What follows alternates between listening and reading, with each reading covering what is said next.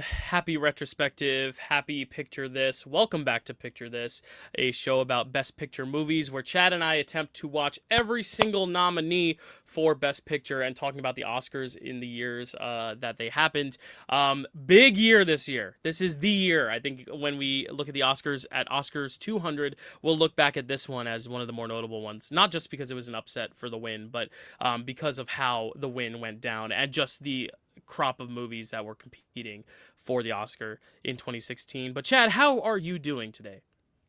I'm doing great. We had a couple movies we'll be talking about are in our intro, so this is a big one, and I think this also was a pretty formidable year for both of us as in our journey of becoming big cinephiles and stuff like that. A lot of big movies, a lot of things to talk about as far as the movies themselves, but also the Oscar ceremony.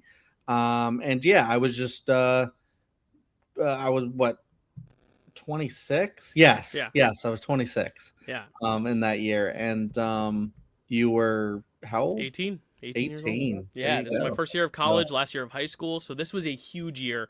We'll talk about it a little bit when we share with our guest our experiences in 2016. I said it, guests! You're probably all like, wait, for a retrospective? We've done big slates with guests before. We've even done big slates with Dan, who talks more than any other guest, and that's not a positive. That's not a negative. That's a positive. So we knew we could do this with 9 movies. It might be a long one, but we definitely want to talk about this year in particular with someone who has a great deal to share about one of the movies, but all the movies, but especially one in particular that she really wanted to come on this show for. Just happened to be the Best Picture. So let's talk about 2016 with the very one and only amazing Karly. She's back. How you doing, Karly? I'm doing good. I have been thinking about us doing this episode for like years. Mm-hmm. So I'm just so excited to talk about one of the best Oscar moments and like some really, really great films. Yeah, I think across the board, yeah, we might have some that are our least favorites or that we don't like as much as the others, but I think across the board, there's at least something to be taken from each of these, and I think altogether, as a slate, this is a very strong one. In a year that when we talk about the ones that didn't make it, I do think this is kind of like the right 9. Maybe a few films could have been subbed in, but I really do think they got it right for the most part, especially with their winners, which we'll also talk about. Yeah. Just a really, really good slate. I might as well tell you what this slate is because I sometimes forget to do that, but it is a big one. Today we'll be talking about these 9 films from 2016. We have Arrival, Fences, Hacksaw Ridge, Hell or High Water, Hidden Figures, La La Land, Lion, Manchester by the Sea, and Moonlight. So that is 9 very worthy films that we'll be talking about today from the year 2016. Obviously, 2016, as Chad said, very formidable. I was leaving high school, graduated high school, went to college, moved to a city that I would live in for 8 years, kind of soaked in all I could with that city, going to each and every theater I could, went to the New York Film Festival for the first time in 2016, saw some of these movies there, watched the Oscars with my friends, and for the first time ever, turned it off before it was over, only to find out that it wasn't over and I had to turn it back on. Wow. Just because it was one of those things where the speech was going and we were like, all right, let's wrap it up, and we were starting to get our shoes on. It was late. We had class the next day, so I was like, oh, let me pack up the pizza, bring home the leftovers, got my shoes on. So it was still on, but it was in the background, and that's when we found out it was far from over. And then we had to keep watching it, and then it was an extra hour of just watching it, dissecting it, figuring out how the hell what happened, which is, of course, if you don't know, them announcing the wrong winner, which is the first and only time that's ever happened in this category or any category, really. Very unprecedented, let alone the best picture, the biggest category of the night. It's not like, oh, and the animated feature goes to Moana. Oh, wait, sorry, it's Zootopia. It wasn't like that. It was definitely a much bigger deal. So this is just a huge year, amazing year. I don't think I had Movie Pass quite yet. I think that was more 2018. 2018, but this, like once we get to 2018, I'm going to be like, whoa, I saw this 5 times with Movie Pass. I didn't see a lot of these movies multiple times in theaters. Some of them I did. It was also the first year, well, I guess 2017 was, but the 2017 was the first year I did the Best Picture Showcase, where I was trying to find my lanyard. I couldn't find it. Maybe I'll find it and put a picture in the Discord if I can, but I watched all 9 of these movies in one sitting in an AMC theater, which was the first time and only time I've ever done that, because after that, Netflix got its first film in, and they never did it again with the full slate, because Netflix, you can't show a Netflix film as part of the Best Picture Showcase. So it was the last time in its entirety that it would be presented. I believe so. I think 2017 was the first Netflix. Maybe it was 2018. I don't know. Yeah, huge year for me. Chad, what was going on with you in 2016? Anything Yeah, notable? yeah. I mean, it's just one of those things to where, like, I remember back when we did on this show, the 2011, and we Hmm. talked about the artists and stuff like that. I remember when I was in college, hanging out with Carrie, a friend of the show, and we were watching the Oscar ceremony, and I remember seeing all of the best pictures, getting read, nominated, whatever. And I was like, I don't know any of these movies. Do I even watch movies? I don't know what these are. And so just coming from that in 2011 to slowly starting to, realize, like, what's the Academy, like, what are they nominating, kind of a deal. 2016 was kind of like the year that I was like, I'm gonna go start seeing these movies. Hmm. And this was, well before I've met, any of the friends that I've made, as a part of the show and stuff. But starting to see a lot of these in the theaters, and I have, we'll get into any like theater stories that we might have with these.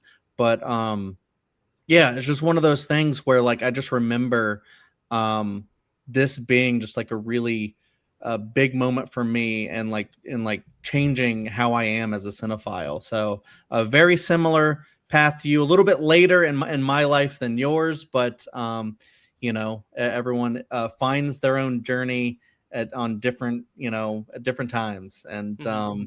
I'm always trying to pass that love of movies on to other people who go, yeah, I don't really watch the Oscars, and I don't really. It's like, but you could, like, it could be Yeah. fun. Maybe we could do like an Oscar poll. I always try, but not a lot of people are interested. Yeah.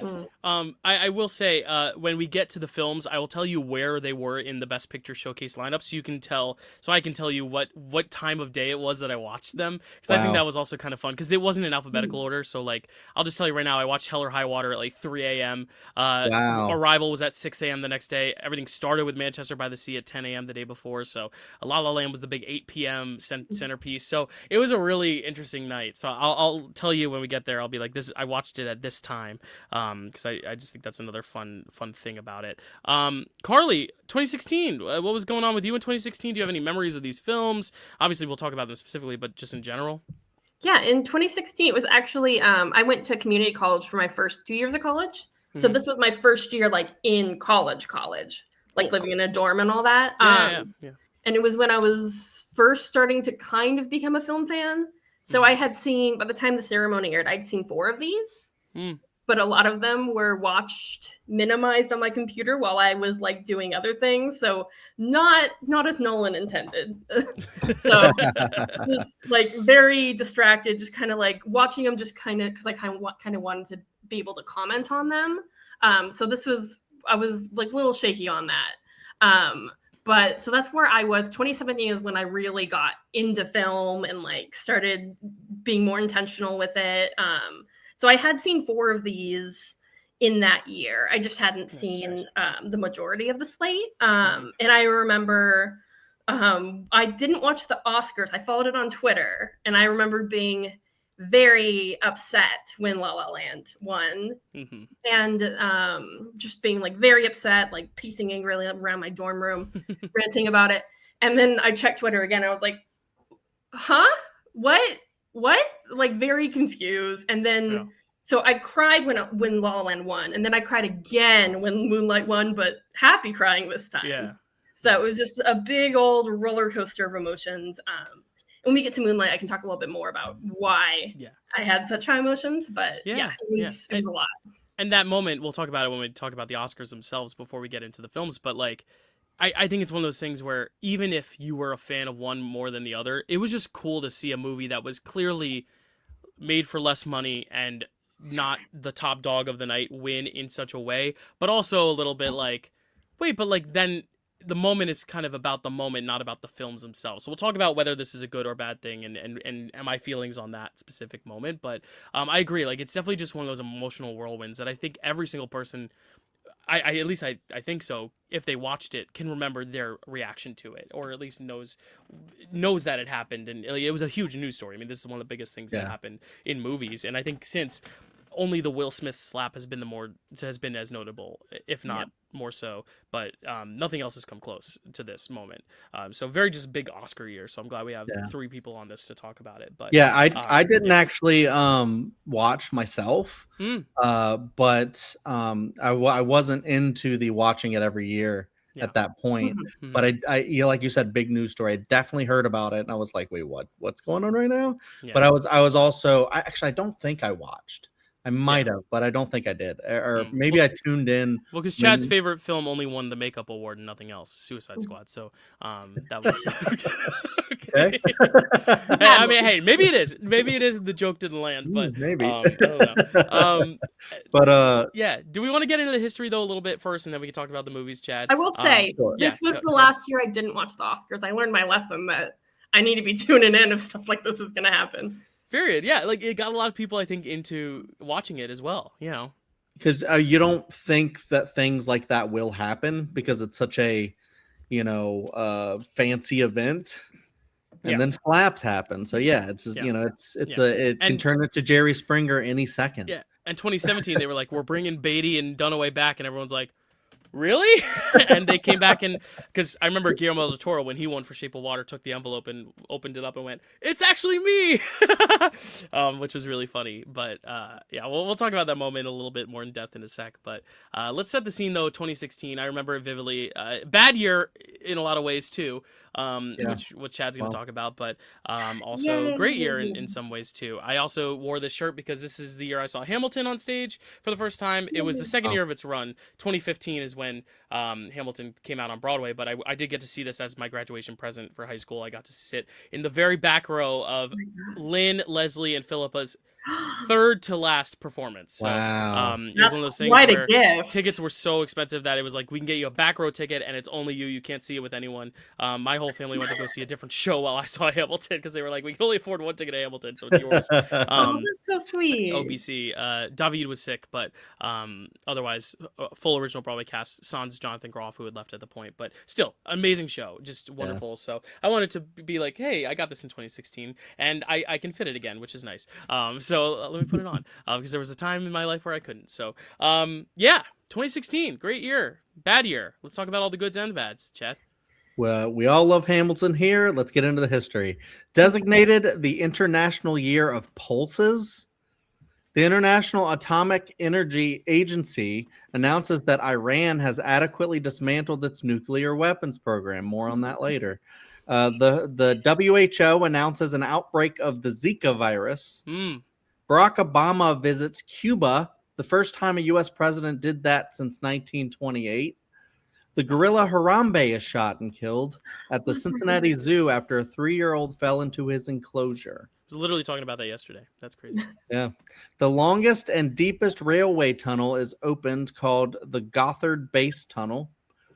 Singer, songwriter, and internet personality Christina Grimmie is shot and killed at her concert while signing autographs. Terrible. Pulse nightclub shooting occurs. Very sad. Swiss Solar Impulse 2 becomes the first solar-powered aircraft to circumnavigate the Earth. The Russian government is accused of interfering in U.S. elections. Hillary Clinton's private emails are leaked. Donald Trump is shown to have bragged about sexual improprieties in a video and later would be elected the next president of the United States. And then the Chicago Cubs win the World Series for the first time since 1908. Yeah.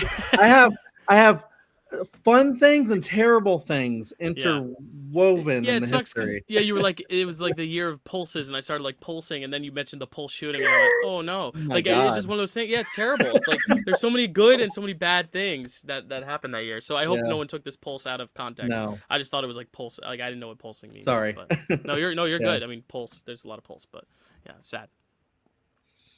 Is that it for history for you? Oh, yeah, sorry. Okay, no worries. I wasn't sure. I'm glad you ended on the high one with the Chicago Cubs. Let's talk about some births and deaths, Chad, of 2016. I don't know how many births you'll have. It was 10 years ago, but it's always difficult when you got to shout out a 10-year-old. But I wrote down the TikTok star named the Rizzler. Yeah, he's 10. Damn. Apparently, I have no idea who you're talking about. The Rizzler? Oh, the Riz. Oh, you got to know about that. I almost said the Riz The God only on Riz I Survivor. know is Rizzo. Yeah, on Survivor. No, the Rizzler. Yeah, there's like this viral. I don't want to explain the Rizzler too much. I don't want to take up time in this precious podcast to talk about the Rizzler. But the Is he Costco good or guys. bad? He's a cute little kid. I mean, the Costco guys went Okay. viral because they were really excited about Costco, and then they got viral, and then they brought their family members in. The Rizzler was the little cousin, and now the Rizzler is more viral than any of them. So look up the Rizzler though. He's cute. He's a cute little kid who loves to eat and to talk and to make songs and raps and wrestle. So he's a cute kid. Wow. I picked a Deaths, good Chad. one. Any deaths in 2016? There definitely were some. There One were that I some. remember very vividly, sadly. Oh, yeah. There were definitely some. There was a lot of big names. Muhammad Ali, David Bowie, Alan Rickman, That's the one I remember, yeah. Yeah. George Michael, Mhm. as I said, Christina Grimmie, Yeah. Prince, big one. Yeah. Carrie Fisher, another big one. Gene Wilder, Oof. Fidel Castro, Debbie Reynolds, Yeah. A Anton week after Yelchin. Carrie, right? I think Carrie died, and then a few days later, her mother died, right? Yeah, I think so. Yeah, that's terrible. Anton Yelchin, which was very tragic because young. Mhm. Nancy Reagan, Doris Roberts, Leonard Cohen, Arnold Palmer, Abe Vigoda, George Kennedy, John Polito, Harper Lee. We talked about her book or her book movie To Kill a not too Mockingbird. long ago. Alexis Arquette, wedding singer. Robert Vaughn, Elie Wiesel. He was the Holocaust survivor. Zsa Zsa Gabor, and Alan Thicke. Wow, a lot of names. Wow, that is a lot of names. Yeah, I mean, very sad year when we lose anyone, but this year especially, like when you're of a certain age to actually start like clocking these deaths, it's really tough. And then you start to learn just how amazing they were. Like Bowie and Prince were two people I didn't even really know at the time, and then since then have become two of my favorite artists. So it's very sad all around. Carrie Fisher tore me up. Yeah, that was terrible. Yeah. And then Bright Eyes, the documentary that they made, literally it was set to release the week they died, and then they both died that same week. It was terrible, just absolutely terrible. That documentary is beautiful though. If you haven't seen it, it's I think it's called Bright Lights. It's about the two of them and their relationship, and they aired it I think a little later because they didn't want to step on the sadness of the event, but then they ultimately released it because it was something to memorialize them, you know. But obviously, favorite movie of all time, Singing in the Rain, and Star Wars is one of my favorite franchises, so that was really tough. Yeah. For sure. Yeah. How about some albums, Chad? Yeah, I got some albums, and here we go. One of the best, A Moon-Shaped Pool by Radiohead. And that's the last one they released, and hopefully they'll release another one. They're definitely due. It's been a decade. Wow. Tom, Johnny, where you at? Oh yeah, you're scoring all of PTA's films, so there you go. And then you have, speaking of David Bowie, you have the last album he ever released, which was Black Star. Wow. A pretty great album. It's actually like about death, and it was like about like his incoming death and stuff like that. So did he release it before he died? Yeah, Or but pre-human. wow. I think he released it. I don't know if he released it after, before. I think before, because he was doing music videos and stuff for it.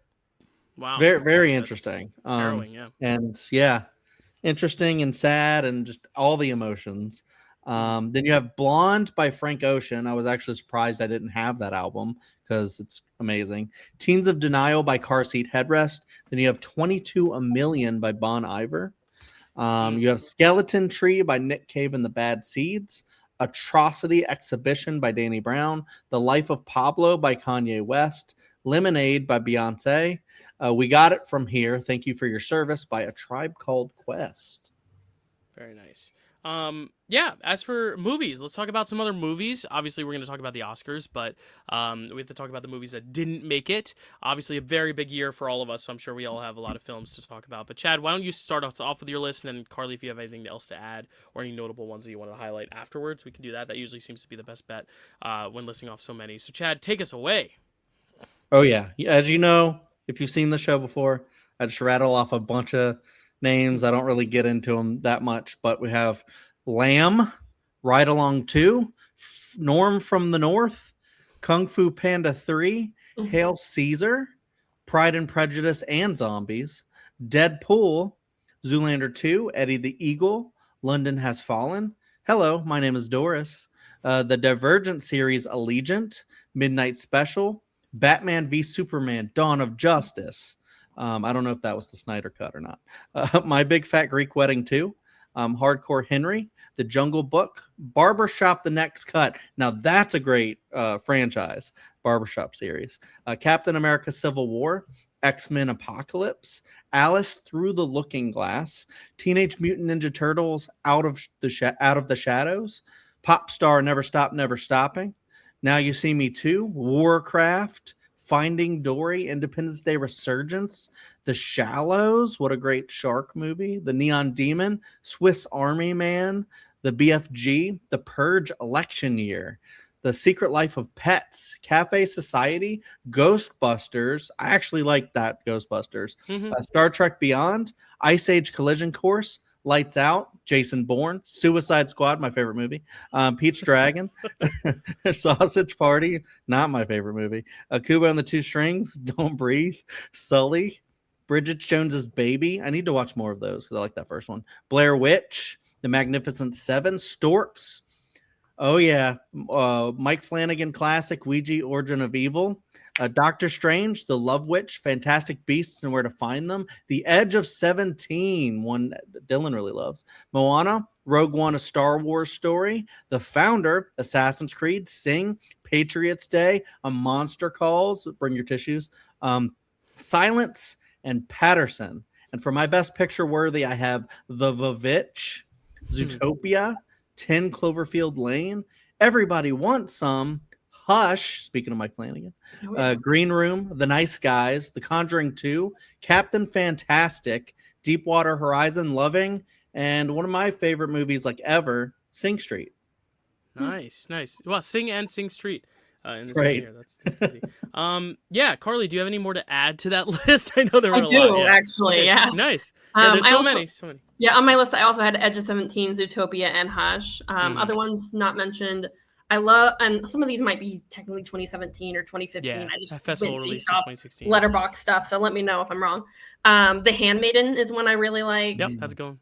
The Conjuring 2. I just like the Conjuring Mhm. movies in general, so that's one I like. Colossal with Anne Hathaway is a really underrated, really good one. Nerve, it's like a deadly game movie. I really like I have that on Blu-ray too. I didn't put it behind me. I don't have space for it, but I would. But yeah, definitely- Nerve it's is a cool. lot. Nerve is a lot of fun. I really like that Nerve's one. awesome. And that's all I have for just shout outs, but ones that I think are more best picture worthy. I think Your Name doesn't count, is what you told me. But if it did, it Oscar qualified So good, 2017, but if you lived in Japan, I think you got it in 2016. So you can say it. I mean, there's never a bad time to praise that one. Yeah. another one, 13th, Ava DuVernay's documentary. It's So still good. my favorite documentary. It's so Mhm. good. The Nice Guys is really, really good. I think in a specific year it could have made the best picture lineup. Yeah. And I forgot to mention, this is not best picture worthy necessarily, but I really like Train to Busan. Yes, that's my big Oh one, my too. God.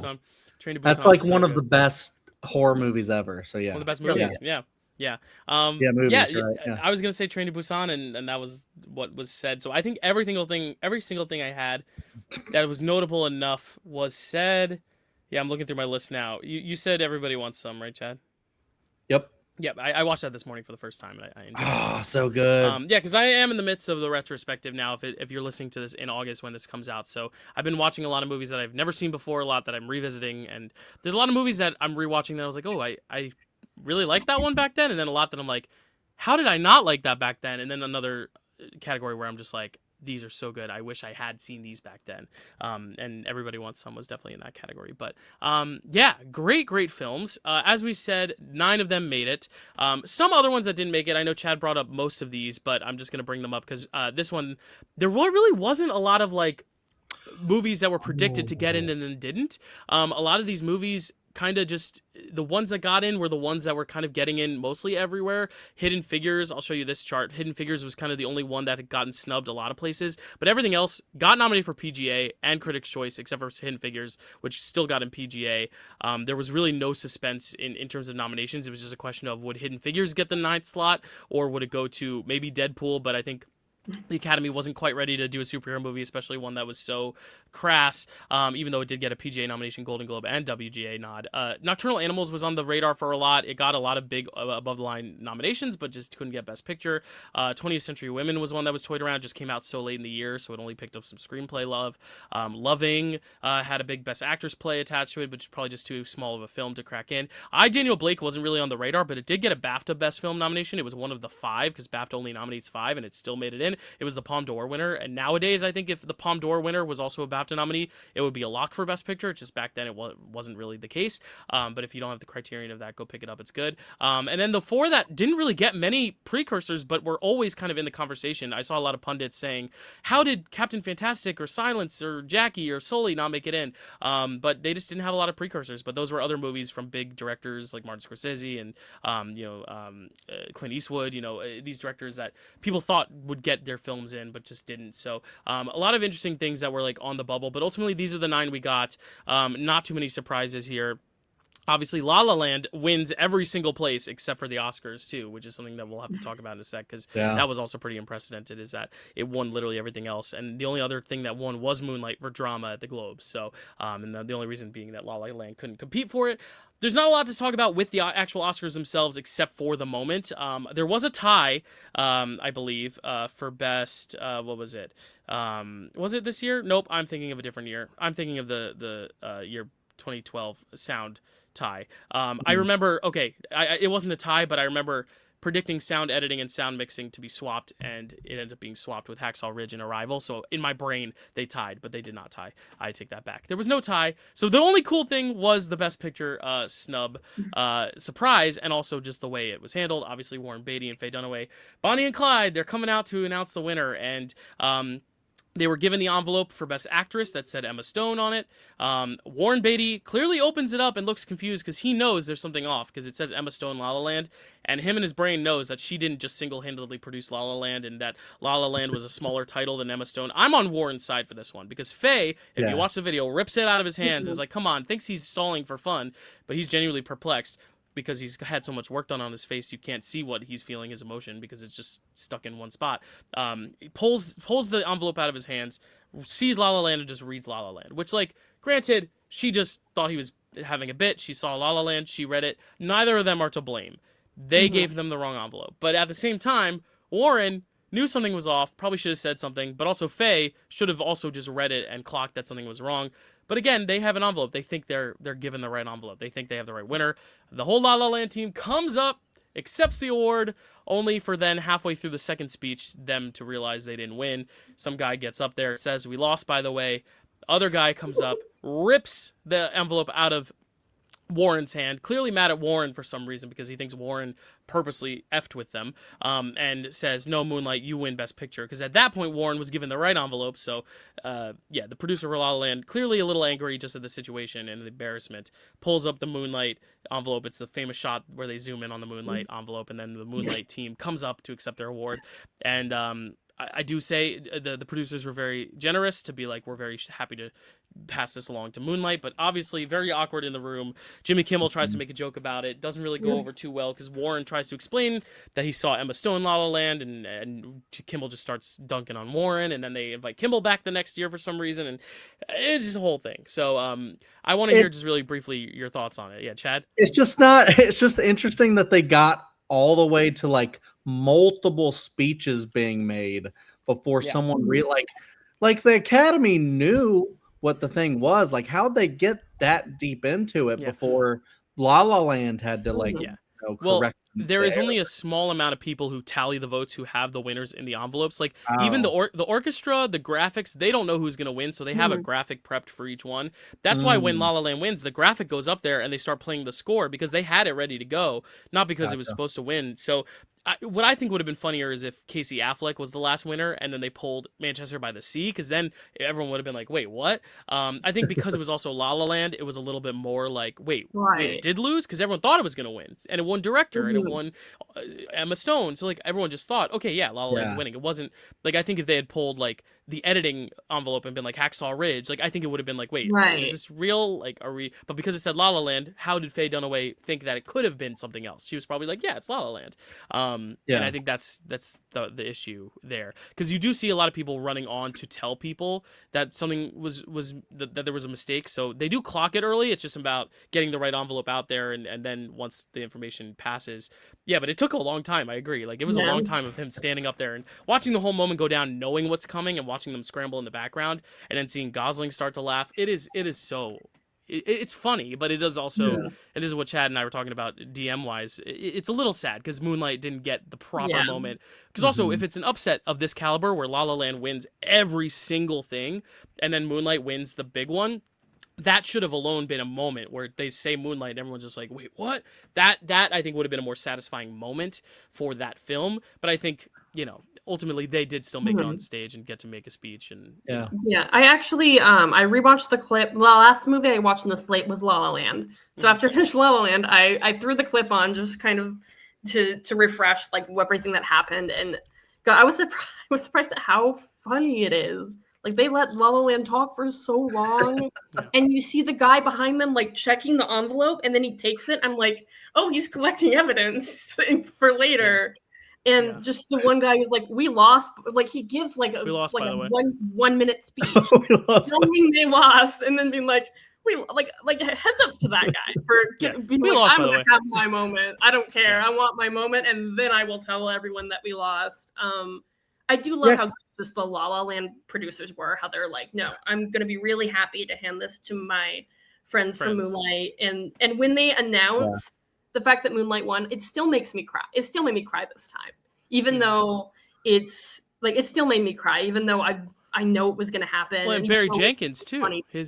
His reaction is so like, wait, what? He can't believe it. He's holding his mouth, not just because of the moment itself, but the fact that they won. Like that, I think the thing is he couldn't even process that they had won, that a movie like that had won. They were just thinking about the fact that they made a mistake. No one was even able to properly function in the moment and be like, wait, this big juggernaut, big blockbuster musical got taken down by this small indie drama from A24, Yeah. Do we know why it won? Was there like a late momentum at all, or is it just how the votes? Well, that's the thing. We never really analyze it because everyone talks about the upset, but I genuinely, because there was no and that's what's so perplexing about this. There's no backlash on La La Land that like took it down in the moment. It wasn't like, even like Coda and Power of the Dog, there were some like surges of like Coda winning things at the end. Moonlight wasn't really winning things at the end, and Power of the Dog like had like some criticisms about it. It wasn't like La La Land is not like a dry, hard to approach film. It's a very mass appealing film as well. So I genuinely don't know what it is. I mean, there's the stats where like, if it doesn't get a SAG ensemble nomination, and Moonlight had one, I think. No, Hidden Figures won the SAG award. So even that, I don't know. Hidden Figures had more momentum than Moonlight at the point. So I really don't know. It was really, I think that's the thing, is I think they just were maybe just not wanting to give it to the heavy favorite, and they thought, well, if I vote for Moonlight, it's a movie I like more, and just enough people had that mentality. Yeah, I don't know. Or just maybe more people were just affected by Moonlight than La La Land at the end of the day, when they're just like trying to like, who should I give it to? And then there's like, I gotta give it to this ranked, whatever. Like, just maybe there's more people who would rank Moonlight number one compared to La La Land number one or something. Yeah, I think also the thing is, if you look at people's rankings, even if you don't have Moonlight number one, very few people have it at number 9. A lot of people will still put La La Land at number 9 just because they're like, I don't like this element about it, or I don't like musicals, or I don't like this, that. I think Moonlight was never ranking low on people's ballots, whereas La La Land might have had more number 1 votes, but Moonlight had way more number 2 votes, if that makes sense. So when they start whittling it down and they start eliminating films, because, there's a lot of films that just by this, are not going to win. Like Hidden Figures is not going to win. Fences probably isn't going to win. Arrival, Hacksaw, Hell or High Water, these movies that didn't get in certain spots. So then it becomes, okay, between like these big 3 that got in everywhere, because the only 3 films that got in everywhere were Manchester, La La Land, and Moonlight.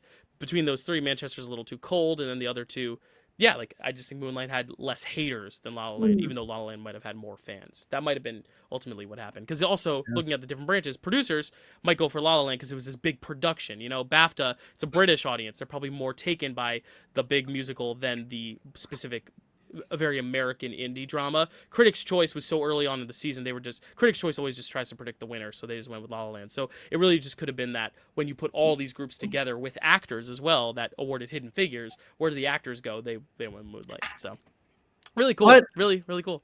but ultimately, no matter how you feel about Moonlight, what just a historic winner of just being like a black film, LGBT film, and it just like pushing the independent, pushing the Oscars forward to being able to not always just go with the big, like, white, very white film. Yeah. With Hey, John Legend's there. I'm kidding. No, we'll talk about it because, and that's the thing. I think there are criticisms to be made about all these films, as there are praises to be made about all these films. And I'll even say, like, I'm not going to tip my ranking, but those are like two very highly ranked films for my list. Like, I love those films both very, very much. So it's like, yeah, like it makes sense why these are the two we're talking about. It's not like we're debating. It's not like they announced Manchester by the Sea as the winner, and then that's a beloved film too by many. But it's not like we're like, oh yeah, Moonlight and Manchester by the Sea. It's Moonlight and La La Land, the one that was winning all the awards, and then the one that ultimately won. Like it makes sense that these two are compared and talked about when really they have very little alike anyway. And that's what makes it such a cool, interesting discussion. And I'll talk more about Moonlight and why it makes me so emotional and why I love it so much when we get there. Yeah. But I mean, it might not be my number one though. Who knows? Yeah, who knows? We'll there's a few movies in here that I really feel strongly about. So I think 6 of these winning Best Picture would have made me happy. The 7 and 8 winning Best Picture would have also made me happy. Maybe not the last one, but even then, like, there are elements to each one that I like, And just two quick things. One, I've always kind of known that about Karly. I was like, I know she respects Moonlight so much. I don't think it's her favorite, like, of a lot of like different slates and stuff. But yeah, we'll see. And then I also wanted to throw out that I just think the slate is actually just really, really good. Yeah. And I like even my like 8 and 9, my 7, 8, and 9 are just movies that I really think are good. Just not to that level of like my top 5. So I'm so interested to get in here and see how you guys feel about these. Well, let's dive into the films. I know a lot of people are gonna be like, it's 40 minutes in, and you still got to cover 9 films. But guess what? If there were 10 films, we probably would be at this point anyway in the runtime. Exactly. So just remember, when we have 10 films, 40 minutes. Starting film number 2. Let's just pretend like we already talked about a whole film, because the Oscars in and of themselves could be their own film. But let's arrive at the start of this list with the movie that I actually started my whole retrospective with this month, just because it is in the title. It is Arrival. Chad, tell us about Arrival. Hell yeah, Arrival, directed by the great Denis Villeneuve, written by Eric Heiserer. Apologies. Cinematography by Bradford Young. Music by Johan Johansson, rest in peace. Starring Amy Adams, Jeremy Renner, Forrest Whitaker, Michael Stuhlbarg, Mark O'Brien, Z Ma, Julia Scarlett Dan, Abigail Niowski, and Jaden Malone. Synopsis: when aliens visit Earth, a linguist must learn to communicate and connect with them in order to confront her difficult but rewarding future. Based on the 1998 science fiction novella called Story of Your Life by Ted Chiang. Yes. Arrival. We've arrived now at the discussions for the films. I told Chad I would always... If I'm the one who has to be the bad guy for any of these films, I'll try to get my stuff out of the way early. So I'll be the first one to talk about Arrival. I will say, no. Here's the thing. and I purposely changed my star ratings around so Chad couldn't read into what I would rank where. So I kind of kept Chad in the blue of where I rank these films. I hope I did a good job. But I will say this about Arrival. I think the only bad thing about Arrival is that Hamnet came out and used the same music, and because now I've seen Hamnet so many times, that music now, because that movie made me cry just a little harder, I will always associate with Hamnet. And now watching it in Arrival, I'm like, it just doesn't, the emotional beats don't hit as strong because Hamnet, they hit stronger for me. That's the only criticism I have. I just wanted to say that now while we get into the praises. Because I didn't even want to bring it up, but now that I'm thinking about it, like because back then Arrival, I was like, when that music kicks in, like the to. It's the one that's not written by Johan Johansson. It's Mm. the piece. It's that orchestra piece that they use in Shutter Island. They use It's it in my in head now. I got it. Arrival. They use it in Hamnet. It's what plays over the whole ending of Hamnet, and it broke out this year because of TikTok, obviously, because that's where everything breaks out nowadays. When Hamnet came out, and people were using it as like a piece of music score that they would recycle over things, and now we're going back and seeing Arrival. I'm like, wait, the Hamnet music. It's like almost like my brain can't separate it now from Hamnet. So now when I watch Hamnet, maybe I'm gonna be like, no, but that's the Arrival music. I just wanted to say I hate that it's used in so many great movies because it's so good in all the movies it's used in, but because these movies are very emotional and the music is usually used to make us cry, it's like it feels a little like I'm cheating on Hamnet when I cry to it in Arrival now because I'm like, anyway, I just wanted to say that it was a cool observation because I heard that music and I'm like, it's the Hamnet music, because when I saw Hamnet I knew that piece, but I forgot it was in Arrival too. So I was just kind of like, oh, no way. Anyway, movie's great. I was trolling. It's amazing. But I'll let you guys talk about it first. Karly, you're our guest. Talk about Arrival first. Yeah, this is one that I knew from the start might rival Moonlight for my top 3-ish because I love it so much. I because I remember this is one of the ones I watched like minimized on my screen while I did other stuff, and then I stopped doing whatever I was doing so I could give it like my full attention. Mm-hmm. This is one of the first films that made me be like, maybe films deserve full attention and not just doing other stuff while you watch them. And I do still do other stuff while I watch films, but there's certain ones like this one that I'm like, no, I need to give my full undivided attention. And it's not even one that you need to give a ton of attention. I just loved it so much that I was like, I really want to see what's happening on screen. Like Amy Adams, oh my gosh, she's so freaking good in this. Was she snubbed in this? Did she not get nominated or did she not win? Oh, I can't remember. Karly, we this keeps me up at night. She gave 2 of her best performances of her career in Arrival and Nocturnal Animals and didn't get nominated for either of them. And it's criminal. It's bullshit. It's bullshit. Yeah. Well, hopefully we can remedy that today between the 3 of us. But yeah. I love this film. And having seen Project Hail Mary recently, like seeing the language and the way they like communicate, I think it's really cool that we're watching this at this time when Project Hail Mary does such a similar thing, but also in such a different way with like learning the language between you and an alien and like the different ways they go about doing that. I do have a lot more else to say, but I'm going to let Chad talk for a little bit. But I love this film. I think it's fantastic. I don't know if it's a full 5-star for me or 4.5. I'll have to ponder that, but I love it. Yeah. Yeah. Well, I mean, yeah, this is, I've always loved Denis Villeneuve going back to one of my favorite movies, Prisoners. And just seeing him evolve into like now doing like a whole Dunescape and just like, being one of the biggest like sci-fi filmmakers ever. Seeing him do Arrival sort of like in the middle of all that, being more of this quiet alien film, like Blade Runner 2049 is huge, all the Dunes are huge, and like sometimes he just makes the more quiet movies, and I kind of hope he goes back after the Dunes and does that. I know he's doing like Bond or something, but like maybe something more like a quiet drama kind of like this, because he's great at it. And it's like just the idea of alien comes, what do we do? Oh, we have to learn how to talk to it. And like, that's like the first thing you think about. Like, we need to find out what they want. And just like the way like she approaches, because you're like, well, I need to go talk to it. So I'm go, hi, how are you, alien? And it's like, no, we have to, there's so many steps. I got like a list of steps that I need to do.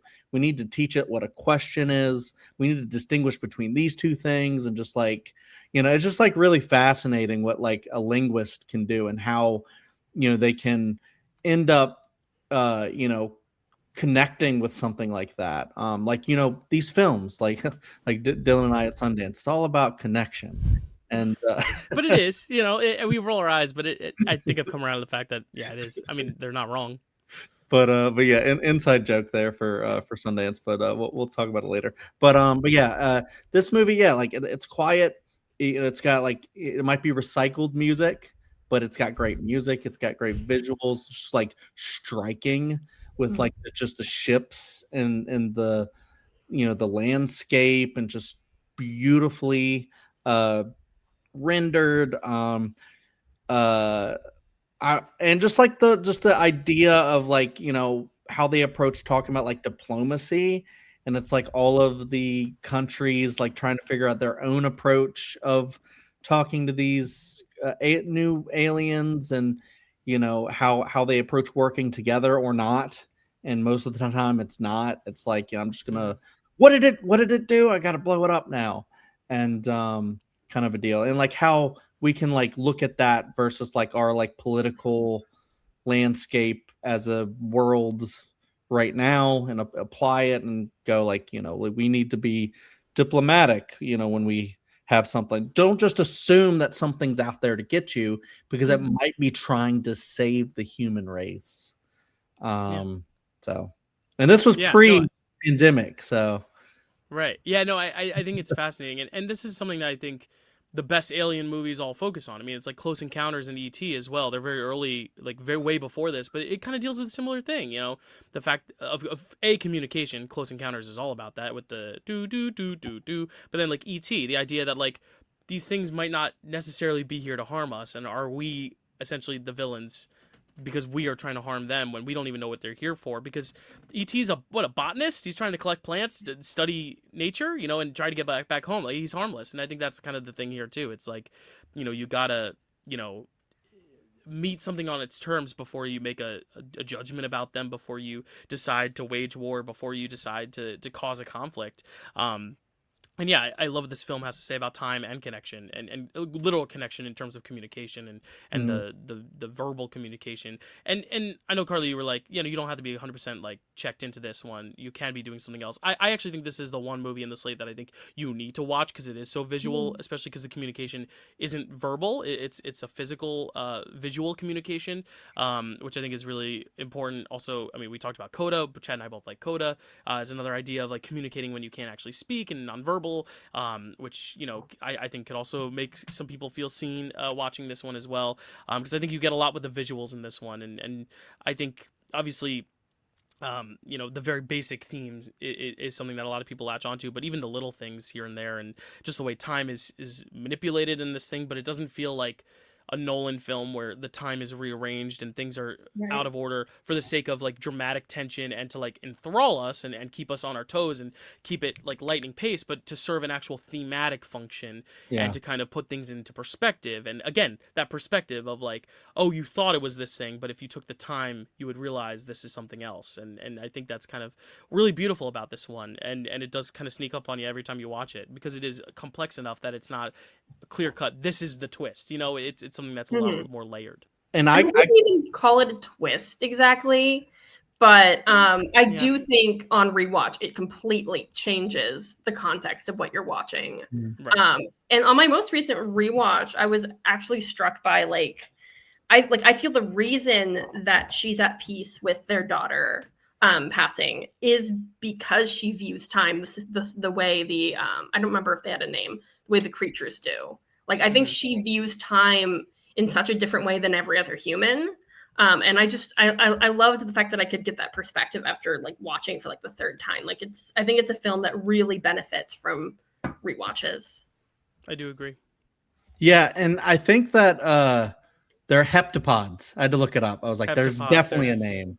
But yeah, this is one of those. Oh, and I kind of always forget what the twist is, because I was talking about the movie and then Carrie was like, you're not making any sense right now. That's not what happened. And I was like, oh my God, that's right. The daughter hasn't happened yet. It blows my mind every time I watch it, because I just forget like what the whole thing is, the sequence of events. But right, then if you don't know, it just plays out like Up. It's like, oh, this is a sad thing. And honestly, I think the movie's cheaper when you don't know the twist, because it's like, oh, now they're just trying to give us this sucker punch opening, make us sad, so then we're more Mhm. invested in the character before this journey happens, like so many films do that ever since Up have not been as successful as. And I like that Yeah. at first you think it's that. You think it's trying to hit us in the heartstrings before it then sets us into the story, but it really isn't. I like that.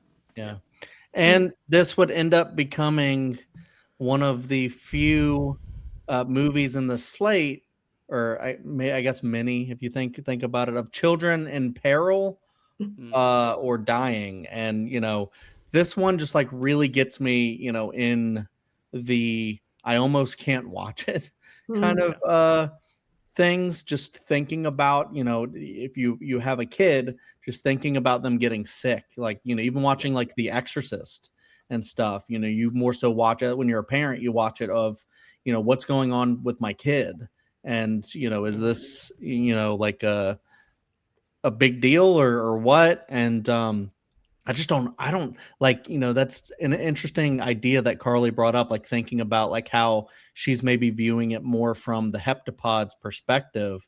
But it's just like, or just looking at like cherishing like every day that you have a very finite time. Because normally when you're a parent, you're going to outlive your kids. That's how it's supposed to happen. Mhm. And yet if that doesn't happen, that's like one of the most devastating things that can ever happen to someone. So Yes. um I think for Amy Adams' character, she hasn't lost her daughter because she views time in such a different way now. I think it's like she still has her. She's just not with her at this certain moment, which I think is really fascinating to think about. and I guess Yeah. because she knows about it from the very inception of her daughter, that she just knows that like it's going to happen for like a good reason. But Mhm. even still, like there's for me, I would be extremely selfish. I would sacrifice the world for my kid Mhm. every day. Of Mhm. you ask me every day, yes. Yeah. Absolutely. So sorry, Dylan and Carly, for not being my kid. I would No, no. sacrifice you for my kid. No, you're fine. Yeah, and also the idea of if you know it's coming, how does that affect the way you live with them too, and your relationship with them? Does that make you closer? It probably does. Like, do you hold them closer? And I think it's kind of like the age old question. It's like, would you ever want to know how you die, where you No. die, when you die? And it's that idea in the sense of like she knows, so she's able to then cherish the moments she has with her kid. Is that better than is it better living with the guilt of knowing it's coming, even though you know it's coming so you can prepare for it and cherish the moments? Or would you rather it be sudden because then you could at least live openly without the fear of it, but then you Yeah. have less time to prep for it? It's a really morbid question. I think that's the thing with Arrival. It asks a morbid question in a very sensitive way and doesn't kind of get into all these little nooks and crannies of making us, the audience, feel weird about it or bad about it. We feel bad about it in the way it's supposed to be, but we're not. Nothing's morally incorrect here, which is good, which I think is good. And I guess also the good thing is that she like doesn't tell her daughter until like it happens. Right. And it's like she lets her daughter live like how she would normally do. This is Hmm. hard to talk about. It's just Yeah, no, it's sad. Yeah, and it's yeah. sadly enough not the saddest movie about child peril in this slate, Yeah. which is Nope. terrible. There's Up there at though. least two others I'm thinking of that are Yeah. bad. Two Maybe others, one yeah. is worse, one is not as bad, but either way, it's still bad. But two that definitely deal Trigger with warning children. for Yeah, for trigger warning viewers. for anyone who has a kid or it was a kid, which is everyone. So literally everyone has either been a kid or will have a kid. So there's no one who just started. Well, Benjamin Button. We'll talk about him when we get to 2000. True. Yeah. Yeah. Carly, you said you had a lot more to say. Do you have anything else to add to No, I Arrival? think Yeah. I think we hit like the most important parts. Yeah. Although I do like how even scary China, who's supposed to be the antagonist, like even they just want connection and trust. And like I love how it's just even connecting with the worst people and like how that's the solution. Like I think that's very beautiful. Might be a bit can't think of the word, but might be a bit naive, but Mhm. I don't know. I always love movies that focus on like love and hope winning. So Yeah. I agree. Chad, anything else to add about Arrival? I mean, I know Carly's praised Amy Adams. I just my face said it all. I think this is a no-brainer nomination. Do you give her the win? There were other great performers, and like the one who won is still great too. We'll talk about her in a sec. But there's so many great actresses that year. But like, she's got to be one of the top 5, right? Yeah. Yeah. Yeah, I think it's just so, and just I since she gotta look was too. overdue. Since she was overdue. Oh, I'll tell you right now because I remember it. Meryl Streep and Florence Foster Jenkins did not need to happen. Did not need to happen. She was fun. I mean, the other ones are great. It's Ruth Negga for Loving. It's Natalie Portman for Jackie. It's Emma Stone for La La Land. And then, oh boy, am I blanking on the last one? Oh no. Was it a Hidden Figures lady? No. Taraji P. Henson also got snubbed. I remember it was a crazy year. I don't remember what the other nomination was off the top of my head. I'll look it up in a sec. Okay. Oh, I have it literally right in front of me. I literally have it up. It was Isabelle Huppert for Elle, which is a great performance. So, and it was an international performance. It won the Globe. But yeah, like I think get Streep out of there. Yeah, Streep. I love Streep, but this was, and it's the comedy where she learns how to sing and she can't sing, and everyone thought it was so silly and funny. So it's like the King's Speech a little bit, literally, but a comedy, and they were really excited about not Colin Firth. You just put that in my brain. What's his name? Who else in it? Hugh Grant finally being back, and everyone was like, Hugh Grant's back. He's gonna get a nomination for this, and then he didn't, and Meryl Streep did, and everyone was like, wait, no, Hugh Grant. You were supposed to nominate Hugh Grant. Yeah, what a mess. Yeah, my vote. I haven't rewatched it yet for the retrospective. My vote probably would have still been Portman, but like Adam should have been in there. Adam should have been in there.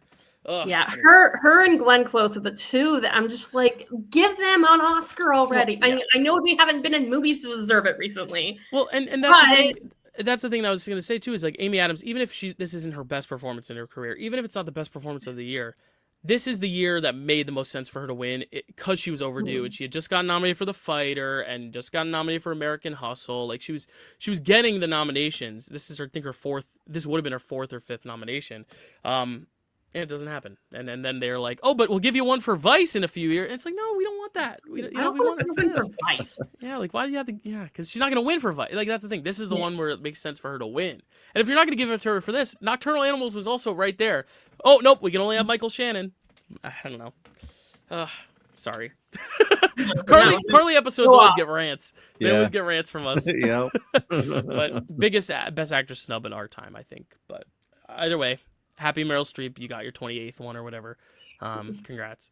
I'm sure someday I'll meet Meryl and get to tell her I love her and feel guilty that I just dissed her. Nope, Florence Foster don't mention this. It's fine. Listen, it could be the 6th best performance. It's just not above Amy Adams. Sorry. Watch Meryl Streep leave an angry comment in this thing. Hey, honestly, please. We will cover Kramer versus Kramer very, very soon on this show, so don't you worry, guys. Don't you worry. I'm a big fan of her. All right, anything else on Arrival, Chad? Beautiful.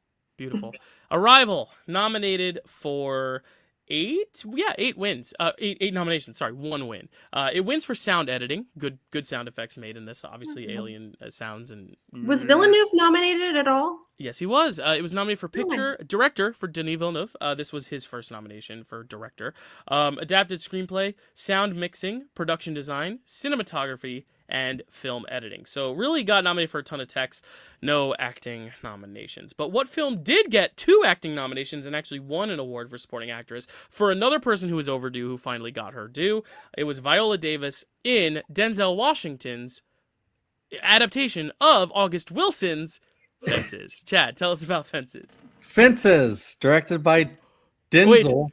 I have to tell you when I watched Arrival in the Best Picture showcase. I forgot to tell you all. Arrival was the last film. It was the 9th film we watched at 6:10 a.m. So it was the last movie, and I will admit, there's something so cerebral about finishing a 9-film journey with Arrival and then walking out to see the sunrise. It was kind of beautiful. So anyway, sorry, Fences. Go ahead, Chad. Was there a shape in the distance? No, that would be crazy. Maybe I hallucinated one having not slept for 24 hours, but. Let's try this again. Fences, directed by Denzel Washington, written by August Wilson, cinematography by Charlotte Roos Christensen, music by Marcelo Zarvos, starring Denzel Washington, Viola Davis, Stephen McKinley Henderson, Jovan Adepo, Russell Hornsby, Bubba McKelty Williamson, and Sania Sidney. Synopsis. A poor black family in the 1950s struggles against structural racism and missed opportunity, and how that affects their ability to connect and progress as a family. Based on the 1985 play Fences by August Wilson. Yeah.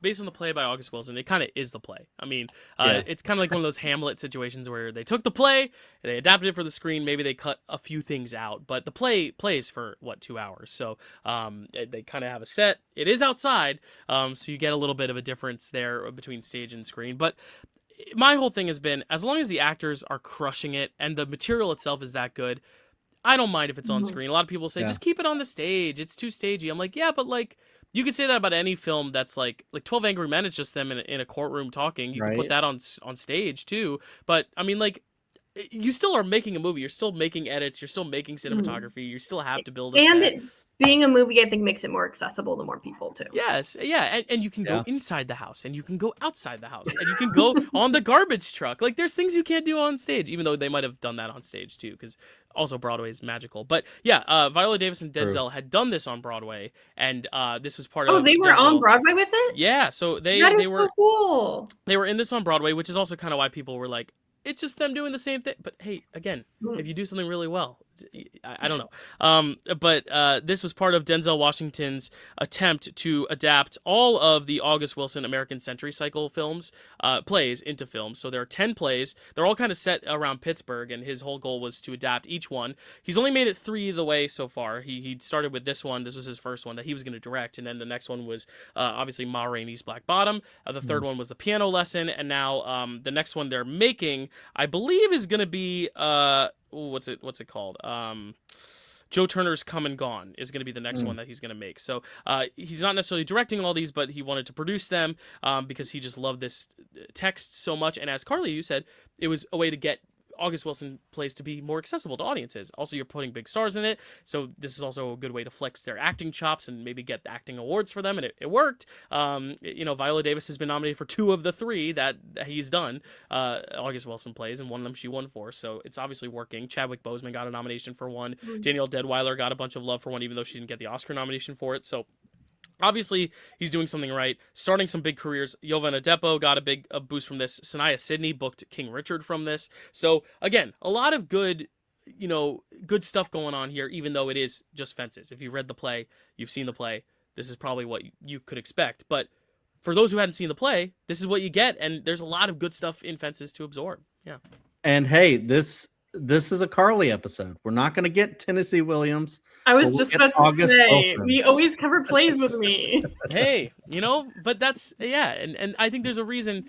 Like, I think the thing is, modern audiences don't realize how much of a mainstay this was back in the day with Tennessee Williams, and of course with Shakespeare. I'm like, this happened all the time, and musicals as well. Like, most musicals are stage musicals first.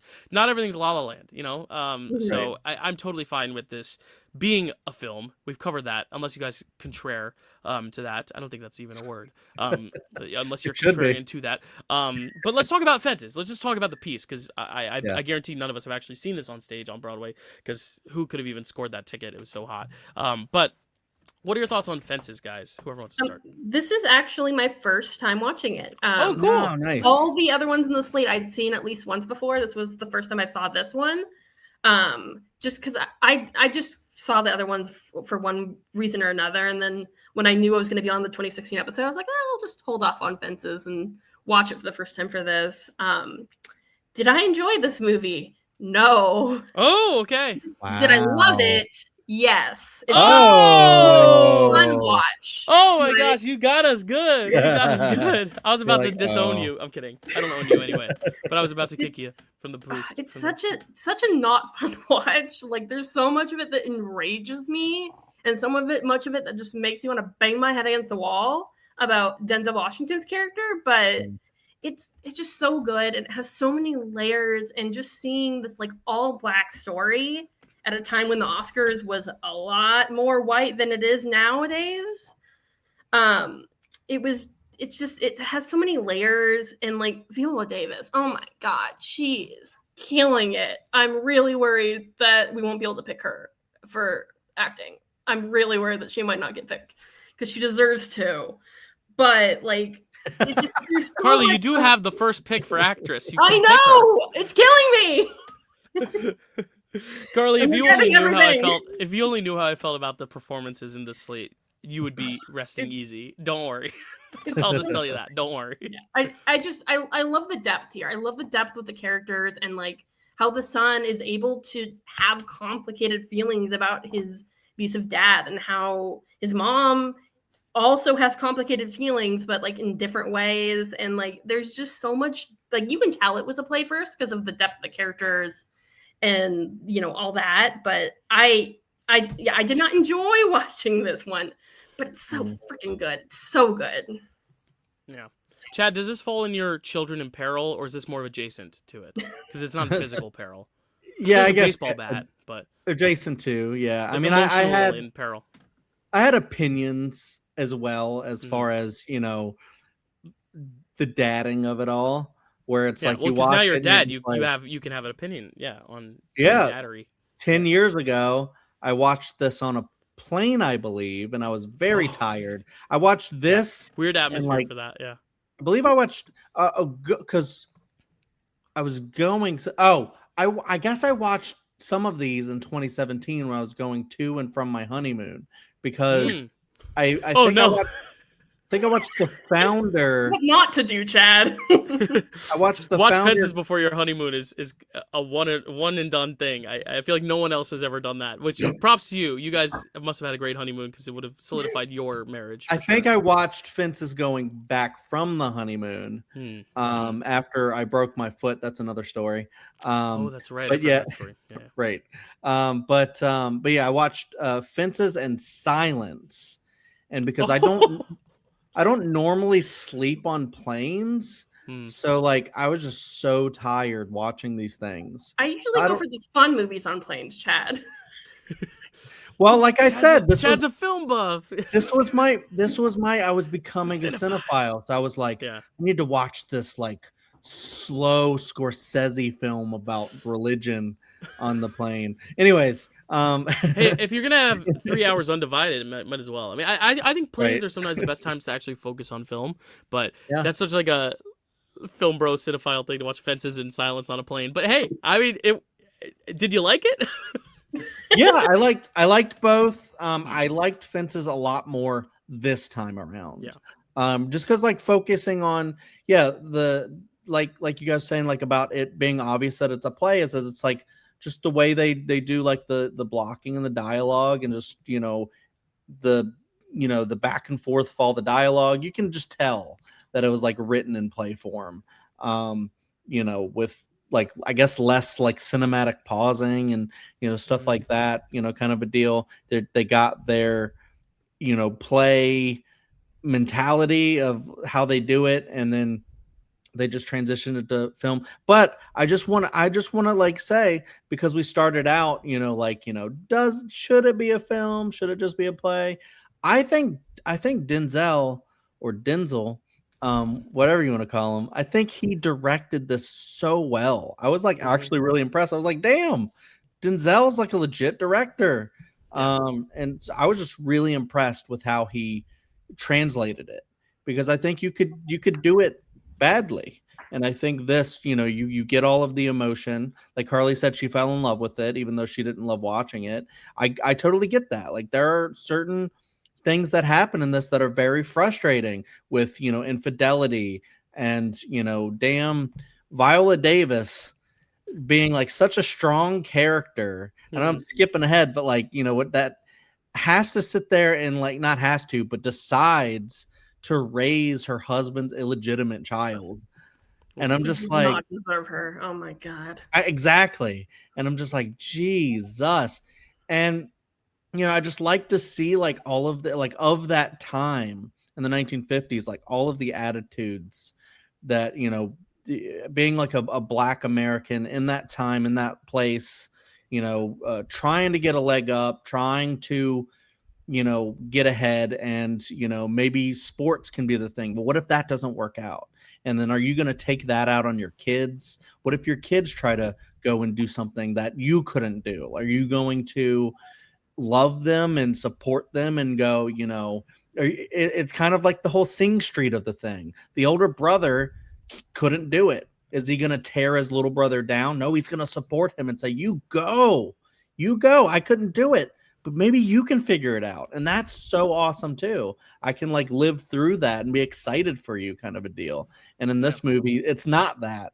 And it's something completely different. He's like, always trying to get his oldest son, is like, you're always just coming here for money. Even when he comes to pay him back, he's like, you're always here. He just never wants to support him. And then he doesn't want to support his youngest son. And, then he sells his brother back to the mental institution. And it's like, I don't know. It's just a very frustrating, kind of character study in a way. But these people that are like that, like I don't even want to say narcissist, because I don't think that's it. I think it's more so just the attitude of the time and like someone taking out their frustrations on their family, and just, trying to, just they couldn't make it. So now they're going to try and, I guess do whatever they want. I don't know. But I think this is just a well-directed movie, well-written movie. I just love seeing all the back and forth dialogue. This would have been a really cool thing to see on the stage as well, I'm sure. But ultimately, I just think it's a really great movie. I finished it and I was like, holy shit. Yeah. I was the same way with you, Chad. Like when I saw this originally, I saw it, it was like the opening weekend, early release screening, because that was another thing about being in New York for the first time, as I was getting a lot of movies earlier than everyone else, so I didn't know what people would think of this. And I saw it and I was like, I knew it was going to be an Oscar bait thing just because of who was in it and this whole big hype around it. So I was like, 5-star, masterpiece. But then more films started coming out and I was like, this isn't necessarily as good. Like, this was just the play done on film, and I kind of underrated it to where I put it like bottom of my slate when it came time to rank it for the Oscars. And watching it at the showcase, which I'll just say right now, it was the second film of the showcase. It started at 12:40 right after noon. So the guy next to me though was like, I mean, nothing's going to beat that. And then at the end, when we were all leaving, I was like, hey, what was your favorite? Because I like to ask people. And he goes, oh, Fences. And I remember being like, really? Wow. Interesting. But now I get it. Because like watching this, I think removed from the hype of the time where, it was this big vanity project for Denzel to direct it and star in it and like start these August Wilson products. And it was more about like, oh, he's finally doing the thing. Now just watching it as its own thing, it's just so good. It really is, just every line hits. He's an unlikable character, but somehow you can't not want to watch him. Like that last act where he's not there is kind of tough because it's like, it makes such a profound effect. But it's we'll talk about it in Moonlight, but it's the idea of like the absence makes you realize how much drawn into the character you were. And I think even though he is, I would say he's a little narcissistic at times, but like, just very headstrong, very stubborn, like a bull, like very complicated character. He's a bad guy, but at the same time, I see why in his values and his code of conduct, he acts the way he does. And I just think I think the cheating is the worst thing, but him being a strict father, like some of it's really bad. Some of it makes sense for the time, as you were saying, Chad, like and what his mentality is, but it's also the hypocrisy of like, you wanted to be this baseball star, you say you would have made it, but something held you back, but now your kid wants to do it and you're not going to let him do it because that's not a real job. That's not, and I think that's what's so interesting about it. And the sad thing is the kid goes off to the military. He doesn't end up being a football star or baseball star, and I think that's kind of the sadness, because also the dad dies, so he couldn't even see it anyway. So he kept trying to mold his son to be this thing. His son kept defying it, but then his son ended up being that thing, and his dad couldn't even see what man he became, which is the bittersweetness of it. And it's that really complex relationship when you have parents that you don't necessarily see eye to eye with, and you don't necessarily have the closest relationship with. And Viola Davis's character also being this stepmom to some and mother to some, and then of course just raising this kid that's not even hers. I mean, that is just such an interesting arc she goes on too. There's arguments that she might be lead, maybe she's supporting, maybe she's lead. I don't really know. I'm just glad she got nominated and won. I think obviously supporting was the best way to win. It's a less crowded field, but honestly this year I think she would have won either way. I just think it was one of those unstoppable performances that like Emma Stone would have had her time. I think if she was in lead, she would have won this one too. It's not like the Michelle Williams where, oh, if she was in supporting for Fableman, she would have won, but she went lead. Or Lily Gladstone, she would have won for supporting, but she went lead. I think in this case, she would have won no matter what. She was just so, like, because people were ready after The Help lost, after she lost for The Help, what she was supposed to, and lost to Meryl Streep for the third time. Everyone was like, again, Meryl Streep, the villain of this episode. I'm sorry, but like, when she lost to Meryl Streep again, it was like, really? But this is like, really? And it was a big race comment too, like that it was racially motivated. And then to see her finally come in here and just like, no questions asked. This is her performance of her lifetime. She's going to win. No questions asked. I think it's just such a cool, just acting showcase as well. Character piece, acting showcase. Again, you're not changing much of the dialogue, but again, it's choosing what exactly to cut, what to keep. It's the same thing with Shakespeare. There is still a screenplay. Even though you're not necessarily writing anything new, someone still has to take what August Wilson wrote and translate it to screen. And I think it's a really great adapted screenplay because of that. Yeah. I will say, I disagree with you, Dale. I was so happy when he was dead at the end of the movie. Okay. I was like, good, get him out of there. Let Viola thrive. Let her be happy. Because, like, the point in the movie when I realized he was cheating on her on top of the treatment of her, I was like, livid. I was like, oh my God. That on top of, like, him saying to his son, I don't need to like you. Like for me, he's just such a detestable character. And yes, I do agree. He is very complicated, but I don't have to like him at all. I can just hate his guts. I was only disappointed because I just wanted more Denzel, though. I was just like, I want more acting. That was why I was disappointed. But yeah, like I think that's also what makes this so brilliant is like you can have different levels of hatred for that character and different levels of understanding, and you can still love the movie all the same. Like I feel I love all the layers. Schindler's List is at its best when Ray Fiennes is on screen. Hate his guts, but he is. You know what I mean? So not to say that this is comparable 1-1, but you know what I mean. Right, yeah. When Dylan was talking about how he's kind of a hypocrite, it was just kind of funny because there was one moment I was like, what? When he was like, hey son, never owe anybody anything. It's like, you just went on a whole diatribe about, or you went on a whole like thing about how you've been paying this layaway for your couch forever. And it's like, you owe someone right now. What are you talking about? It's like, you probably have already paid it off and you're still paying on it. What? But yeah, I just thought that was kind of a funny thing in the script. I wonder if that's intentional of going back to that. But yeah, just the complex character of it is that I think that is a brilliant point, Karly, where you're like, everybody has different levels of hatred for, that character. And, for me, it's, there's so many times where I'm like, you're being a bad dad right now. That is not good. You don't tell your son that you're supposed to like your son. You're supposed to love your son. You're supposed to support him, but it's also important. And, sometimes I got to try and figure this out myself as a dad. Like, when do you be your son's best friend? And then when do you have to show the tough love and say, no, you have to do this right now because, and that's right now it's kind of an issue, trying to figure out when do you turn the switch of dancing and being fun and then being like, no, you have to listen right now. And it's harder than you think actually. But, at the end of the movie, I feel like there's this the guy's gone, and then you might be like, well, good, he wasn't a good guy anyways. But then looking at it through the lens of this family, I don't think any of them are saying, well, good, he's gone. I think they're all kind of like, he was rough and he sometimes made our lives hard, but he was our dad, he was our husband, he was our this, that. Maybe less so for Viola, who's, fuck, what the fuck? But, for the kids, stuff I don't know, even if your dad has issues and, it's just hard to deal with, or your mom, not even just your dad, but just any parent, hard to deal with them sometimes, they're still your parent. So, yeah, and I really felt that, especially the whole, blowing the horn, to the angel.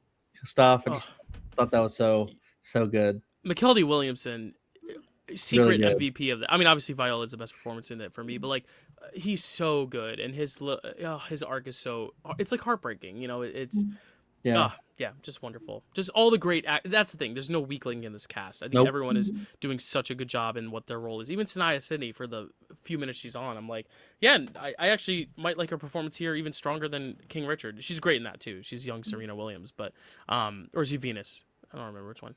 But yeah, like she's just so good. Like everyone is so good in this. Stephen McKinley Henderson is great in this too. He's in another one of these he'll pop up in. But yeah, he's just everyone in this film is so good. And there is something to be said that as awful as Denzel Washington's character is, he is better than his dad. Like slowly, like his dad was pretty awful, but there is something to be said that he tried to be better than his dad. Yeah. Didn't seem to try very hard, but there's something to be said about trying to make things better, even if you don't succeed. Sometimes you just like kind of fall into what your parents did, and you don't know it until it's too late, and you're like, "Oh shit!" Yeah, absolutely. Yeah. Anything else on Fences? Great play. Seems like we're all a fan of the film adaptation. I wasn't sure how we'd all go in this. I was worried maybe some of us would be a little bit more on the fence about it. But I'm glad. Because plays are sometimes different. You know, it really is kind of.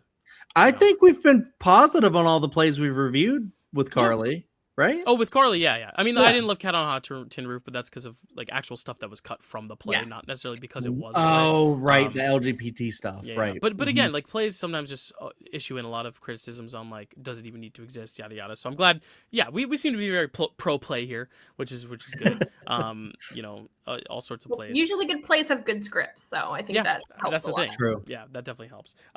It was nominated for its script, despite August Wilson being dead for several years before he wrote the script. That's a weird distinction, because obviously people had to have taken his words, and you know, he's the only one who got nominated for the script for this thing. So I really want to know the mechanics of how that works. But Fences, nominated for 4 awards, wins 1, obviously supporting actress for Viola Davis, nominated for picture, actor for Denzel Washington, and adapted screenplay. But his son went off to war. Who else went off to war? Desmond Dawes. I was close. But Andrew Garfield in Hacksaw Ridge. Chad, tell us about Hacksaw Ridge. Here we go. Let's see what happens with this one. Hacksaw Ridge, directed by Mel Gibson, written by Robert Schinken and Andrew Knight, cinematography by Simon Dugan, music by Rupert Gregson Williams. It's one of the Gregson Williamses. Starring Andrew Garfield, Sam Worthington, Luke Bracey, Hugo Weaving, Teresa Palmer, Rachel Griffiths, Vince Vaughn, Ryan Core, Richard Roxburgh, Luke Pegler, and Richard Pyros. Synopsis: a young, devout Seventh-day Adventist engages his perceived duty to defend his country, but also stays true to his pacifistic values. Based on the 2004 documentary film The Conscientious Objector, directed by Terry Benedict. Period. I am going to start with this one because this is the one. I wonder why. This is the one, and here's the thing. I will own it. I did mess around with some star ratings. This one though, I think I kind of tipped my hand. I don't love this one, and I get why people do, because I think it is well made in terms of just its sheer technicals. I think it's well shot. The awards it wins, I have no problem with. Sound mixing, editing, totally fine. You know, where my whole thing is, Chad and I have talked so much about being anti-war on this podcast, and especially with anti-war films being great, but war films themselves sometimes have the tendency to try to preach an anti-war sentiment, but then ultimately end up undercutting that by doing these really elaborate, big, flashy war sequences. You know, we talked about it a little bit even with one of my favorite director, Saving Private Ryan, Steven Spielberg, like where that opening sequence is so harrowing and so, you know, greatly made. It's so raw and authentic, but at the same time a lot of people are like, wow, that's such an amazing sequence. And I think we should never be going into an anti-war film saying, wow, that was such an amazing sequence, or wow, that was such a like cool sequence. You know, it's a Call of Duty thing of like, war should never be fun or cool or romanticized. And I think that's why a lot of the anti-war films that stick with me, and obviously Chad, are the ones that are more cerebral or more theme related, that focus less on the fighting and the battle and the stuff that makes little kids want to go to the store and buy toy guns and play war in their yard with Nerf guns, but rather complicate or have complicated contemplative, that's the word I was looking for, questions about Right. whether this fighting is right. And the thing is, this movie has all those conversations in the first hour of, is fighting right? What does it mean to be someone who serves our country? How do you serve your country? And does that necessarily have to be in the means of fighting? And the answer is no. And we see that very clearly. And then the second hour happens and it's all just, let me show you the coolest war effects. Let me show you people losing their limbs. Let me blow shit up. Let me have this big sequence where he's lowering these people down on this rope, and it's so epic, it's so cool, and people are going to say, wow, and shovel their hand in their popcorn and watch it. And I don't know if that happened with everyone. I think there's people who are anti-war who are going to watch this and not necessarily be wowed by the war sequences to where they think it's cool. But I was in the theater. I saw people go, that was so cool. And I think that's kind of where I have a big problem with this movie preaching something that is so anti-war only to backtrack. And here's the thing, a lot of war films don't preach anti-war sentiments, and those films, because they're not trying to be anti-war, I'm like, okay, it's not for me, but at least you're going for something here. Whereas this one is specifically saying in the first hour, war is bad, violence is bad, let's be a conscientious objector. And yes, while he doesn't fight, you know, there's still so much brutality that it just feels like it kind of defeats the whole purpose. And I would excuse it as like a way of juxtaposing to show just how good a guy he was by giving him such harsh circumstances. But when it's really very clearly, Mel Gibson has even said in his wheelhouse, he wanted to just make some cool, elaborate war sequences and blow stuff up, then just make a story that is about the war and not make it try so hard to make it about anti-war. Anyway, I think it just is very conflicting with its messaging. And that's not even the reason I don't love it so much. It's a big part of it, but I just think the first hour is a little schmaltzy. It's one of those things that, like, rewatching it the first hour, once he gets to the actual training, is better. But like that first half hour with the romance and the cheesy pickup lines and the romance, it just, for me, it's just a little too sappy, sweet, sentimental, like, oh shucks kind of filmmaking that I'm not the biggest fan of. So I do have a lot of issues with it, but I will say Andrew Garfield's great. I think the effects, as I said, the effects are good. Like, it's well produced. It just goes against everything it's trying to say. I also don't like Mel Gibson very much. That should not account into liking or disliking a film of his, but when he ultimately says he, you know, relishes in this kind of violence, it's like, it's hard to like a movie when the director himself loves the violence and wants to preach against it just for the sake of, oh, well, this is a story I want to tell, so I can make these war things happen. So I hope the guy himself was, because he was still alive, I think, when they made this. I can actually, yeah. I believe he wasn't, because he didn't want to sell his story while he was alive, because he was worried it would be sensationalized, which is exactly what happened. Yeah. Also, there's like quite a few things from it that aren't very historically accurate, like the other soldiers weren't punished for him not picking up a weapon. He wasn't like beaten by the other soldiers. He was never court-martialed. He was married before the war, so that wasn't a whole conflict. Also, he wasn't an outcast on Okinawa, because that was like the third battle he'd been in. So like he was already respected by the other soldiers. And there was this one thing that they cut out because they thought it would be unrealistic.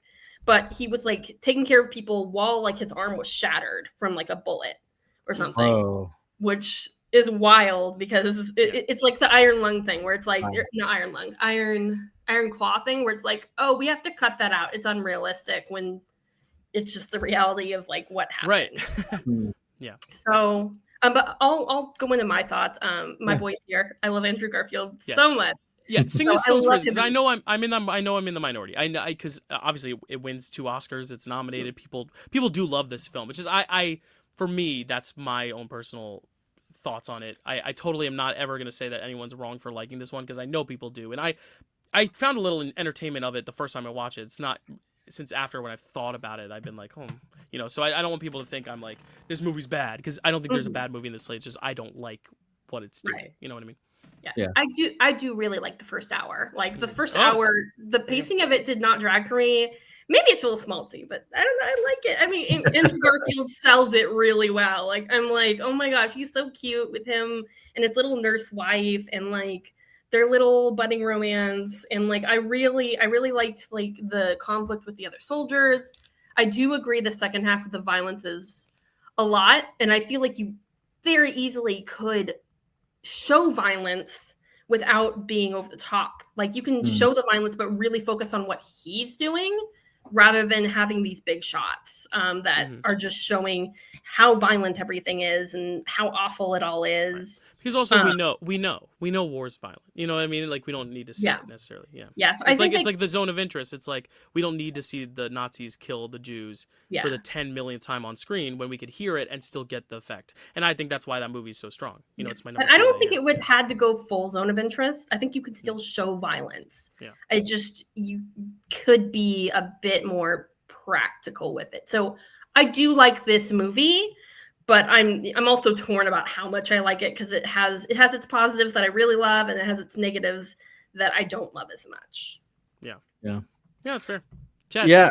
I mean, yeah, no, it's interesting because like I don't really disagree with anything you guys have been saying. That's like the thing is it's like you're not making things up here. Like you've explained the movie like exactly how it is. It is kind of over the top with the action. It is schmaltzy in the beginning with Andrew Garfield and his the lady that he likes and stuff. It's very harrowing. There's like I talked about Kids in Peril. He almost kills his brother with a rock in the very beginning. True. And I didn't think of this. Yeah. So this is still in the Kids in Peril cinematic universe. Yeah. I was not counting this one, but you're right. Yeah. I wasn't counting it either. I just remembered. And so yeah, I remember like the whole theme about, just like why it's not just he's religious. It's that like he almost killed his brother and he loves his brother. And so, to see him like that motivate him for the rest of his life to be like, I value life so much. So that's why like I think this movie, because I saw this movie twice in the theater. It's not because I loved it so much, but it was because like I think I saw it with a friend, maybe Carrie, and then I saw it again with like my parents and stuff because they really wanted to go see it, and I was like, I really liked it, so I'll go see it again. And this was around the time that I was trying to figure out like how I felt about movies and trying to get more knowledge about like how movies work and what pacing is and stuff like that, and just thinking about like acts of a movie and structure and stuff like that, and even thinking about like how big war versus anti war messaging like can affect each other and stuff. And yeah, being friends with Dylan for so long, and then like kind of hearing you talk about it, not just on here but otherwise has really made me think about it a lot too, because hearing a lot of conversation about it and then rewatching it again makes you think like that's why you have discussions like this with other people who and respect their opinions on film, and then you watch it and then you go like, yeah, Dylan's right, it does go pretty hardcore with the violence. Does that serve the movie? Does that serve the message they're trying to do? I think in a way yes, but then also I agree. I do like when I was watching it, I was like, I think it's fine. And then I was seeing it, I was like, oh, okay. Yeah, they are going a little extra here. And, and I think you do kind of need it to go, you need to be for it to be harrowing to show what this guy went through. Like there's a reason why him not picking up a gun is a huge deal.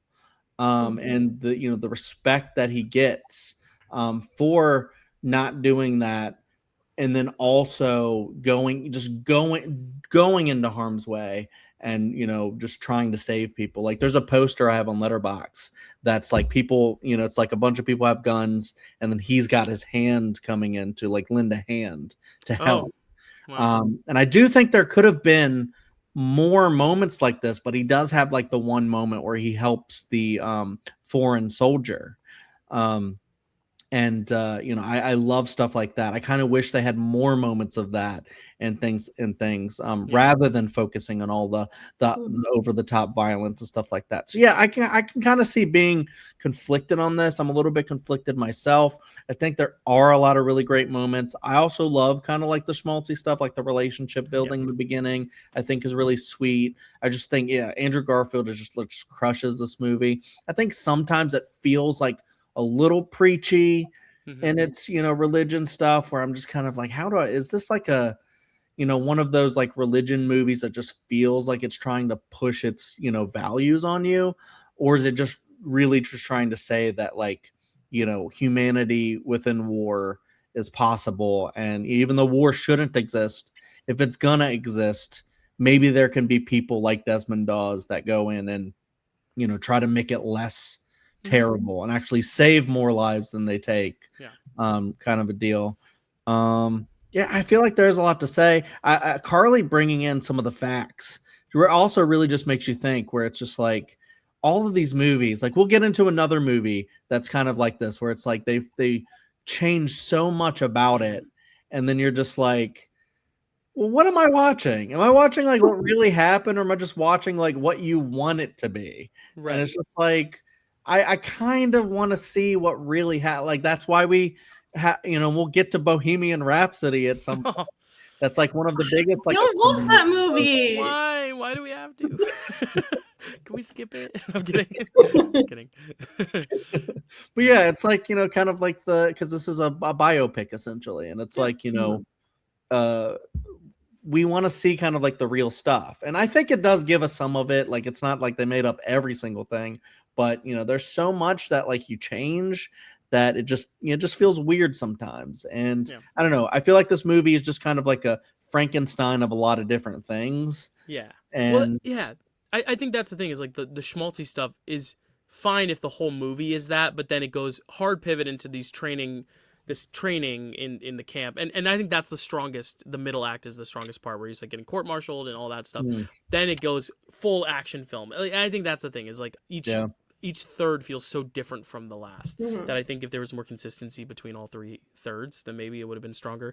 Vince Vaughn, an interesting casting choice. I don't know if I love it or not. Right. Hugo Weaving, also oddly one of my least favorite performances in this, I think. Really? I don't know. It's something about it. It's a little too. I don't know. I get what you're saying though. Like there is something about it that I'm still allured to, but it's also there's part of it that I'm like, I don't know. Because him in the movie, he's very Denzel Washington in Fences, where he's kind of like that drunk. Denzel's not a drunk in the movie, right? But he's like, but Hugo Weaving's character is like a drunk asshole, like abusive, to his kids and his wife, and so it's. Yeah, it might just be because he's in the schmaltzier third of the movie. But that he's been like, but you also get to see that he's been affected by the war, and that's why he's so upset when his children go to join.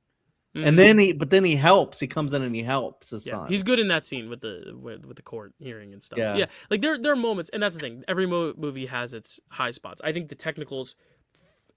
I don't agree with what they're being used for, but like. It's really well executed. Like the battles are really well done. It's just not necessarily how I like them. But then it's not. It's nothing like something like The Thin Red Line, which I think is the perfect like anti-war thing. Yeah, where it's like mostly about showing like the environment and how pretty it is and how it's being distorted and stuff like that. So there's ways to make an anti-war movie, or even like Born on the 4th of July, that has to show a specific part of the movie being him in war and seeing how terrible it is. But then that's only a small part of the movie, and there's other things that you can show. So I mean, that's why Saving Private Ryan's a little more successful too, because it's a lot of that, and then it kind of goes into more of the character stuff, and then it kind of cycles back to it. But even then, it's still not over gratuitous in a way. And I think Dunkirk is a good example of like it's mostly character focused too, and like more about like the time and the actual like themes. Like I think there's a lot of successful ones. So we'll cover more films that I do like. Yeah, I do want to say, outside of the war shots, I do really love the parts where he's working as a medic, because it really showed like how terrifying that would be to have Oh yeah. guns and people shooting all around you, and all you're trying to do is just get these people to safety. I thought like that was like the strongest acting to me for Andrew Garfield in the film.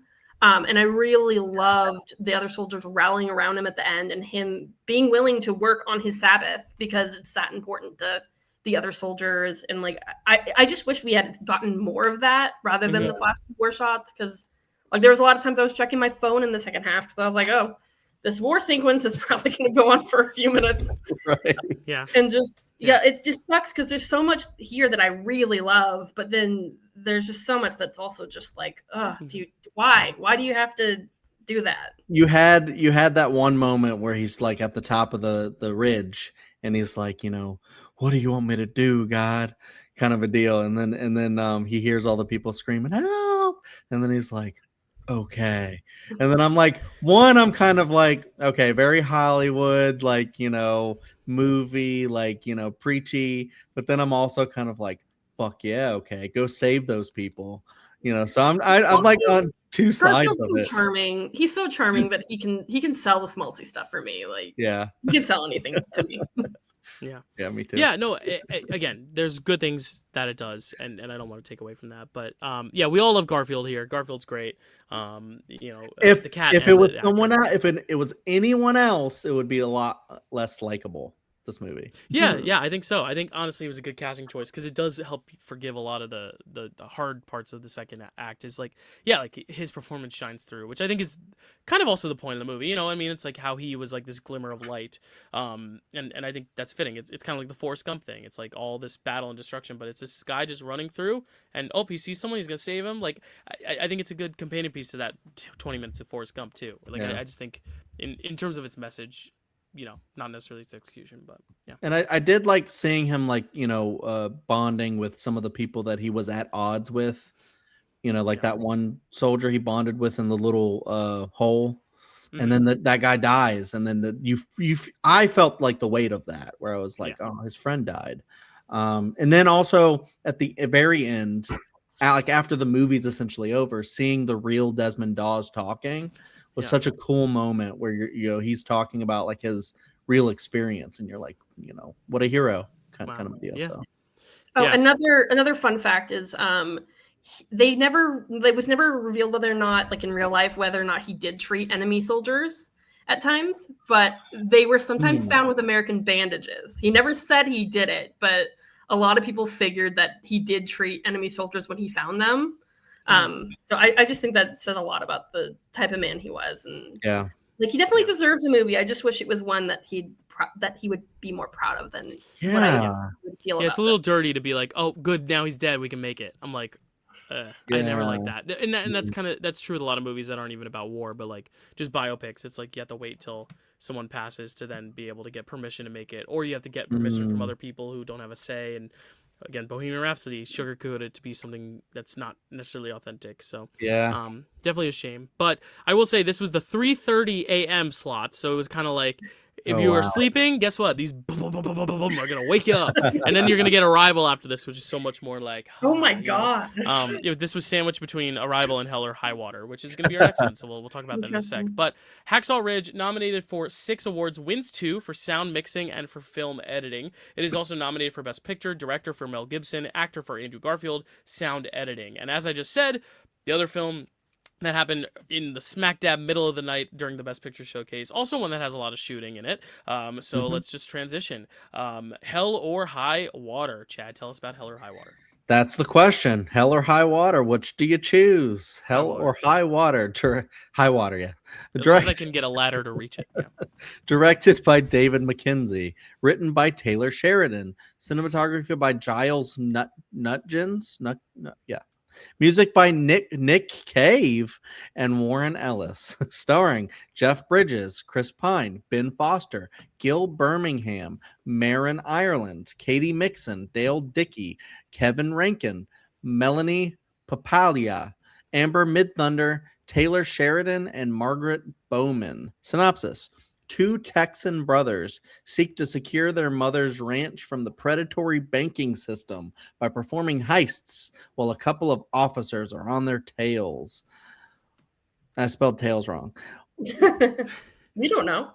They're stories. Yeah. Did you spell it like tail, like story? Yeah. The greatest gag DreamWorks ever played was calling the movie Shark Tale and spelling it Tale.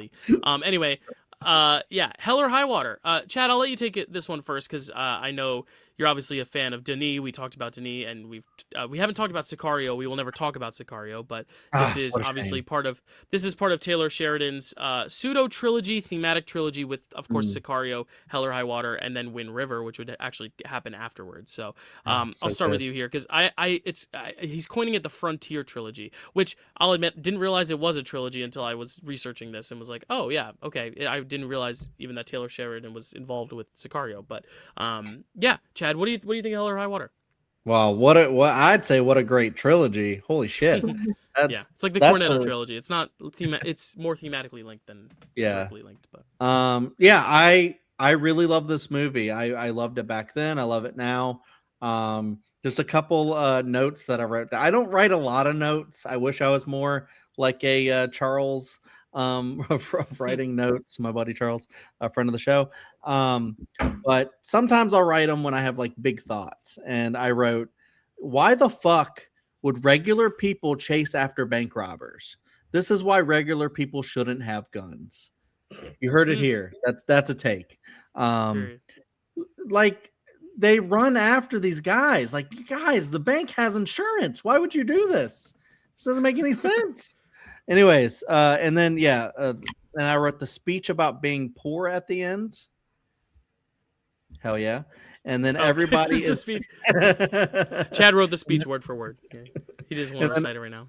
And then I said everybody is playing their role in this game of crook versus cop, but they all agree that the banks are the real villains. The banks suck.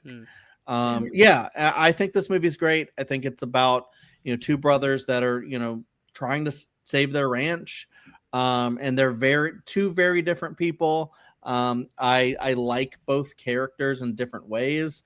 Ben Foster's a lot in this movie, but he's like the older troubled brother. I love the scene between Chris Pine and his son, where it's like don't follow in my footsteps, and then he offers him the beer, and the son's like, which is it, Dad? do I drink the beer or do I not follow in your footsteps?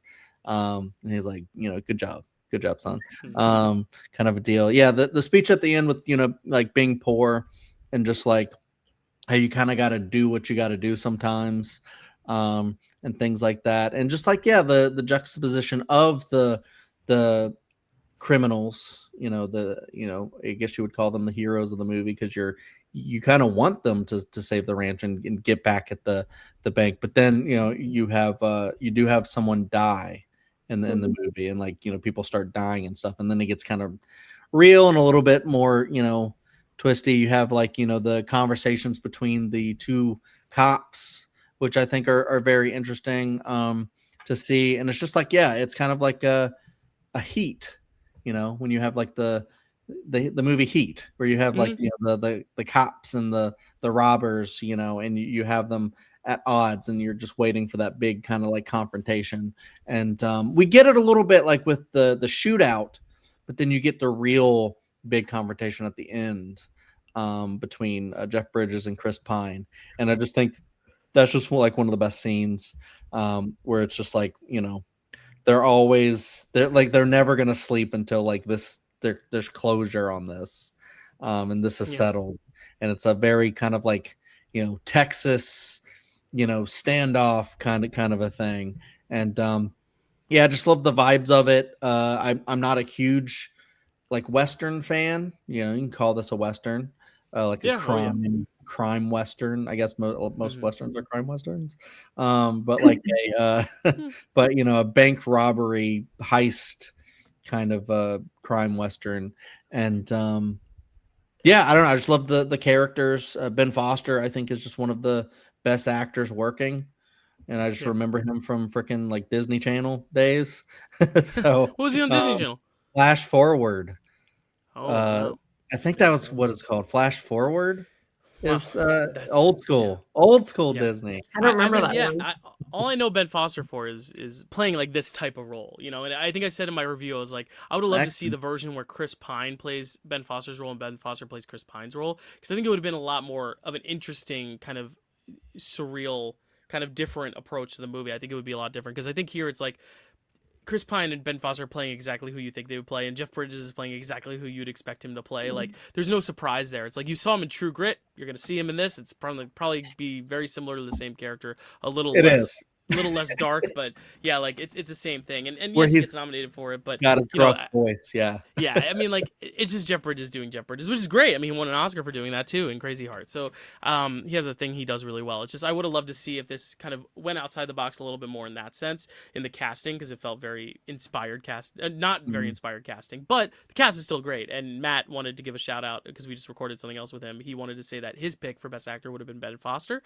So I wanted to just shout that out. No one else picks him. He doesn't get him if one of you guys pick him. Oh, true. We could pick him. But he wanted me to say that, and I didn't want to forget later in case no one picks him. But yeah, I've never been the biggest Western fan, so I never really loved this one watching it back 10 years ago. This was, I'll tell you right now, the 1:25 a.m. slot, so it was right after midnight. Oh my God. This was the seventh film of 9, so this was the one that I kind of dozed off on a little bit in the theater, because you have to get some naps in at some point, and people were like, just nap on the ones you've seen before. But I was like, I'm not gonna nap during La La Land and Moonlight, so I'll nap during this one, because I'd seen them all before I went to the showcase. But so yeah, I never really liked this one. I think 10 years later, though, having now seen all the other types of Westerns, both good and bad, I actually do appreciate this one a lot more. It's one that's grown on me. Still not over the moon about it, also because I think I like Sicario and Wind River just that much more, but that's not to say this one's bad. But I think Sicario is just like so well executed visually from Denis' point of view, and so well acted. And then Wind River is just like an emotional story that really connects with me. So, I mean, this one has some really good emotional stuff too, but this is probably more run-of-the-mill Western than those other two films are, which is why I'm not as keen on this one as compared to those. But I definitely like this one a lot more. I found a lot more humor in it. The diner scene is so good. We only really have steak, you know, and she's like asking them, she's like, what do you want on the side? And it's just so funny. Like that, and then they're like, the cops are like, well, no one's robbing this place. yeah. Like I think that scene is just so beautiful, and it's why, like, yeah, I wish there were more scenes just like that, just like kind of exploring this kind of lifestyle. I think the actual action and plotting and stuff is engaging, but it's the character moments that actually I think sell it best. Yeah. And that's why, like, maybe I'm not against Westerns, because every Western we've covered on this for the most part, that's not like very stereotypical cowboys on horses, like standoff, like I've liked. So maybe I like Westerns. I don't know. Yeah. But Did you like still Stagecoach? See, at the time, no, but the more I thought about Stagecoach and its influence, I think I would rate it higher than I did then. But you know, but like, yeah, maybe not the old stereotypical like Western, but every like newer Western was like No Country for Old Men, I ranked highly. This one is not necessarily my favorite of the slate, but like it's still solid. So maybe I'm coming around on him. Power of the Dog, I think is phenomenal. So yeah, I think I'm excited to see when we get to Unforgiven how that's gonna go. Right, because as everyone knows, I don't love that one, but maybe it's just because I didn't appreciate the genre. So again, this is one I was expecting to rank right below, right like at the very bottom of the list, and I'm very happy that I just liked it more. I was expecting to be like, these two I don't like, Hell or High Water and Hacksaw Ridge, but now I'm like, no, I like Hell or High Water. It can come back. It can come back to the camp of like the tent. All right, Karly, what are your thoughts on Hell or High Water? This one I've never seen Sicario, so I can't compare it to that. I need to watch Sicario, but and I do prefer Wind River to this, just because of like the population Wind River deals with, I think is a lot more interesting. But I do really like here, like I love the scene where the waitress who they tipped is like, no, I know my rights. This is not evidence. This is my money. Like that's one of my favorite scenes. I love that so much. And I love how it's hard to root against them until someone dies. Like before that, you're like, no, I want them to take the money from this bank that screwed them over. Like it's what only feels right. And I do really like how it's like the perfect crime. And just the pacing, it just dragged a little bit for me on rewatch. I still really like it. I still think the performances are really good all around. It's just not.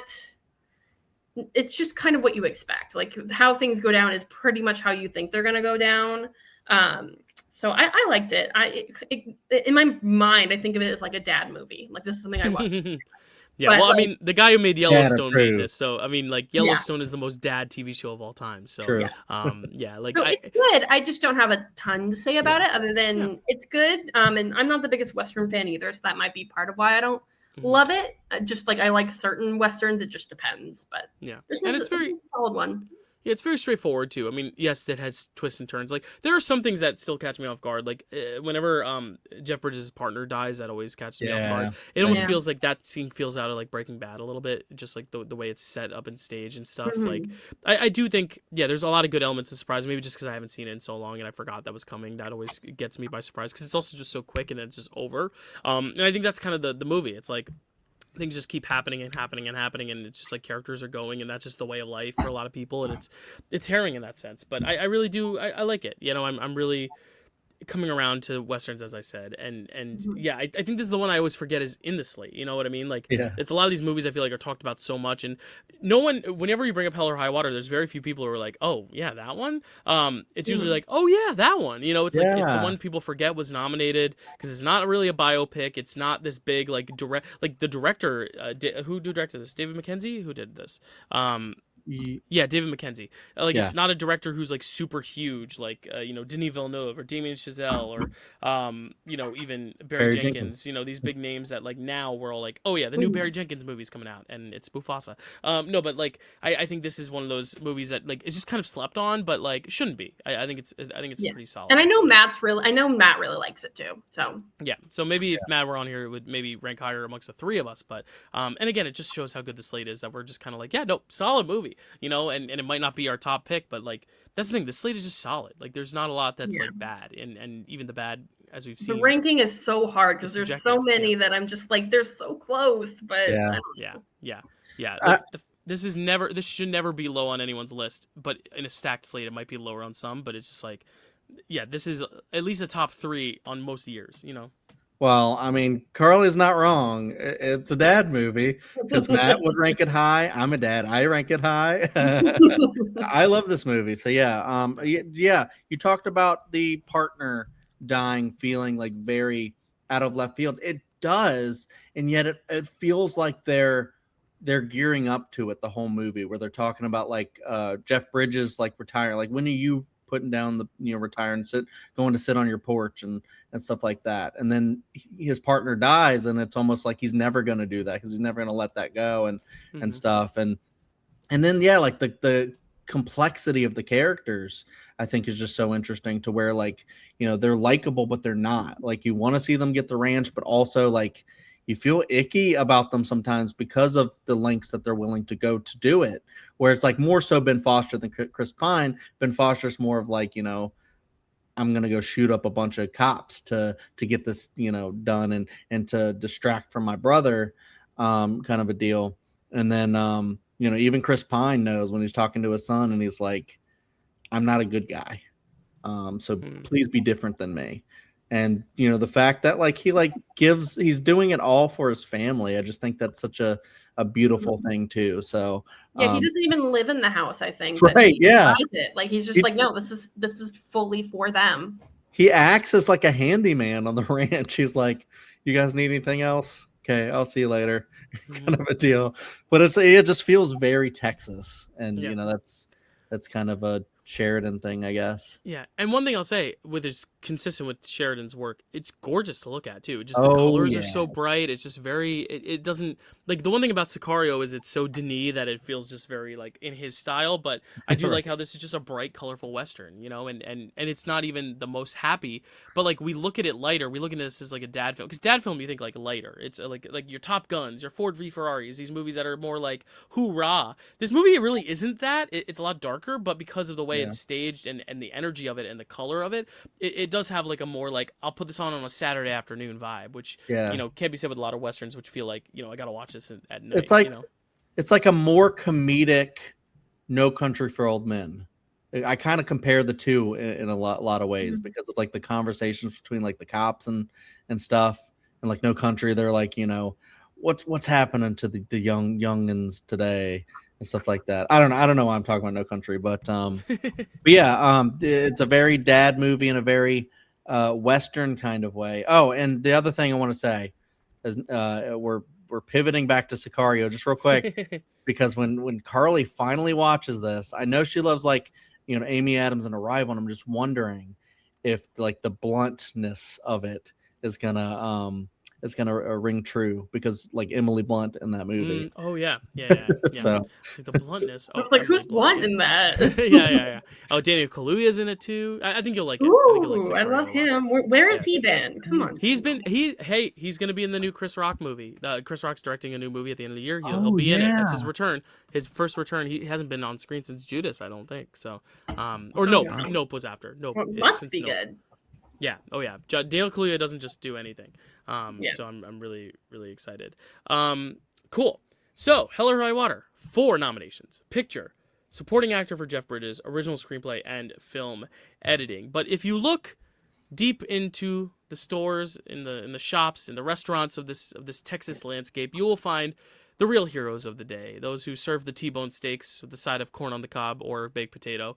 They are the hidden gems, the hidden heroes, the hidden figures, if you will, that make up this amazing landscape That of was Texas. beautiful, Dale. I don't know. I was just like, how do I segue from this Western to this NASA picture? I almost wore my NASA hat. I brought it home with me because I work literally a half hour from NASA when I port. But anyway, I'm not on a boat now, so let's talk about Hidden Figures. NASA, yay NASA. Chad, tell us about Hidden Figures. Hidden Figures, directed by Theodore Melfi, written by Allison Schroeder and Theodore Melfi, cinematography by Mandy Walker, music by Hans Zimmer, Pharrell Williams, and Benjamin Wallfish. What a group.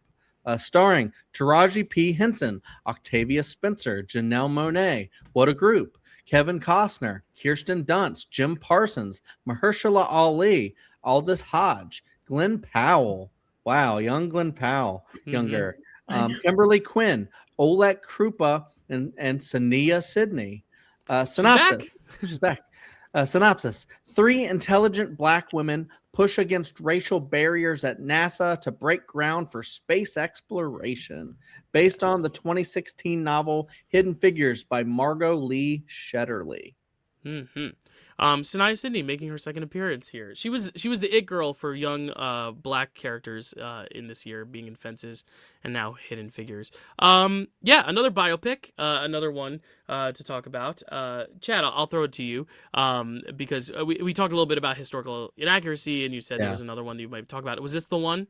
This was the one. Okay, yeah, I want to give you the floor here because I figured that it could be the one, because the only other one that has history attached to it is Lion, and I'm like, how is Chad mad about the historical accuracy of Lion? Like, it's very accurate. But Chad, tell us what are your thoughts on Hidden Figures?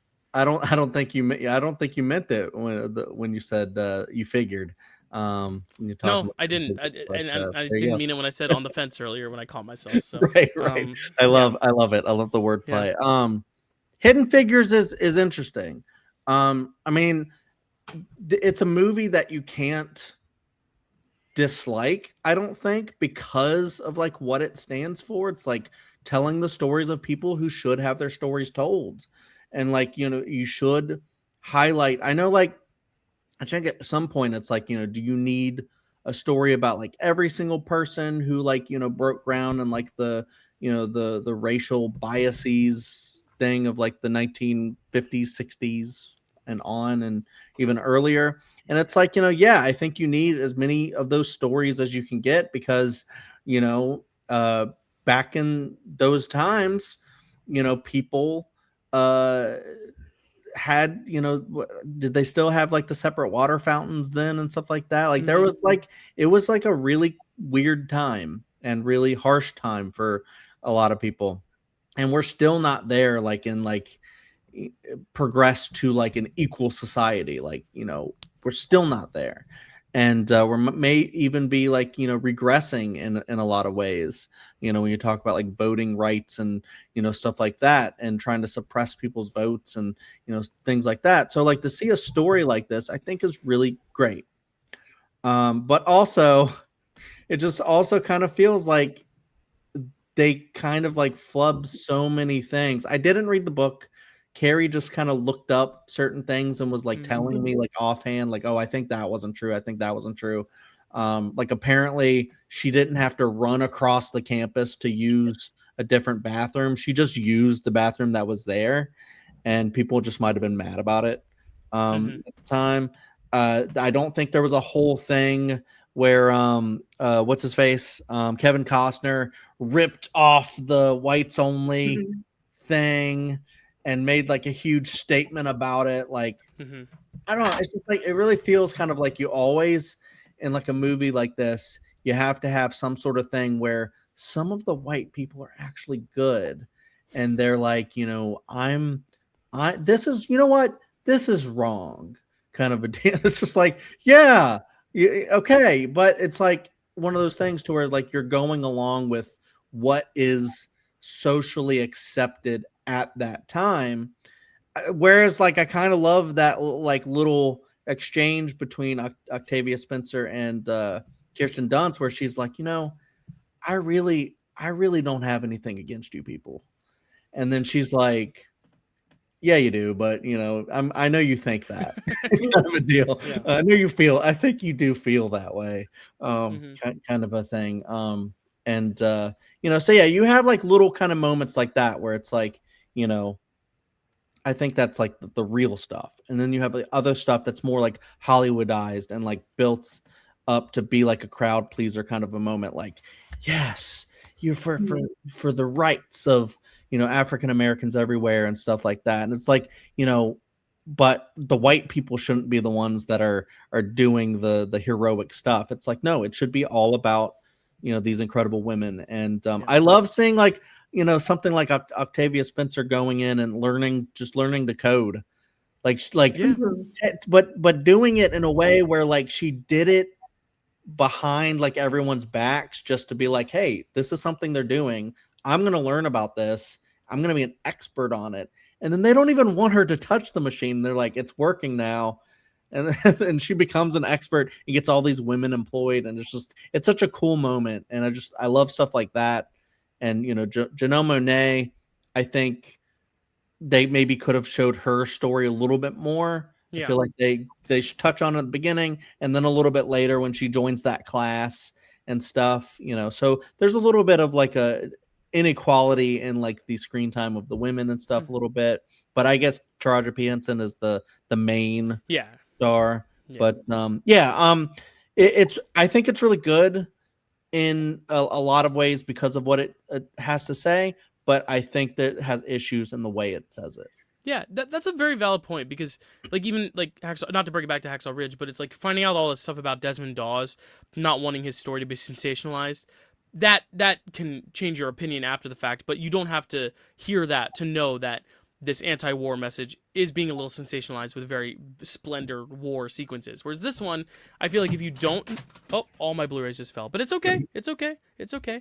My hidden figures one I'll put up just because I can talk if you want to rearrange them. Well, let me just finish my thought, and then I'll let you go, Karly, so I can put these up. But I think this is the case where if you don't know the historical inaccuracy, I think the movie plays better.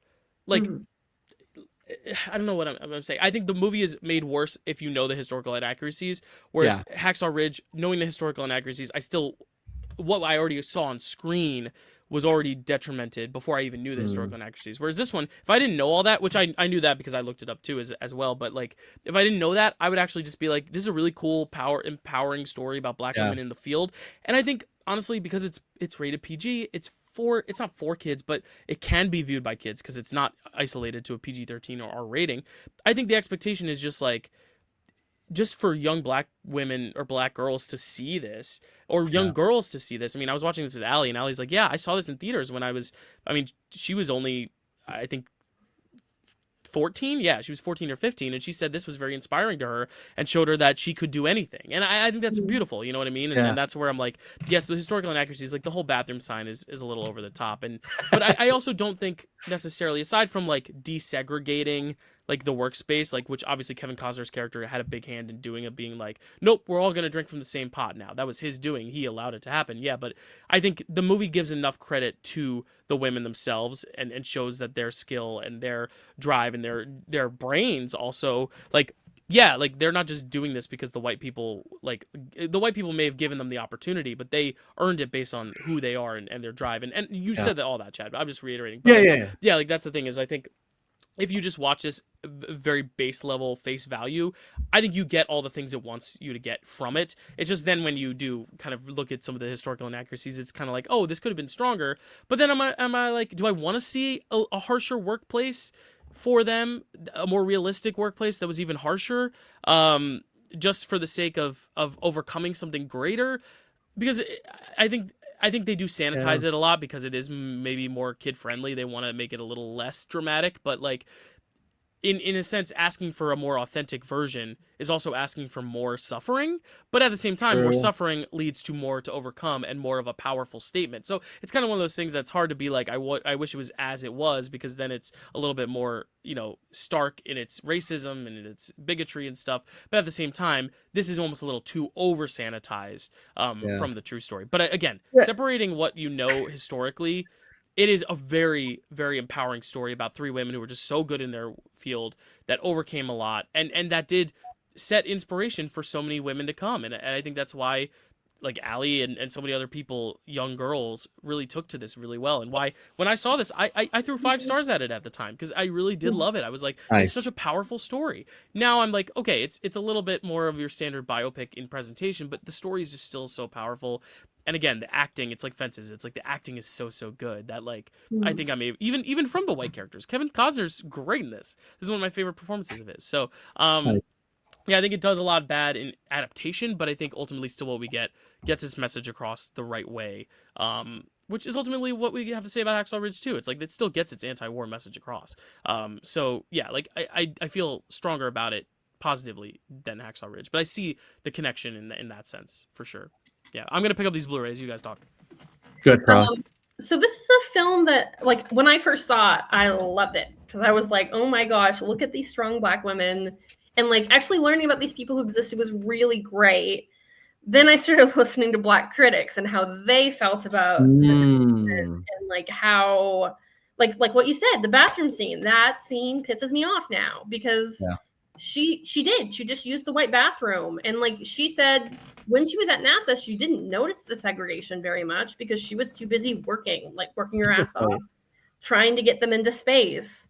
And that, in like, I found a quote from, it was either the writer or the director, I think it was the writer, that said there needs to be white people doing the right thing. And that extra pissed me off because not if white people weren't doing the right thing at the time. Like, I think Yeah. it's really, you don't need to have a white character people can root for. You can just show that white people sucked at the time, and that's okay. Like, that's the reality of it. So I just kind of, that irritates me. The scene with the court order didn't happen either, but that irritates me less because you're having a big dramatic moment with the lead character there, with her, where she gets to talk about how important that is. And like that irritates me less because the spirit of it feels closer to the reality.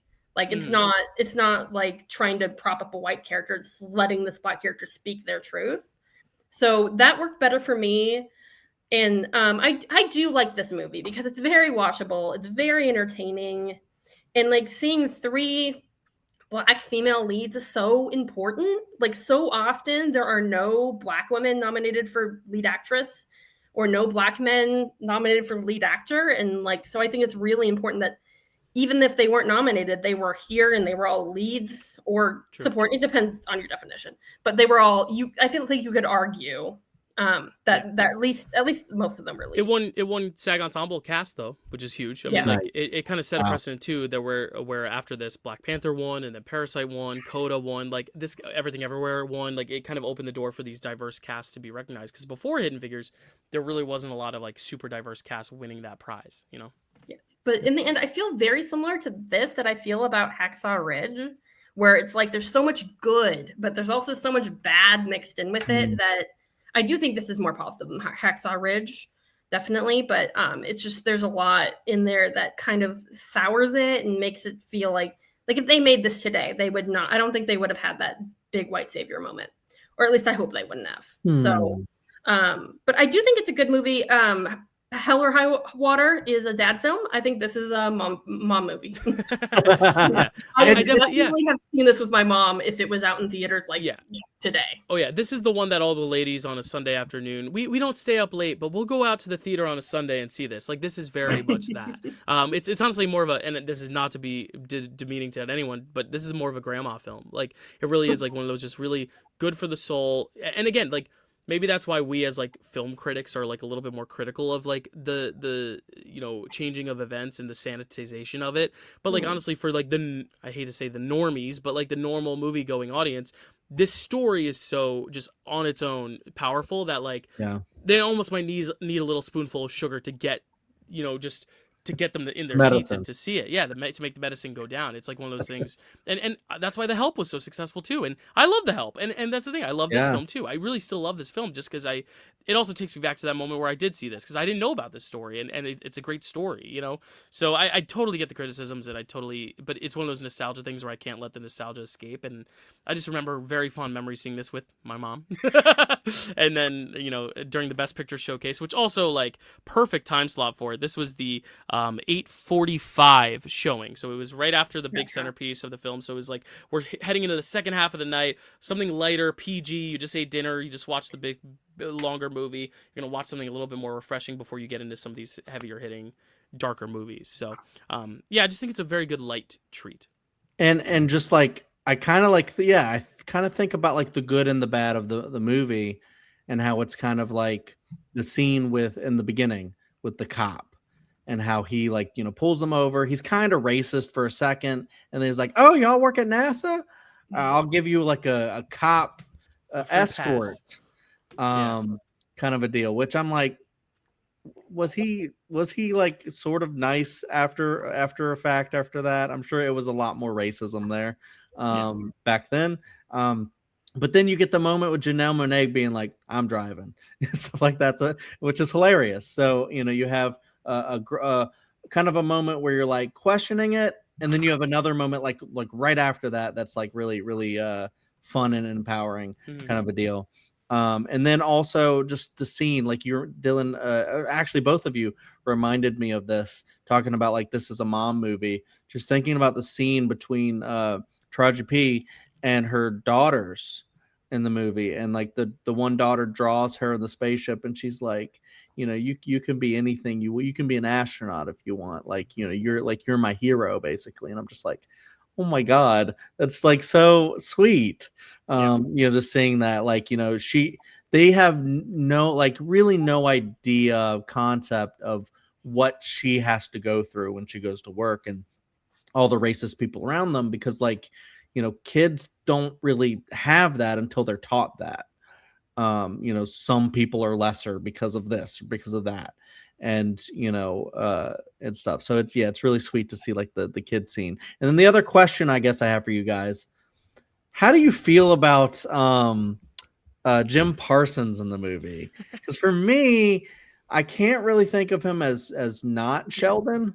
He's very distracting. I've never seen Big Bang Theory, so I only know him from the roles where he is kind of like the snarky little like asshole. So like, is he is Sheldon more of is a positive character? He's just kind of like he's snarky in his own right. Okay. Right. But he's like a big nerd, kind of like. I can't stand Sheldon, but he's supposed to be like a lovable but annoying. It's complicated, but I just wasn't sure if it was like, oh, he's such like, oh, like it's Sheldon, like I don't want to ruin the image of him. He's kind of a dick, but like a lovable dick, I guess would be how he's a dick in this one. It kind of feels different like dick. He's not. Yeah, in Hidden Figures, he's the same character as Sheldon almost, except it feels like he's on the spectrum in Big Bang Theory. Yeah, kind of a deal. Like, but not. I wouldn't say it's a positive depiction of the spectrum. Right. It's a very boomer show. Yeah. Big Bang Theory. Yeah. My dad has it on a loop. He's not a boomer, but he feels very boomer a lot of the time. So. Yeah. No, that was it. Yeah, very nice. Yeah, like Jim Parsons. Yeah, I don't really have many thoughts. I need to see more things of him. I've met him. He was in a movie in my kitchen in my childhood home, Garden State. So yeah, Oh, yeah, he was in Garden State. he was, yeah, all the way back when. Wow. Garden State. What else have I seen? He's in a lot of the Ryan Murphy stuff. That's kind He of what was I know. in the Muppets 2011. Yeah, he is. Yeah, very briefly. He was the Um, man. yeah, yeah. Oh Or yes, the Muppet. man or Muppet. Yes, he's the Yeah. man of Walter. Wow, damn. Yeah, good calls, good polls. Yeah, a good cast. And we didn't bring up Glenn Powell, but I watched Everybody Wants Some today, and I was like, what? Glenn Powell's in like a lot of stuff in 2016. That Yeah. was when he was really bubbling. Yeah. And Well, how because he's playing John Glenn in this, so I'm Right. like, oh, Glenn playing Glenn. and it's Yeah. like how do they kind of make you dislike Kirsten Dunst? Because I love Yeah. Kirsten Dunst, so I'm just like, Oh, I just shook my desk again, and everything Damn stayed. it. Guys, look at that. Be Yeah, careful. Kirsten Dunst is great and everything. Yeah. Wow. Anything else on Hidden Figures? Any hidden criticisms left to give? No, I don't know. it's good. I like the hidden thing. So Go Figure does it only gets nominated for 3 awards. It doesn't win any. This was kind of probably the number 8 or number 9, like last one in type deal. Because if you look at the original chart, it was snubbed everywhere but PGA, but still came out at a good time. Came out right around Christmas, so it had a big surge, a lot of audience love. But it got nominated for picture, supporting actress for Octavia Spencer. She was the one that they singled out, which is Nice. interesting. I would have nominated Taraji definitely, but I mean maybe just stacked Best Actress field, especially if you're not going to put Amy Adams in there either. I almost said Emma Stone. I almost pulled a Faye Dunaway. And then Hidden Figures also nominated for adapted screenplay. But let's pull a Faye Dunaway. Let's all say it together. What won Best Picture in 2016? Everyone, let's say the title as Faye Dunaway. La La La La Land. Let's talk about the 2-minute Best Picture winner, La La Land. Chad.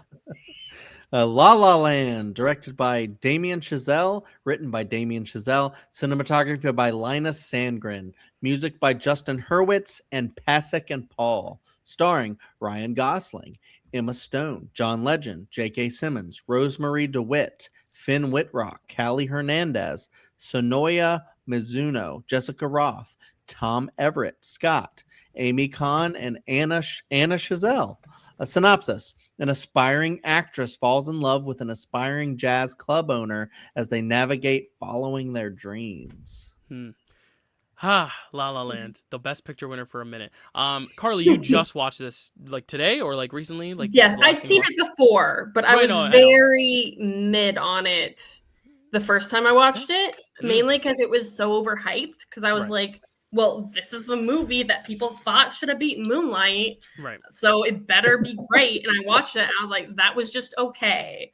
So, Tell us how you really feel. No, but tell us how you feel now, Karly. so what do you think about now, like when I started, I was like, oh no, Moonlight's in trouble. Look at all the colors. Look at all the dancing. Like the first 2 minutes, I was like in love with it. And I am still very high on it. But once the pretty colors went away and like they got into the actual plot with Emma and Ryan Gosling, I know the pretty colors don't go away. Pretty It's just, colors, like, they're there the whole time. it's just the I first know, I'm scene's kidding. very I like know. in your face. Everyone's dancing. It's a good opener. Yeah. It's a great opener. Oh, yeah. And then I got to the rest and I was like, okay, now I can like actually focus on the film and not just my little ADHD just distracted by all the prettiness. And I did really like it. I did really like it this time around compared to the last time I watched it. Because I think I noticed the depth a bit more. I fell in love with the romance a bit more. I was less fixated on the white jazz issue surrounding it. Well, Gosling, like in recent years, I have fallen in love with Ryan Gosling. I love him so much. So He's just Ken. he's just Ken, and he's so good in this. Like the one scene near the beginning where he's talking to, I believe, his sister, and he asks about like the woman she wants to set him up with. Does she like jazz? And she's like, probably not. And then he says, then what are we going to talk about? I was like, that is so relatable. Oh my gosh. Like I loved that. Like he was much more charming on a rewatch to me, and much like he's just such a good boyfriend. Like even after they have their fight, he was still going to be at her show regardless. And like they're just very cute. And like there's also a lot of depth between their cuteness too. Like the fact that they never would have achieved their dreams without each other is just very very sweet and very touching, and like the tragedy of it definitely adds some depth. Yeah. I do have more to add, but I know I'm pretty sure I don't love it as much as you guys do, so I will let you guys, or at least not as much as Dill does. I think. How do you know I love this one? What do you mean? I wore my musical shirt. That was not a tell though. That was because I saw Hamilton in 2016.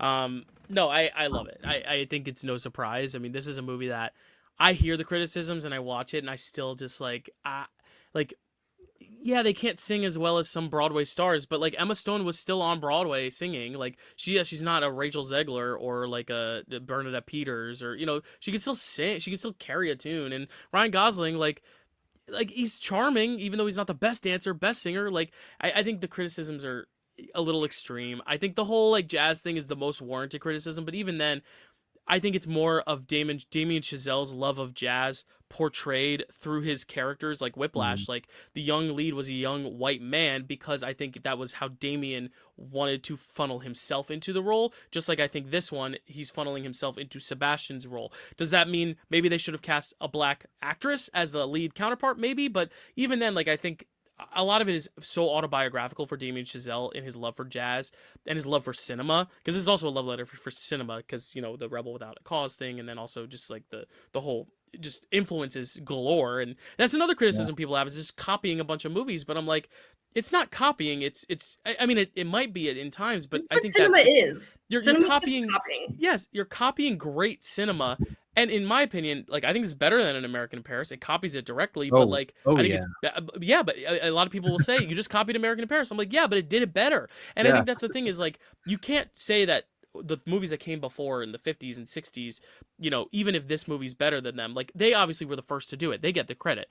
Damien Chazelle's not trying to take the credit for this. Damien Chazelle's not trying to say, I'm the first one that made everyone freeze in these blue, yellow, and red colors while the characters walk through them. No, that's stuff we've seen in Singing in the Rain and An American in Paris and Seven Brides for Seven Brothers and all these movies for years and years and years. West Side Story, like all these Technicolor golden age musicals. We've seen it all, but that doesn't mean you can't reintroduce it for a new audience and like find ways to make it fresher and set it to a very modern love story about career and like enemies to lovers, kind of, even though they're not really enemies, but they don't really get along too well at first, and then they have a come around. And there's also the fantastical element, which like a lot of people are like, oh, it's not realistic when they start flying in space. I'm taken out of it. I'm like, then watch one of these movie musicals. You can't complain that this is derivative of movie musicals and then complain when they start flying in the air. Like that's what a movie musical can be and should be. And yes, it's more natural setting, but I think that's what makes it so nice when it does go fantastical, because at the end of the day, this movie's called La La Land. It's about this kind of more ethereal thing that isn't just LA. It's not called Los Angeles. It's called La La Land. There's a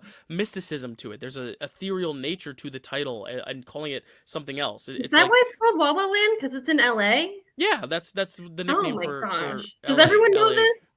Did I just learn this? I don't know, but like La La singing, I don't know.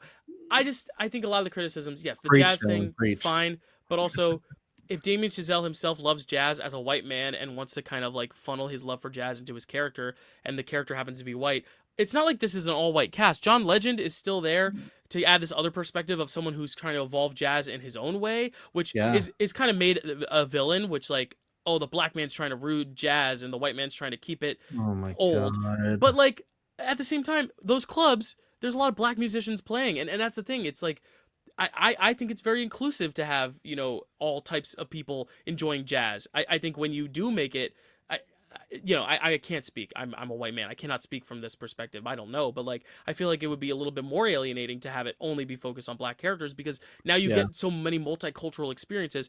Would it have been just as strong with a black character in the lead? Absolutely. It would have meant a lot more, maybe, to some people. Richer, I don't know the answer, but I just think I think it's such a nitpick that like people have made the entire criticism of this movie when there's so many things, just directorially speaking, just the way the camera moves and someone in the crowd with the pool and the 360 shot getting faster and faster as the tempo of the song ups, the whole renting out the freeway, Los Angeles freeway, which is notoriously the most backed up traffic filled freeway, to film this scene. I didn't know that. And this is all just a blank check off Whiplash. Whiplash was so freaking good. It's our winner for 2014. Was so good that they said, "Here's all the money you want. Whatever you want to make it." And he made it. And guess what? They said, "Okay, do it again with First Man." First Man didn't get the best like audience buzz, but still was a critical hit. Still won an Oscar for visual effects. So now he's won an Oscar for Whiplash, won an Oscar for La La Land, won an Oscar for First Man. Another blank check, Babylon. Doesn't get well received. Give him his Oscar for Babylon. And now he's in director jail. And he's finally, I think, making something soon. But either way, you had hit after hit, big blank check, made a passion project. There is no more passion. And there might be movies I love better in the slate, but there is no movie with more passion than this movie. I fully think that this is the most passionate film of the slate in terms of just like a director pouring his love and history of cinema. I mean, Babylon, I don't want to spoil it because I don't know if Chad's seen it, but like there's a whole montage devoted to just love of cinema that takes up like 10 minutes. But a lot of people will be like, oh, it's just a 10-minute clip show. But like, I don't know. I make clip shows for the Pickle Awards. Chad makes clip shows for his horror awards. Like, we love movies and we want to celebrate movies. I don't know. That was my I would argue with you on the passion point, but I won't argue with you about the love of cinema. Yes. There might be more passionate films, obviously. I mean, and that's the thing. Each film has its own passions. Yeah, obviously. But I just think, for me, it's such a clear love letter. This is not him just like honing it in for an Oscar. I don't even think he thought he was going to win an Oscar after this because, again, musicals weren't popular either. You know, animated musicals were for a time, but even that had kind of gone out of style a little bit. Frozen kind of brought it back up just recently before this, but like, you know, like the Renaissance ended and then it was a dip of just like Emperor's New Groove and Atlantis and Treasure Planet, all these like non-musicals, and then finally Disney brought it back. But live action musicals after Chicago, maybe there's one I'm forgetting, but like Nine bombed, Burlesque bombed, like all these movie musicals were not successful, and this kind of was not only a movie musical but an original one. When was the last time we had an original movie musical that was just well received, well attended, clearly had some inspiration? The songs themselves were hits. People loved the songs. People had a different favorite song. Ready? I'm going to ask everyone their favorite song in this movie. It's probably going to be different for everyone. Carly, what's your favorite song in this movie? Do you know? I don't know. Because I don't know if this is a hot take. I don't love the music in this movie. Yeah. I love the score. Okay, but like, there's no song that sticks out to me. Okay, like the score I have on my phone on my music app. I just love listening to the score. Yeah, but you love the opening sequence, Another Day of Sun, yes. Right? Let's just say that's it. Chad, what's your favorite song? Do you have one? It's probably between that one or the one that they're singing when like they're getting ready at Someone in the Crowd. Well, that's cool. Yeah. Someone in the Crowd is great. And then my favorite is actually, I really love I do love the John Legend jazz song. Mine was also Someone in the Crowd. So maybe my point doesn't stand that we all have different favorite songs. But again, you ask most people, some people say City of Stars, some people say the audition song that she sings, some people say the song where they're tap dancing. My point was kind of made void with the fact that Chad and I said the same song and Karly said no song. But you know what I mean? You ask a lot of people, they're going to have different favorite songs. And I think that's just a testament. And Karly said the score. Amazing. Yeah. I got to let Chad talk. I'm sorry. I've been ranting. But it's not ranting negatively, but ranting about the people who rant about it. I don't want to say I don't want to say the criticisms aren't valid. I totally get it. And honestly, I cannot, as I said, I cannot speak as a white person who also loves jazz. I don't necessarily see the issue as much as other people who might feel like it's a little bit more whitewashing of their culture. Totally valid, totally understand that, and that's why I will never say anyone's wrong for disliking the movie because of that. But I think it has so much more to offer, and we'll talk about the ending later once we wrap up the discussion, but damn, that ending too. I want to let Chad talk, though. I'm sorry. Chad, go ahead. Yeah, I mean, I agree with like everything you guys are saying. You know, I loved hearing Dylan's, preach about a lot of this stuff, just because I mean it's one of the things where this was like the heavy favorite, and then Moonlight won, and then it was like one of those things, even though normally it's the winner that gets the big hate. This was this loss and still gets the 1 second counted. The 1 second. right. Cursed it. And so it's one of those things to where like, I understand a lot of the criticisms.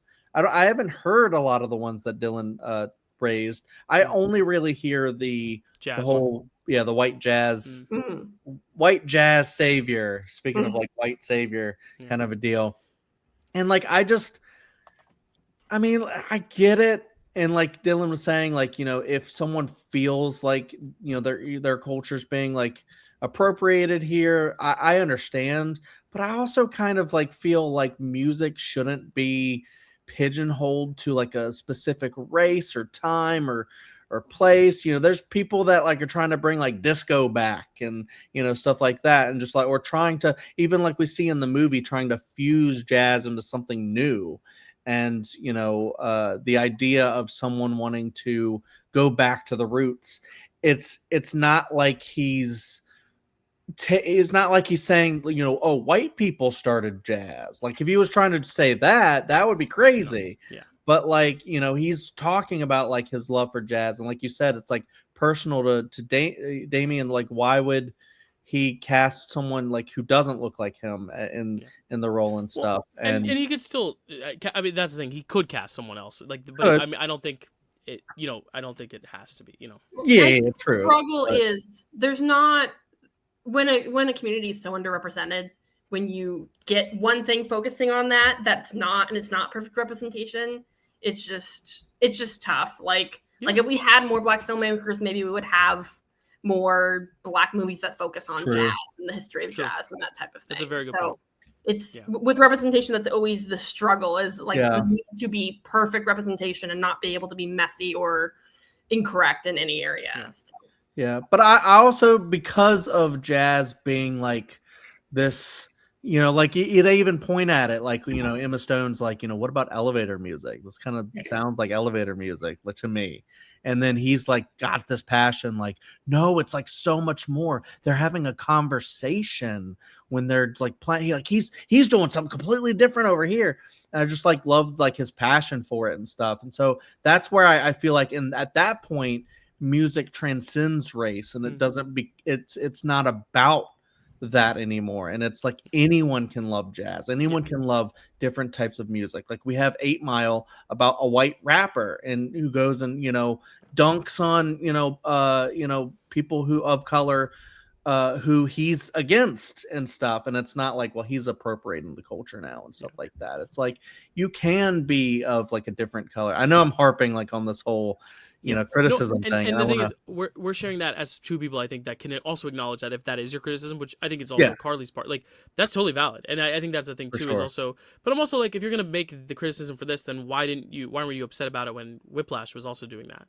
When J.K. Simmons was preaching jazz to Miles Teller? Is it because those characters are more unlikable? We're supposed to like these ones? You know what I mean? It's because it's not a love letter. It's true. There's a lot more going on in that movie than just jazz. True. And argue could be made for this too. It's like there's a lot more than just jazz. It's more about two adults trying to find their own ways of life, realizing that they are not able to flourish with the other person forever. Like they have to go their separate ways to find their true passions, but they needed each other at that moment in time to make the start, to make the jump, But I totally understand the criticisms, and I don't want to harp on it. I don't want to seem like I'm insensitive toward it, because I do 100% totally get it. And I do genuinely, I do agree. If you're angry about it, like, please, like, I want people to be more outspoken about it. So then we do get, as Karly was saying, great films by Black filmmakers, starring Black actors about jazz in the years to come, hopefully. Would love to see it. Yeah, absolutely. And I just really haven't really talked much about the movie, just because I was so on like that one point. But it was like when I was watching it, I was kind of thinking about it, like not the whole time, but some of the times, and I was like, Ryan Gosling's so passionate about the subject, but yeah, La La Land is very complex for me, because like it was like one of those movies that was like I don't think I saw it twice in the theater. I only saw it once, but I saw it at a movie theater I haven't been to in a long time. But it's like what I deem to be like this old person movie theater. But it's something so special. It's like down in Annapolis, and it's like this theater that people seem more respectful there. You go there. Like I remember I went there in like the winter, saw La La Land, and just like the lights outside of it, just kind of magical in a way. And just seeing La La Land in that way, I really liked it when I first saw it. And then like just like over the years, I don't know, it just kind of like lost something for me. And even like watching it this most recent time, like I still like it, but I just like also just go like, I don't know if I love it. Like, I think like you had the reverse journey that I did. Yeah, like I think like Karly kind of hit on it a little bit, where it's like I don't know if I'm in love with the music. I actually think like the criticism about like Ryan and Emma not being like the best of like singers and stuff actually kind of hits a little bit, where I'm just like they have that big scene where she's in her audition and she does that whole like monologue singing thing, and that like gets her the part in Paris or whatever, and then I'm just like, oh, she's not that great right here. She's like the way she's like singing, I'm just like, I don't know, like she's not like, I don't think she'd be booked in a musical. Right. Well, I think it was a film role, because all the stuff she's auditioning for in the beginning is all film. I think it was a film role, but because this is a musical, her story that she told for us, the audience, was a song. Right. But in actuality, she just said the story to them. Oh, okay. I don't think she booked a musical. Yeah, because they just said, tell us a story, because we're building this thing around this one act. Whoever we pick, it's going to be like several months long. So I don't think they were stuck to anything, song or not song. Yeah. Maybe it was. Who knows? Yeah. I love seeing like the scenes of her, struggling to be an actress. I love the whole idea of her working at the coffee shop and seeing the big actress. Very real. And then I'm just like, I just always thought like it's kind of weird like how Hollywood works, where it's like the big fancy actress, like probably a millionaire, comes in. It's like, whoa, my God, I just saw this one lady. And then she goes and she gets on a golf cart. And I'm like, well, how like a non-fancy way to get around Hollywood? Yeah. Because I think it's on the studio too. It's like past the studio. Rich to walk, Chad. Right. That's true. That's true. Yeah.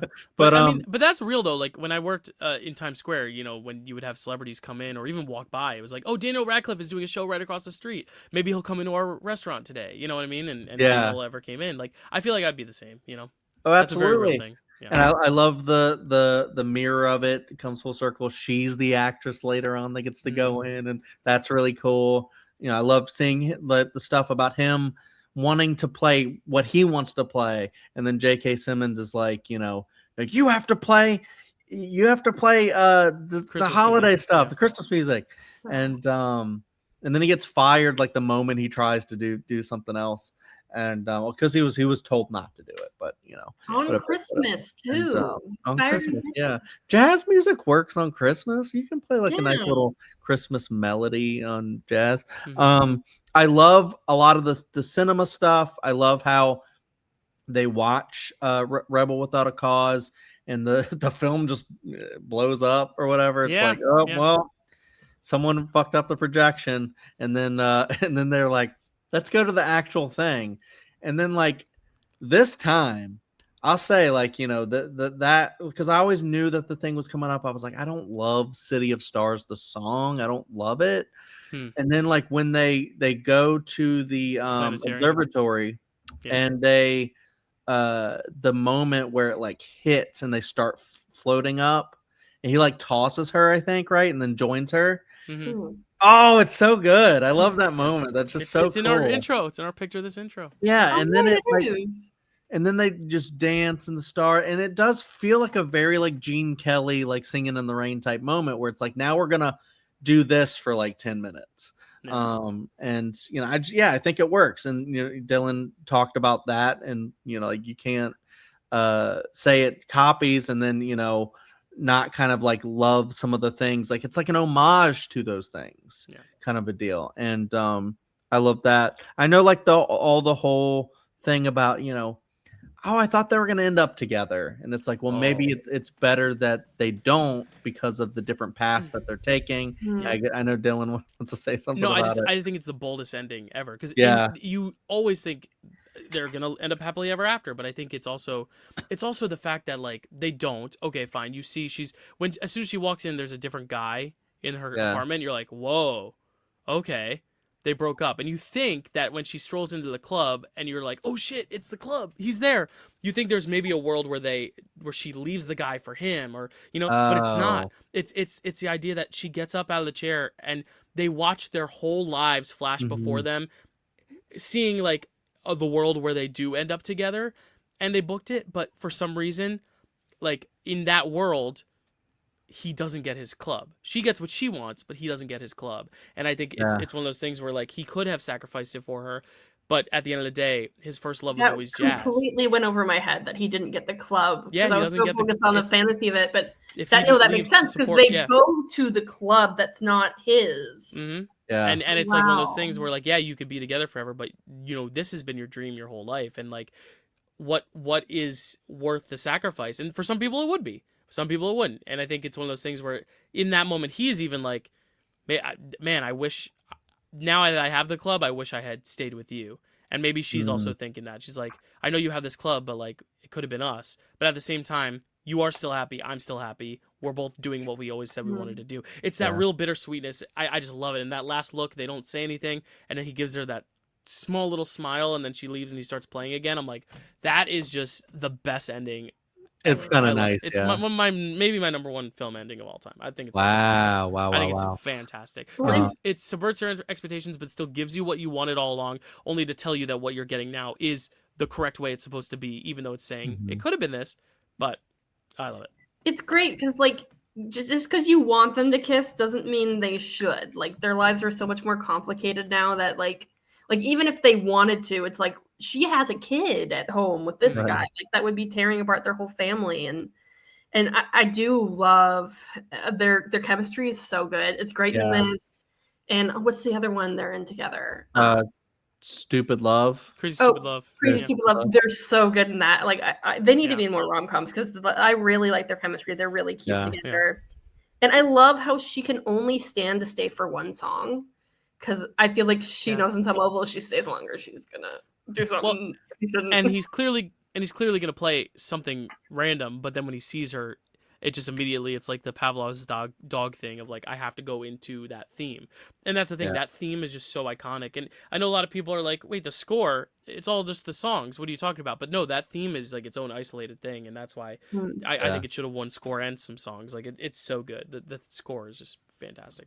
Have either of you guys? Oh, sorry. You go, Chad. Oh, you're fine. Oh, have either of you guys seen the interview Gosling did where he said the one movie he'd change if he could? Oh yeah. The hand thing. The hands thing. Yeah. Do I have some good news for you? They're re-releasing it at the end of August for the 10-year retrospect for the 10-year anniversary. Sorry, I thought they were doing it for my channel. They're not. But it's the 10-year anniversary, and they fixed the hand. Did you see it? The poster. Oh, poster? Did they? They fixed the hand. Yeah, they fixed the hand. I hate it. Funny interview. You hate it? Yeah, because honestly, if incorrect dance technique, this breaking of the wrist is actually not correct. It's supposed to. You're supposed to make a line with your. I'm getting into like ballet terms, but like, he's doing like this. What is he doing? He's like doing like that. Like I think in his mind is like it's very feminine. Yeah, true. But like, yeah, it's supposed to make one big like one line with your. I can't really do it that way, but yeah, like this. But he wants it to be like that. I don't know. But I just think it's funny that they actually changed it. It's kind of silly, but it's funny. It's very silly. I love it. I love that's where his mind goes. Is I need to fix the hand, and that's it. Yeah, that's always bugged me about the Here, I'll hold picture. It up just so people can. Yeah. No, that's good. That whole scene. That was all I could think about. Was the new one is him. Is the wrist is flexed. Oh. But I did want to talk just a little bit about their relationship. Oh yeah. Before all that, because I love a good like romance, and I feel like this is a really good one. I love how they have conversations about jazz and acting, and like they don't appreciate kind of like either, until they meet each other, and then she starts to appreciate jazz more, and he starts to appreciate like cinema more, and like just like the making of it and stuff is what she wants to do. And then all the scenes where it just like shows just how hard it is to be like an actor, where it's like, going to auditions and just having these fucking assholes. They're entitled because they're just, they have the keys to the kingdom. Like you go through them to be a star, and yet they don't give a shit about you. Like you're just a number to them. Like, they see you, like they'll interrupt you. You're like doing like the best. You're giving the best scene. Like you're like the best acting. You're just like, I'm in my zone. They'll break your zone. Just like, oh, what do you want? Open the door. What do you want? Kind of a deal. Awful. And stuff. So yeah, so stuff like that. what is the thing? Oh, what is the big no, joke? Jamal, you be true. Yes. No. It's the idea that she's taking a role that's very clear. And I don't know if this is just because we just talked about like the whitewashing and stuff, but I wonder if this was Damien Chazelle's acknowledgement of like, hey, I know, but like you got to get that bag, or just totally No, Jamal. coincidence that she was going in for a black You be role true. clearly. Yeah, I don't know. But yeah, I love the moment where she's at the dinner with her boyfriend, and then they're just like, oh yeah, movie theaters suck, like everyone sucks in the movie theater, and then she's just like, I'm gonna go to the movie theater with this guy. I'm gonna go watch this movie because he's She's like just running through Hollywood. Oh, it's so beautiful. and she just got so excited, and he was so excited because she was like, oh, I've never seen a Rebel Without a Cause, and he's like, you gotta see Rebel Without a Cause. Meet me there tonight. We're gonna go. And then they go to the observatory. It's just so cool. So I think it's in the moment when he's playing in the wedding band, and Iran. and then she's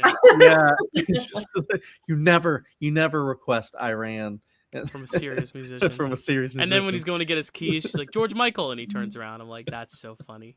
And I love and I just love how she's like dancing to it, like mocking him. And then you get my keys, and it's like a Prius, and they're all like that narrows it down. The movie's funny too. So the comedy's really, really good. Yeah, I as soon as you were talking about the pool scene, I was like, oh, those costumes, and like I love Fantastic Beasts costumes, but like I might have given it to this one just because I think they also fit the tone and the style and the rooms. Like every room they're in, they feel like the right costume to wear in that moment. But Fantastic Beasts is more the fantastical. And I like them both. Maybe I also like Jackie a lot, the costumes in Jackie. So I would have been happy with any of those winning. But La La Land could have been another one it picked up, would have been costumes. And the kind of the last joke that I can remember is like right after Another Day in the Sun. Is that what it's called? Another Day of Sun, yeah. Another Day of Sun, where they're all caught in the traffic jam, and she's like going over her lines, and then like he speeds up and goes, yeah, shakes his head like, you're not doing the right thing. Beep, right in her face. And then she's like, what is his problem? Oh, I should go. I love how he's a bit of a jerk. Like when he's talking about jazz and like, oh, people that don't like jazz just don't get it. I'm like, okay, shut up. You have a little bit of a point with some of the things you're saying, but shut up. He's like a big audiophile. It's like how cinephiles are like.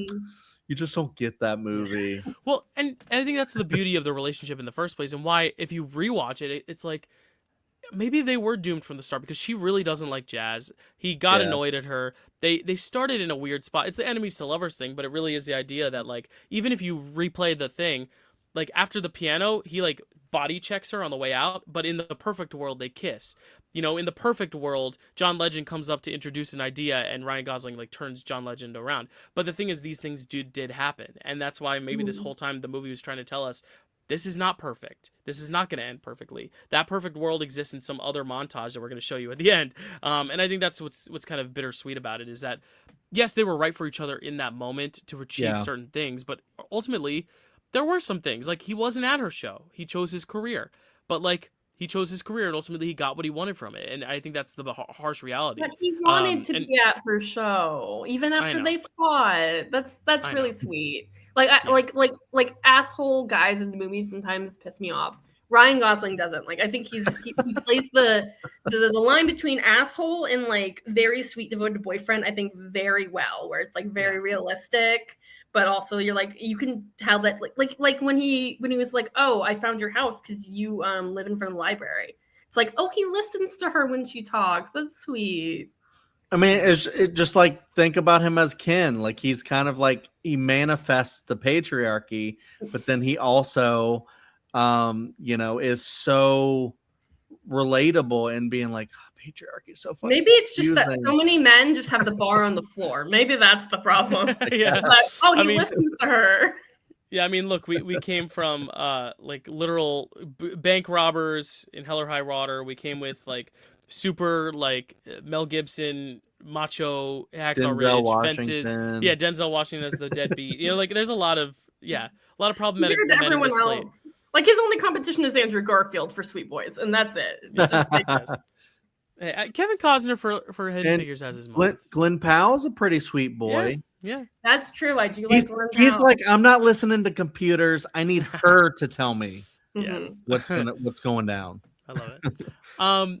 Any other thoughts on La La Land? I mean, I could talk about it for hours, but I'm not going to because we have still. Yeah, let's talk go. about it for another hour. Yeah. I would, but I feel like Karly would kill me.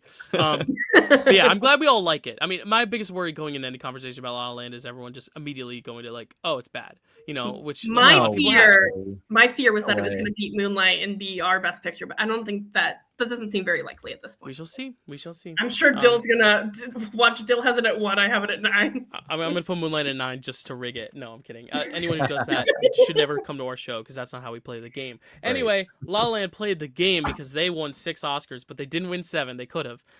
They could have been 6, 7, but instead they are just 6. Out of 14 nominations, which was I think tied for the most at the time.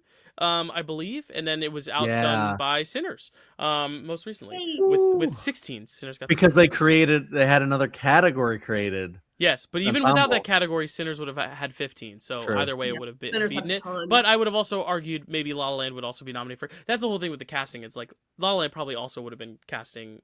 A casting Yeah, I nomination think as well. I wonder which would have won Moonlight or La La Land for casting. That would have been interesting. Well, it's also interesting because Hidden Figures won the SAG, so like maybe That's Hidden right. Figures wins. But also, as we saw this year, One Battle wasn't the favorite. Sinners was, and it still One Battle was the favorite picture. One casting, so maybe casting would have. I could see Moonlight winning casting and people being like, "Ooh, does it Maybe have it'll a win?" And then I mean, because that's now like I think you have to think that is a predictor of Best Picture now, unless absolutely. they go against it enough times. Yeah, we don't know yet. Or if like the cast, or if it's like a movie that doesn't really have like a substantial cast, like I'm trying to think if there's any movies in here that like only have like 1 or 2 characters.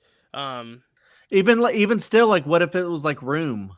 True. Yeah, Like, and that should definitely be up for casting, even though there's like 3 or 4 central figures. Yeah, that's a good exactly. point. Anyway, La La Land nominated for wins director Damien Chazelle, best actress for Emma Stone, best original score, best original song for City of Stars, best production design, best cinematography. It's nominated for and kind of wins for a little bit picture. It's also nominated for actor for Ryan Gosling, original screenplay, original song for Audition. That's the second original song nomination it got. Sound editing, sound mixing, costume design, and film editing. And I will tell you, it was at 5:40 p.m. On the day, and it ended around 8 p.m. So it was like kind of like the big centerpiece. You ate dinner and then you saw La La Land. It was like the smack dab in the middle of the showcase. It was clearly the big predicted favorite that night, so they wanted it to get the big prime time slot. Was this the year that Lin lost his Oscar to? Oh yeah. Come on, that was such a better song. Lin couldn't get it for Moana, and then tried again for Encanto and submitted what people think is the wrong song for that one. But yeah, Lin couldn't get his EGOT here. But that was How Far I'll Go. How Far I'll Go got nominated. Yeah, I think I love that song. Yeah, I honestly, between the 2 that they nominated for La La Land, I would have actually given it to How Far I'll Go for sure. Yeah. I sang that song at karaoke. Dill song. Yes, you did. Yes, on the Disney Wish. You didn't film it? Oh, she did. I just didn't really want. I'll send it to you, Tad. I just send it to you. I didn't want to put it on the main Discord because it's a little. I'm not a good singer. And now, Karly, you just said it for the whole world right now, so maybe they're gonna. No, if you DM me, maybe. No, it was adorable, as is the next film has a very adorable protagonist. We talked about sweet little boys like Ryan Gosling and how there weren't any other sweet little boys in this slate. Well, you're wrong, because this sweet little boy defied the odds, survived a very harsh circumstance, and ended up finding his way back home. It is Lion Rawr, which, if you don't know what this movie's about and you gave anyone the title, they probably would never get here in a million years. Yeah. So, Chad, tell us about Lion. Yeah, you don't really find out until the end why it's called Lion, but Lion, directed by Garth Davis, written by Luke Davies, cinematography by Grieg Fraser, music by Dustin O'Halloran and Hauschka, starring Dev Patel, Rooney Mara, David Winham, Nicole Kidman, Divian Ladwa, Priyanka Bose, Deepti Naval, and Tanishta Chatterjee. Synopsis: an Indian boy named Shuru, I think is how it's actually pronounced, not Saru, is separated from his family at a very young age. Unable to find his way back home, he is adopted by an Australian couple. Years later, now a young man, Shrew seeks to find his home. Based on the 2013 novel A Long Way Home by Shrew Beerley and Larry, I don't know how to say this without Buttrose. Yeah, being Yes. silly. Buttrose, yes, yeah, Buttrose. Buttrose, thank you. I will say That's a I'm better going to way add to one put it. more person to the cast just because Wikipedia does this thing where if you play the younger version of someone, they put it like in a subtitle right underneath. Yeah. I want to shout out Sonny Pawar who plays young Saru just because he's so good. I want to say he's a co-lead. This is the Yeah. biggest debate of this film is Dev Patel gets nominated for supporting and it's like, but he's the it's his movie. But I'm also like he doesn't show up till halfway through. I Yeah. probably would put him in lead, but I put them both in lead. Like I think they It's, should have both been campaigning in lead, but they just ended up campaigning them both in supporting. What was that other movie we watched? Moonlight? No, the other movie, and it was in another episode. It was the one with Barbosa. Oh, Shine with Shine. Jeffrey Rush. Yeah, it's the same thing.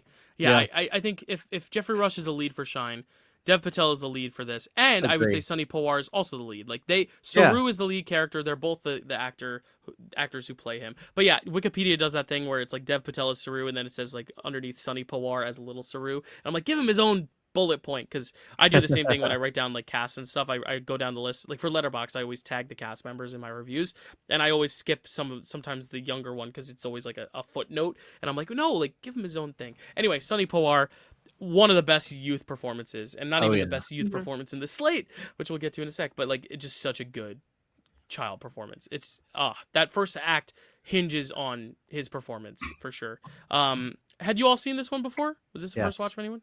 I saw this before, yes. Okay, yeah, because this is the one that I feel like next to Hell or High Water, I think, again, because probably the title has nothing to really do with the film until you know what it means, which it obviously means lion. Saru means lion in that language. But I do think it's one of those movies people don't really know what it is, and then it's kind of been a little bit forgotten just because it didn't win anything, and it wasn't like the big contender. But this is a movie that really sticks in my brain because this is obviously a formidable year. As I said, I left high school, went to college, and every movie I saw with my parents always had a little bit of like attached emotional weight just because it was the first time I was ever living away from home. And even though this movie came out while I was in college, I came home for the holidays and saw this with them. Every time I would watch a movie centered around parenting, like Pete's Dragon was the big one that destroyed me because it was the last film I saw with my parents before I went to college, and it was just that movie that I was like, oh, I love my parents.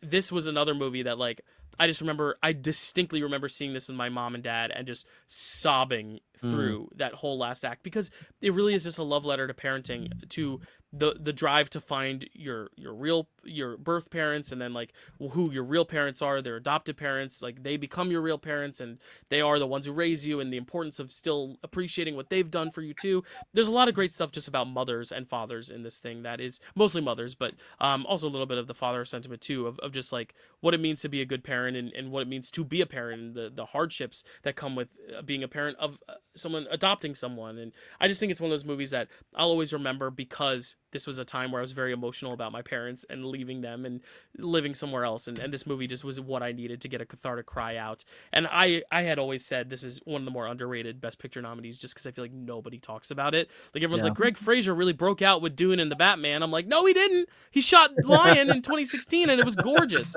Guys, come on. But yeah, Dune is great. Batman's great. But this was the first one. Not even the first one. He's probably done more before this even. But alas, I think it's really beautiful. He did Mandalorian too. How cool. He did Rogue One the same year. Okay, sorry. Enough on Greg Fraser. What are your thoughts on Lion though? Whoever wants to take it away first. The first time I watched this, I thought it was boring. Ooh. It really shows my tastes in 2016 were not there. They were not good. It was minimized, to appreciate film. I mean, I watched this slightly later, but yeah. It was minimized on the laptop and you couldn't see the subtitles. No. Okay. But on this watch, I did definitely like it, like a lot more, so much so that like at the end I cried.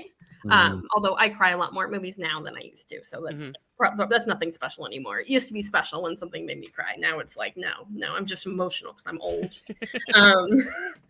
I think it's really sweet and like sweet, but also like really scary. And I really like what it has to say about like adoption, and there's just a lot of depth here that I missed the first time around.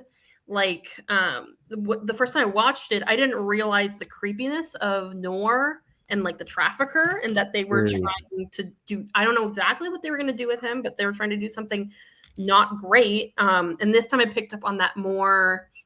And I also really loved how even after he was adopted, he kept his original name. Like, because I feel like that's something they easily could have been like, oh, let's give you an Australian sounding name, because I think Australia is where he lived. Yeah. Or something like that. But they were like, no, this is important to have your original name. So that was something I really appreciated. And one thing that struck me is just how sad it is. Like, I could see someone watching this and being like, oh, he's better off. But no, he has this whole connection to his original family that he didn't lose it, but like it's so different. And like he turned out okay, but like I think it's still incredibly sad that that connection to his roots it's not cut off, but like it's just an incredibly sad situation for him. And you get the brother who it ends up being a bad situation for, and there's nothing that the parents did wrong. It's just that it's just you cut the ties to the where they came from, and also just it's the kid. You can't control who a person is. You can mold them to be part of your ideals in your household and what you want to, your code of conduct. But at the end of the day, that's who that kid is, and you might have one that's really, really nice and kind and takes to your family well. And you might have one who has some stuff going on, and then it's a very different experience. Right. Like I work with kids with pretty significant disabilities. And like a lot of people think of having a kid as this great thing until they have a disability or there's some kind of medical issue or something. So I really liked how it touched on, like, especially as adoption, like you're going to get kids that are more complicated and have complicated needs, and that it's really important for parents to be prepared for that and to be willing to love that kid no matter what you're getting. So that was something that really hit for me on this watch that I completely missed the first time around. Oh yeah. But yeah, I think it's a really good film.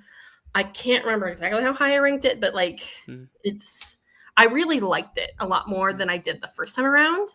I don't remember exactly where I put it, but and it's a great snapshot of its time too, with like the Google Earth of it all, of like it had to happen in this very minute, because nowadays I think it'd be a little too easy to find.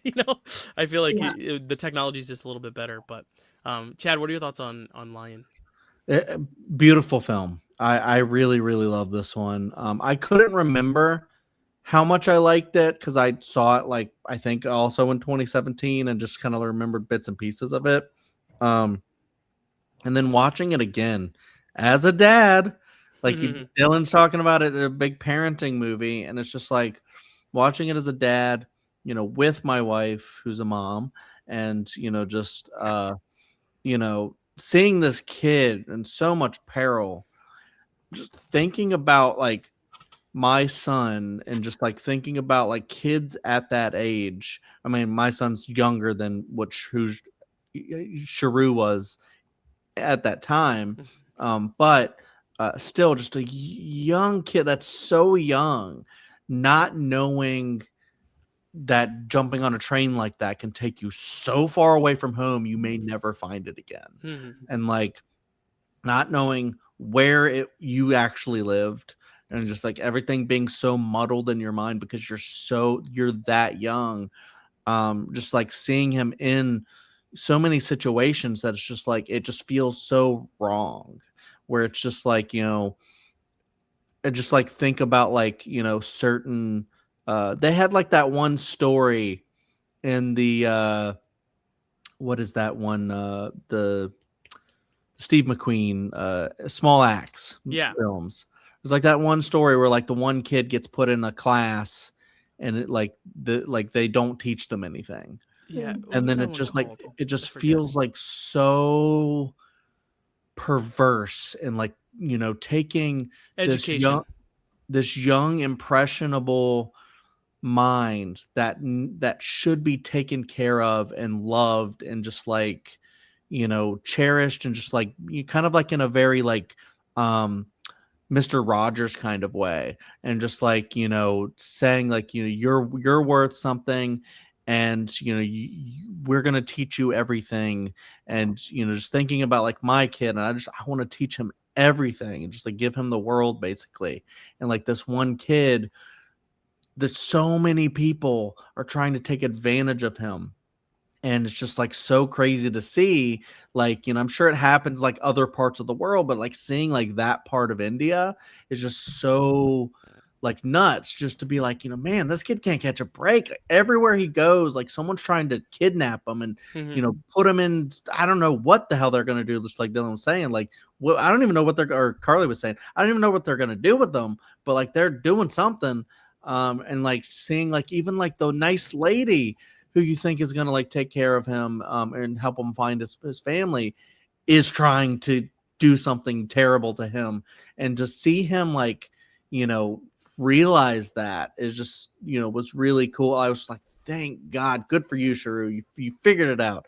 Yeah. And then, smart kid.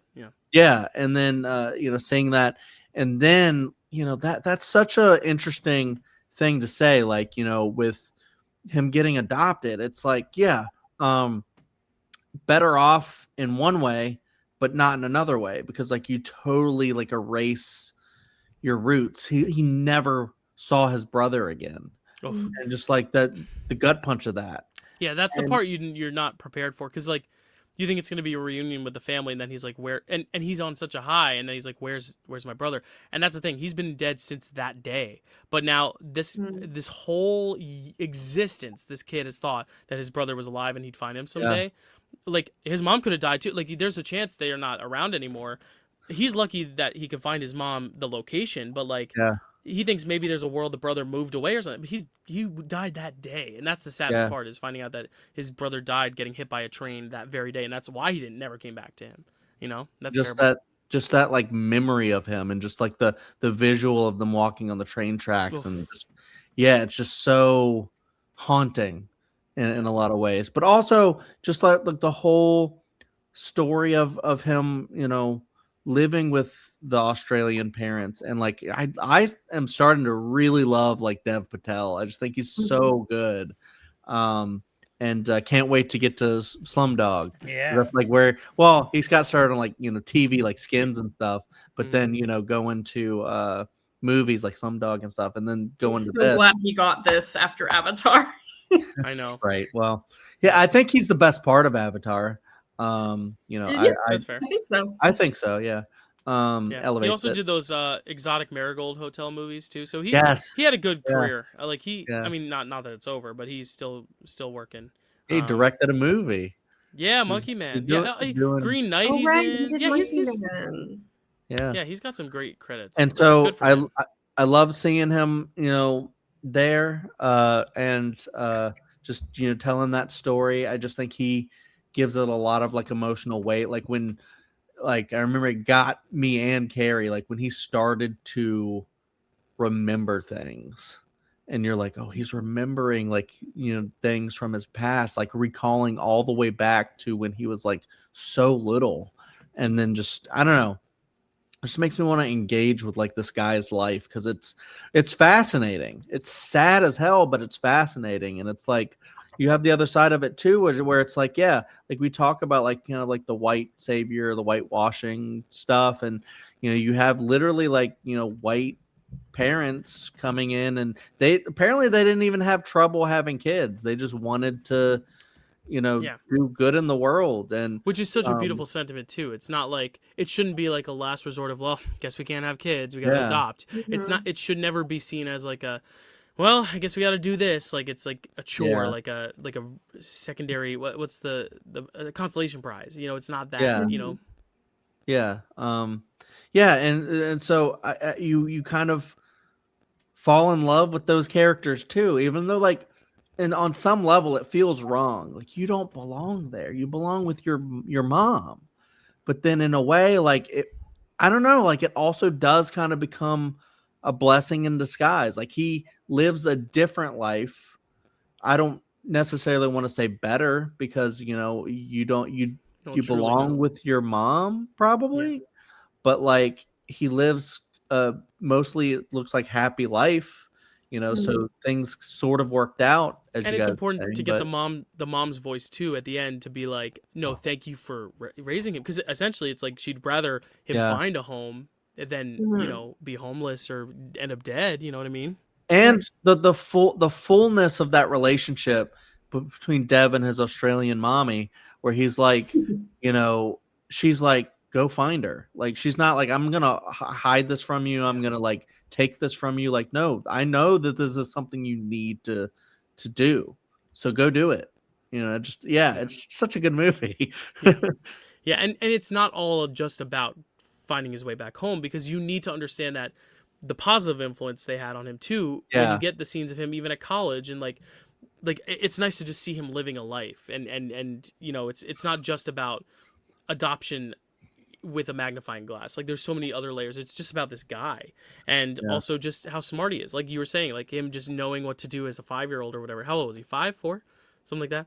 Something like that. Yeah, probably like just around 5. yeah, I would but like imagine. knowing what to do and being so smart, and to see later how his intelligence is ultimately how he got home, because many people wouldn't even think to look. You want to know who it was, because usually a lot of kids are adopted as a baby and don't even know who the mother was. But he was old enough to have at least some sort of recollection and memory, but not be able to at the time vocalize where she was and who she was. And also the idea that the language, just like as a kid, he was pronouncing things wrong, and that's ultimately how he never his name, his hometown, and that's why he wasn't able to get home, because Ganestele means nothing, but Ganestele, it's like, Ganestella is Ganestele. I don't know. They should have figured that out. I was like, maybe. come on, I could have figured that out. But also the idea that if India, even though it's one country, they speak different languages depending on where you go, and the idea that like they don't even speak that language, So really cool, really interesting. Different dialects and parts of India. It's not all one thing. So, and one of the saddest parts at the end is like how it seems he's lost his language. Like, he doesn't understand what they're saying in his village. Like, and that's nothing that his parents could have really done. They don't know his language, but it's just one of the sad after effects of. I wonder if he learned, like, the real guy, because it's based on a true story. I wonder if he learned. He might have, because it seems that, like, did you see all the pictures at the end? Like, it seems like they have a good relationship, just the two brothers and him. Like, I love that, because it's like, again, no one is. I mean, it's the Yondu thing. Like, he was your dad, but he was your father. He wasn't your daddy. Like, it's kind of that idea too. And when you are conscious of both parents and you have both, you've been raised by more than one person. It's not like she put him up for adoption as a baby, and like that's your mom, and that's your birth mom. It's like, no, this is your mom, and this is your other mom. These are your moms. They're both your moms. There's not one mom who's more mom than the other. One raised you in your adolescence and adulthood, but now you have both. And he's still young. He can still make so many memories with both of them, which I think is beautiful, And it's also nice that he doesn't choose to stay in the village either. He decides to go home because that's what his life is. But it's nice to know he has this home to go back to and visit, which he clearly also has done as well. So it's just a beautiful sentiment on adoption and the positivity that it can bring and save so many kids. And that final scene with his mom is just like, it makes me cry, even when I know it's coming. I cried so much, and Allie was napping when I was watching this, and I literally, when she woke up, I was like, I gotta play for you the end, because she saw the very beginning of the movie and then was like, I gotta go to sleep because I need to nap, and she was like, I played it for her again, and I cried again. I was like, I don't know how it just like automatically unlocks something. There's some movie, Toy Story 3 is like one of those movies, like there's just movies that just unlock it, and I'm like, how? I've seen this before, I've seen this many times, and it still makes me cry.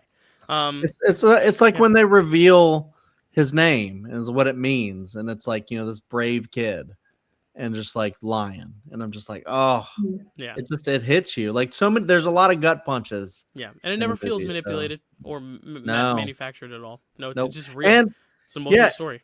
It's a biopic, but it feels so real. Like, it's not Hidden Figures, it's not Hacksaw Ridge. It just feels authentic. Yeah. And maybe that's because it's Australian, not American. Maybe that's part of it. I don't know. I do think the pacing works better for me on rewatch, because the first time you're watching, you're not really sure, are you going to be with the kid the whole time? Like, you don't know. So I think that's also part of why it worked for me better on the rewatch, because I knew, okay, we're going to be with the kid half the time, and then we get to Dev Patel and that whole thing. So it felt more satisfying knowing how it would play out. Say, wait I till think you- Moonlight, your mind's gonna be blown when it happens twice. right. Yeah, good companion piece with Moonlight. What were you gonna say, Chad? You think what? I was just gonna say, I think you get more Dev Patel than you do Jeffrey Rush. So in Shine, Yes, you get more Dev Patel in this one than Jeffrey. Yeah, I think it's a pretty even 50-50 split in this movie. I would say Sonny has maybe 40% of the movie and Dev is the next 60. So I get why Dev was in supporting. Either put them both in supporting or both in lead. I would say they're both lead, even though they're in half. I don't know. I yeah. don't know. Either Yeah. way, he got nominated, so that's good. It takes so long to get Dev Patel that I think it makes sense doing supporting. Yeah. But yeah, that's Lion. Anything else on Lion? Solid movie. Yeah. Anything It's else? good. Cool. Thumbs up. If we talk about the ending more, I will actually cry. And I know. believe me. Yeah. Yeah. A Lion, 6 nominations, doesn't win any. It's one of the only movies that Mhm. doesn't win a single thing on the day, alongside Hell or High Water and Hidden Figures. But it is nominated for picture. It's nominated for supporting actor for Dev Patel, supporting actress for Nicole Kidman, adapted screenplay, original score, and Greg Fraser cinematography. Were there but any let's that was go- close to winning? No, because supporting actress was locked up, supporting actor was locked up, adapted screenplay. I would say maybe like cinematography, maybe, but La La Land kind of had that locked Right. up too. Okay. Like there was no category that I think it was particularly close in. Honestly, Okay. maybe no, adapted screenplay was always going to be Moonlight. Yeah, no, I think just bad year to come out and just Yeah.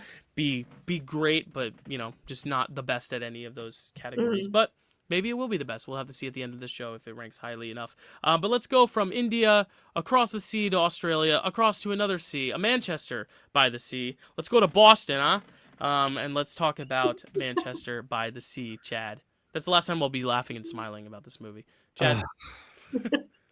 Oh, we forgot to mention Kids in Peril, Lion, Kids in Peril, Kids in Peril Oh my universe. gosh. So Lion many was Kids in Peril. Lion was the third film of the day at the showcase. It was at the 3:20 slot, so right before dinner. We watched Lion, cried, went and ate dinner, came back for La La Land. So we're now at Manchester by the Sea, which was the first one of the showcase. It kicked things off at 10 a.m. So that was the first movie. Holy shit! What a way to start. Because Yeah. oh my god, this I movie think- is rough. Yeah, I'll theorize as to why I think they started with it, but yeah. Get it out of the way. The Maybe, roughness yeah, of and it. also just because it is like most of it takes place during the day and in the morning. True. Like it feels like an early like the movie feels like it's just always set in the early morning. True. Except for the scenes where it's actually at night, but like it just gives that like early in the day, wake up, shovel snow does. kind of feel, Yep. Yeah. Manchester by the Sea, directed by Kenneth Lonergan, written by Kenneth Lonergan, cinematography by Jody Lee Lipes, music by Leslie Barber, starring Casey Affleck, Lucas Hedges. Remember when Lucas Hedges was in everything? Michelle Now he's in Williams, like nothing. right? Michelle Williams, Kyle Chandler, C.J. Wilson, Tate Donovan, Kara Hayward, Anna Baryshnikov, Heather Burns, Gretchen Mol, Matthew Broderick, Josh Hamilton, and Kenneth Lonergan. Synopsis. After a couple tragically lose their children to a house fire, they drift apart romantically. When Lee Chandler's brother dies, he has to pause his new numb existence to care for his brother's affairs and only son in the town by which he is alienated. Yes. Before we get into the movie itself, we brought up Lucas Hedges, so I just have to say, did have his resurgence with Sorry Baby. He was in that one. That was the first movie he made. He made a movie called Shirley as well, but he only made 2 movies since 2020, which is kind of crazy. Yeah. But his newest movie is actually Michael Cera's directorial debut. What? Called Love Is Not the Answer, starring Whoa. Pamela Anderson, Jamie Dornan, Steve Coogan, and Lucas Hedges. So Well, I mean, very Pamela cool. Anderson on her new acting career is kind of amazing. Yeah, it wrapped She's filming so good in the Naked Naked Gun. Yeah, Last Showgirl. She's been great. Yeah. And this movie wrapped filming in November of 2025. So hopefully we're seeing it in the next few months. Maybe Nice. at some festivals. Maybe it's like a Sundance. Ooh, that feels like it has Sundance written all over it. Michael Oh, Cera yeah. directorial debut with Yeah. Pamela Anderson No, and Lucas that, Hedges. that would. Yeah, But I mean, do you know what he was? But do you know what he was doing when he wasn't acting on screen, Karly? That you're gonna love this one, Karly, especially. He was in the West End stage production of Brokeback Mountain opposite Mike Feist. what? Yeah. Wow. Oh my gosh. It was Oh, Mike I Feist and Lucas I Hedges. love some Mike Wait, Feist. who Oh my who was gosh. Jack Twist and who was in Jack it? Twist was Mike Feist. That's the Jake Gyllenhaal, and then Yeah. Ennis was Lucas Hedges, which was the What? Heath Ledger.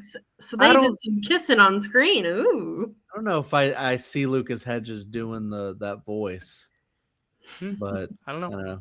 Anyway, that's Lucas Hedges. Let's get to the movie though. Cinematic universe of Kids in Peril. I'll say this is definitely one of them. This is a tough one. It's gonna have maybe trigger warnings. If you don't know I hate to say twist, but it is a twist. If you don't know the twist, I would log out because the twist is, I don't even want to say worth it because it's not. It's sad, but it's one of those things that I think you should definitely try to experience if you can for the first time blind, because it really is one of those moments that takes you by surprise and really just kind of shakes you. But anyways, I did kind of say what happens in the synopsis, I think. Oh, yeah, true. But either way, if you made it this far and forgot the synopsis, then anyway, you know what happens. But either way, everyone's probably seen this. It was a big one. This was definitely, I don't want to say it was like definitely number 3, but it was probably number 3 because it was the only other movie that was nominated everywhere. It won Best Actor, so like it was a pretty high profile movie. It won Best Screenplay. So this was definitely like, if Moonlight and La La Land weren't battling it out, Manchester by the Sea probably would have won, but just definitely not a cheery, fun. I think it's too Best sad. Picture. Yeah, I feel like they would have found some. I feel like it may have had early steam and then dropped off when people are like, no, thank you. This was a cold movie. I remember seeing this in New York Film Festival, and it just was so like, it felt cold in the room. Like we were all just kind of like, oh, like just holding on to ourselves, just like bracing for impact. But yeah, really sad. Chad? This movie's rough. And it's like, it's just one of those things to where like I can't handle it. Like there were so many parts. So it's weird. Being a non-dad, when I first saw this movie, I was like, love this movie. And I was like, this was me, the burgeoning cinephile. I was like, I'm watching Oscar movies now. And like, I'm cinema. And I'm going to like these theaters that are kind of like more art house and stuff like that. And I'm really trying to see, like I would go to these art house cinemas, and I would see things like Call Me by Your Name and Border and Free Solo. I saw Free Solo in the theater. And so I was like trying to see things that like the general public didn't go see necessarily. And Manchester by the Sea was one of those sea changes for me, where it's like I'm seeing these movies that are like acclaimed, and I'm really liking them, and stuff like that. Like seeing Moonlight in the theater had a very different story there. But yeah, this one, it was sad, but it like didn't hit me hard. Being a father, complete different story. It's it's the same exact thing as when I saw Room. I saw Room again as a dad. I saw Juno again as a dad. And these movies made me cry so hard. This one actually didn't make me cry that hard, but I think it was just because it was just so upsetting. Just like the stark reality of it was just so kind of upsetting. It feels like there's not one scene where you're really feeling it. Like it's all throughout you're feeling it. Yeah, it's an overall sense of dread, and grief. Yeah, dread is and just I can't even believe what they're saying just happened. Like it just like like when if you ever have suicidal thoughts and stuff like that, please seek help, things like that. But when this guy has something like that happen to his own fault because he was drunk and careless, but because this thing happened, I'm like, I don't even believe this guy right now. Like throughout this whole process, until he grabs the cop's gun and almost kills himself. And then I'm like, yeah, I get that. Your life is over at that point. If something, you have something that tragic happens to you, like what do you do? Like I don't even know what I would do. Like I couldn't go on living. I feel like that's what this movie explores, is like just the idea of like going on with your life, moving on to a different town. Marriage is definitely gonna break up. and just like every single thought that you have is related to that tragedy, and just like you just can't live a normal life after that. And it was not an accident. It was unequivocally your fault too. Yeah. And that's the thing. It's like there's no way it's like, oh, it was a freak thing. It's not your fault. It's not your fault. This is 100% his fault. 100%. I mean, his intentions were, I'm gonna warm up the house, but he was so negligent and drunk, and just you just can't. Yeah, it's just this movie's so hard to talk about because it's just so devastating that I'm just so glad that this wasn't adapted from like a real story. No, it was just made up by Kenneth Lonergan, to where even like at the end when he sees a vision of his kids and they're like, we're burning and stuff like that. I'm like, oh my fucking God, holy shit. And I'm just like, how I'm just like, the only reason I can like not even just like, dig a hole and jump into it myself right now is that it wasn't based on a real story. And I can hold on to that and just hold on to just kind of like him moving on and stuff. But even like going back to the town and seeing people like hate him. Or if they don't know him, they like he's a living legend just because there are probably some people that don't even believe it's true. They're like, oh, that's like he's become a myth at this point. Yeah. And it's just it's hard for me to talk about and revisit. There were parts I was watching this movie and I got to the part with the fire. And like I was like, when Carrie would like walk into the room, I'd be like, I have to hide the iPad right now. I do not want her to see. I'm so glad she didn't rewatch this with me because I didn't want her to feel the way that I was feeling about that. Just because we fear stuff like that all the time happening. I mean, just think about like This Is Us and stuff like that. I just think about like, what if that's the better ending? That he does everything he can to save his wife and kids and they live on and he dies.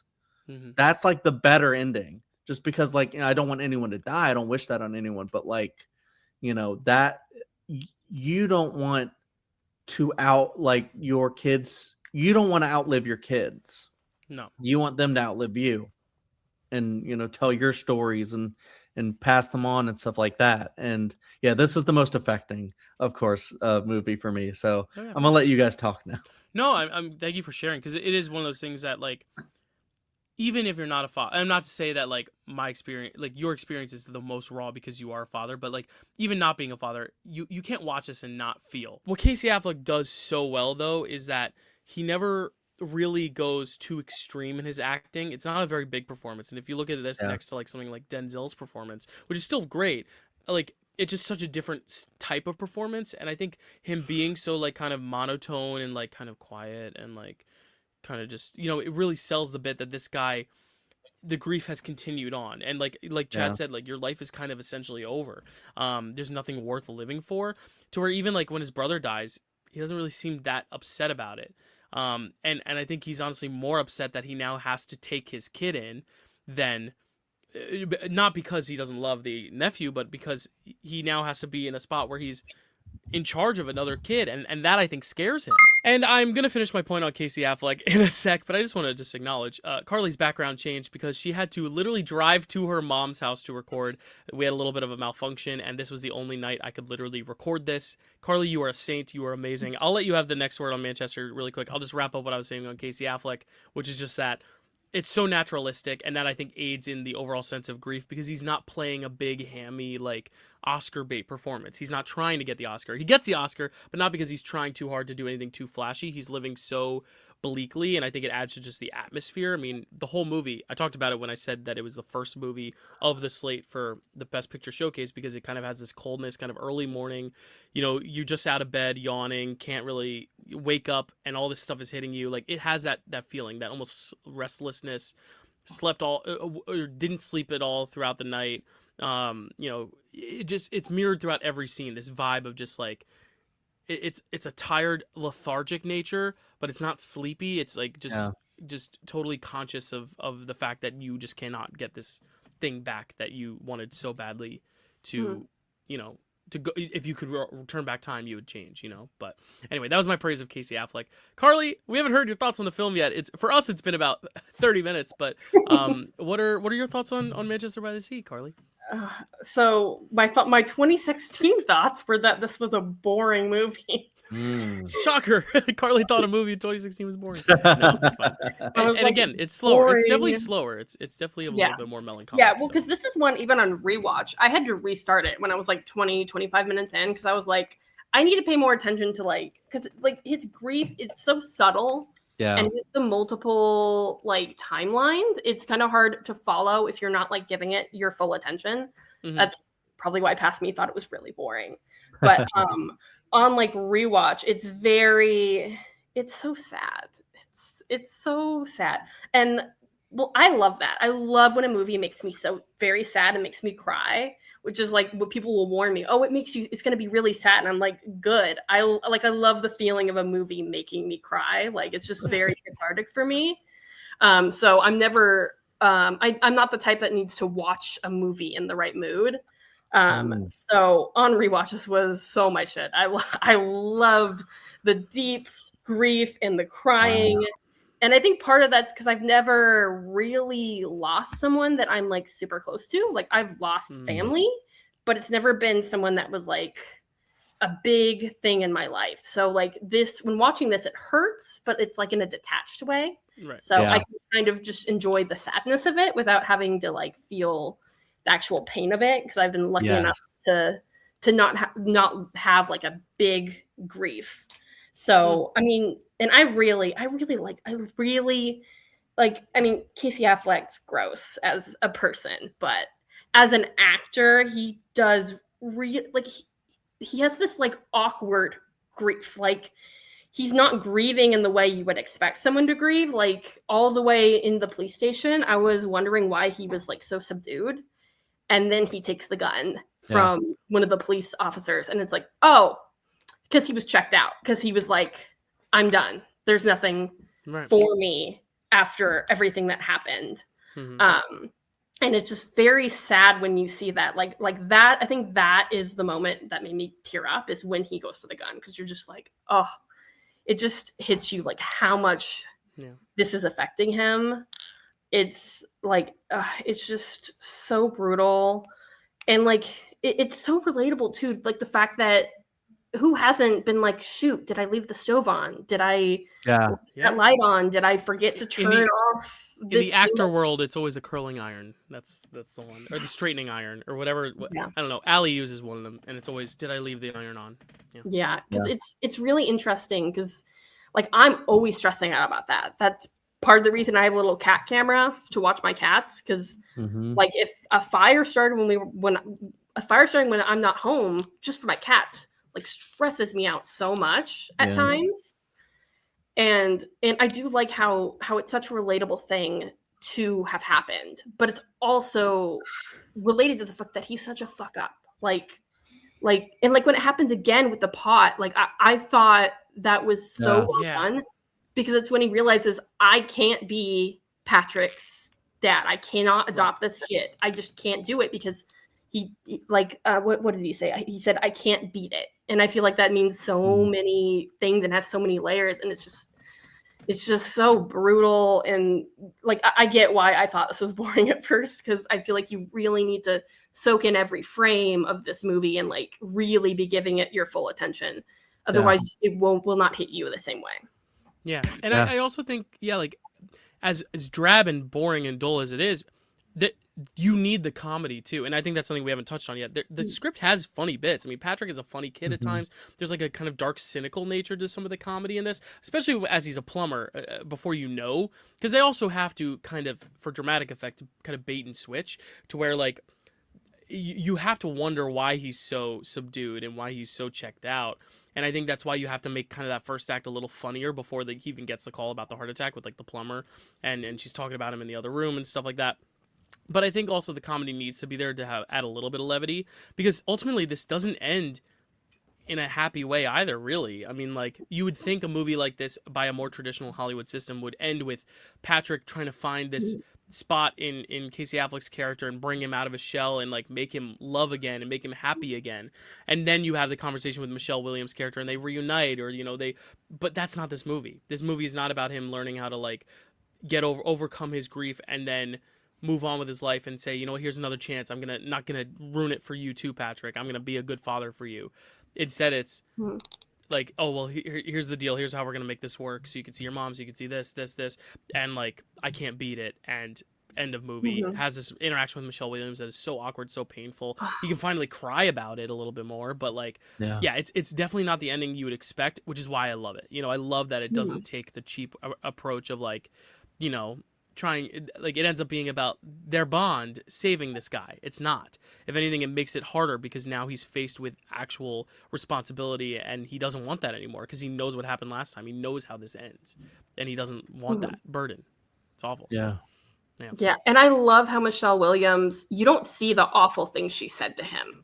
Like she talks about how she should burn in hell for the things she told him. And like, I think it's such a good, the messiness in me wants to hear what she said because I'm sure it was awful. But like the human part of me is like, I'm so glad we don't, because it's, gosh, I can't even imagine and what she said. And like the movie, you don't need to know what she said because her reaction and her apologizing to him tells you it must have been worse than we can even imagine. I think keeping it unspoken, it makes it more powerful. And the sad thing is that like he would probably agree with her, and that's why I don't think he fights her when she says that, when she apologizes, because I think he knows, because in his mind, him grabbing the gun is also him getting reamed out by her. Like all that goes to the effect of like he's taking full responsibility for this, and he doesn't want to be forgiven for this. Like this, he knows he's responsible. He knows he's in the wrong, and it's that idea of like, it's not it's okay, it's not your fault. It is, and I think that's why anything she said to him probably was warranted. Yes, like it's never okay to be mean to someone, but like, what else are you gonna say? He literally murdered your children, accidentally, but because of negligence, and wasn't there to help save them because he was gone at the store. Like that's he crazy. Realized halfway there, like they wouldn't be dead if he had turned around. Yeah, probably. Like 20 minutes into a fire is a lot different than 40 minutes into a fire. Yeah. Oh, sorry to dwell on this one point. Yeah, it sucks, but yeah, I know, Chad. I know it's hard to hear as a father too, Chad. I can't even imagine. And I said like you don't have to be a father to feel the sympathy and the grief and stuff with the character, but it probably hits even harder. It hits different. Yeah. Yeah. Sure. Yeah. It's just, it's kind of like what Karly was talking about when she said like she watches it in a little bit of a detached way. There's so many movies that I watched like that where I don't feel that, like if there's a movie about like a sexual assault or something like that, I would watch that different from someone who's actually been through that. Yeah. Or any other type of terrible thing that can happen to someone. If someone relates to something in a specific way, like me being a dad, I don't even have, I think there were 2 little girls, right? And then the baby. I don't even have a daughter, but like still like, just being a dad just in general, having a life that like we've had times where we've had to take Elliot to the emergency room.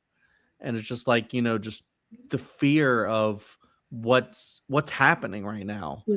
Is this like a big deal, or is this just we're panicking because we've never experienced exactly this one specific thing that he's doing right now, or that's happening to him. He's sick in this specific way. Is this normal, or should we take him?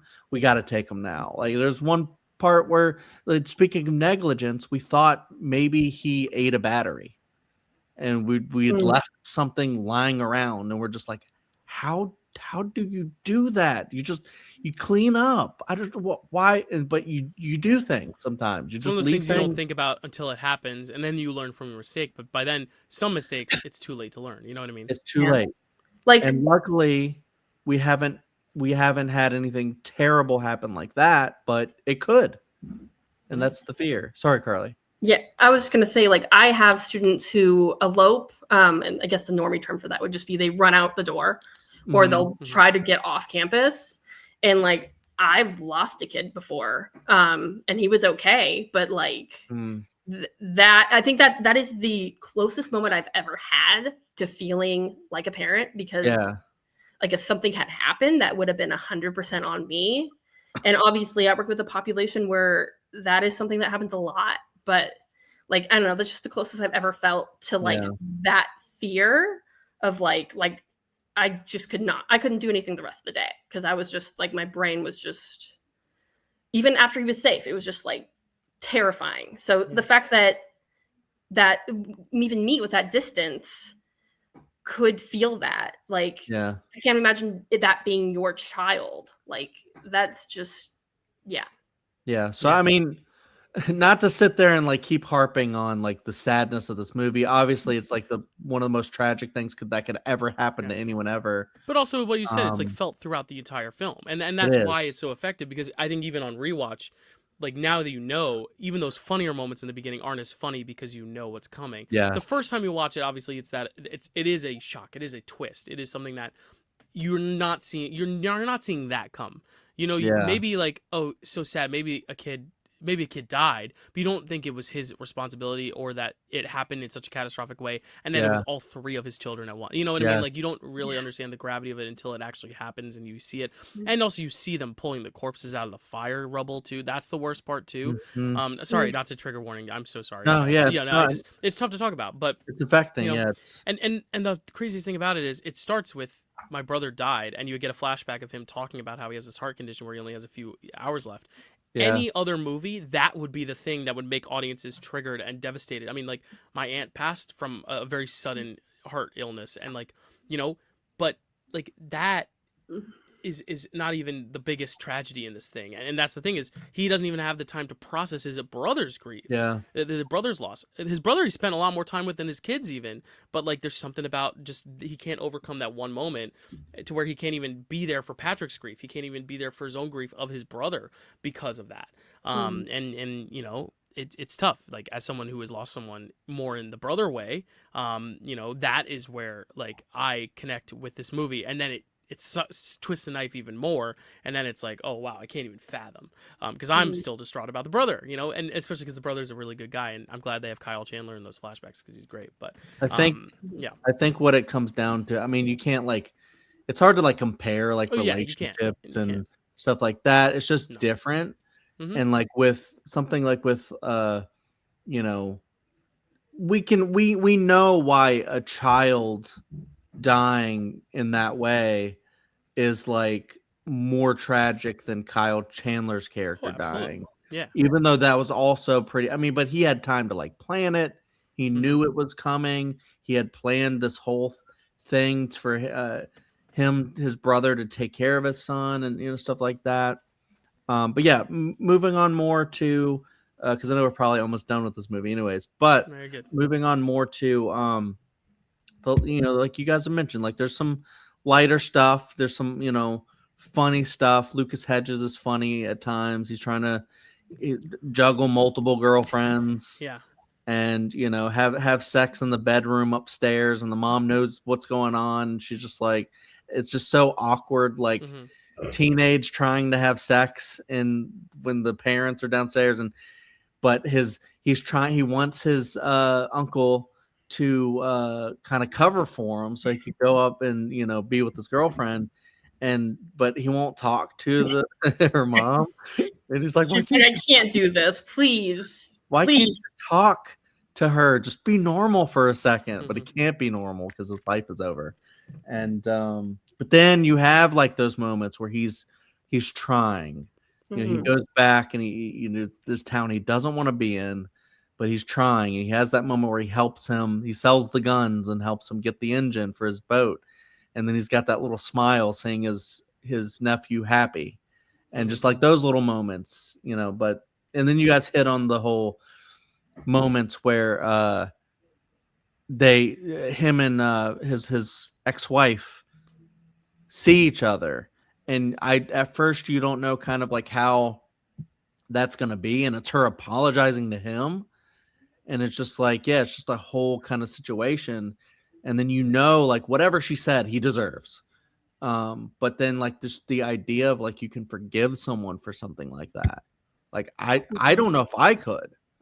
if Right. like, that happened to me and it wasn't my fault, it was, my spouse's fault. Like, I don't know if I could ever forgive that person for being that negligent because you're drunk and stuff like that. But also like on a human level, like, you know, um, also seeing the humanity left in that person. Like, he didn't mean to do it, Right. It but, wasn't malice, but yeah. And sometimes forgiveness, it's not for the other person, it's for you. So you're True. not Yeah. holding on to That's a good something point. so tragic. And And that's like, what's so layered about this. Yeah. It's very and like seeing, also just like kind of a gut punch, just seeing the idea of her remarrying and having another kid, like totally, she should do if that's totally valid to do, but like just the idea of like him seeing that kid and just thinking about his own kids, and for me, I just like think about that on like a level where I'm just like, just what's going on in his mind with that, and she's like almost kind of like embarrassed about like mentioning her new son and like, hey, this is Dylan, um Oh yeah, Dylan. that's his Like, name. Yeah. what do we, yeah. That moment But, always kind of made me go, ugh, just because it's like kind of surreal, uh, in such a way. but Just because it is such a dark, like it's like new life, but it's also like just the sadness of like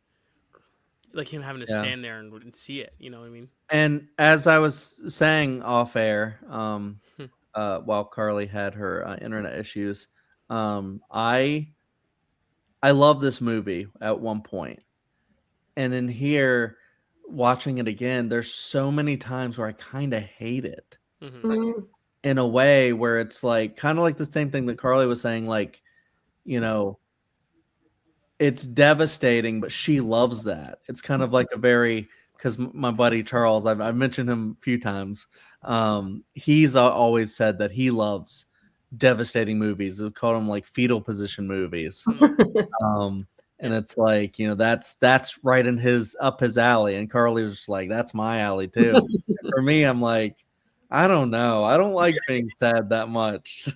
like that devastated. So like for me, it's just like, it was hard to watch this. And I had to like turn the iPad. I was watching on my iPad for most of it.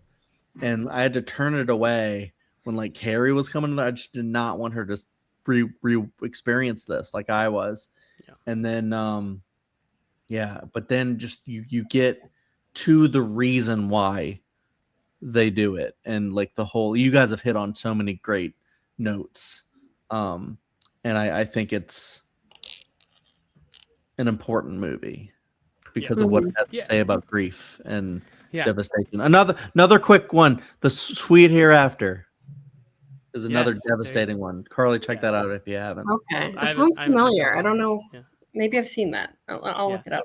It's just one of those things. Yeah, it's like if you can hate a movie because it is so effective and good. You know what I mean?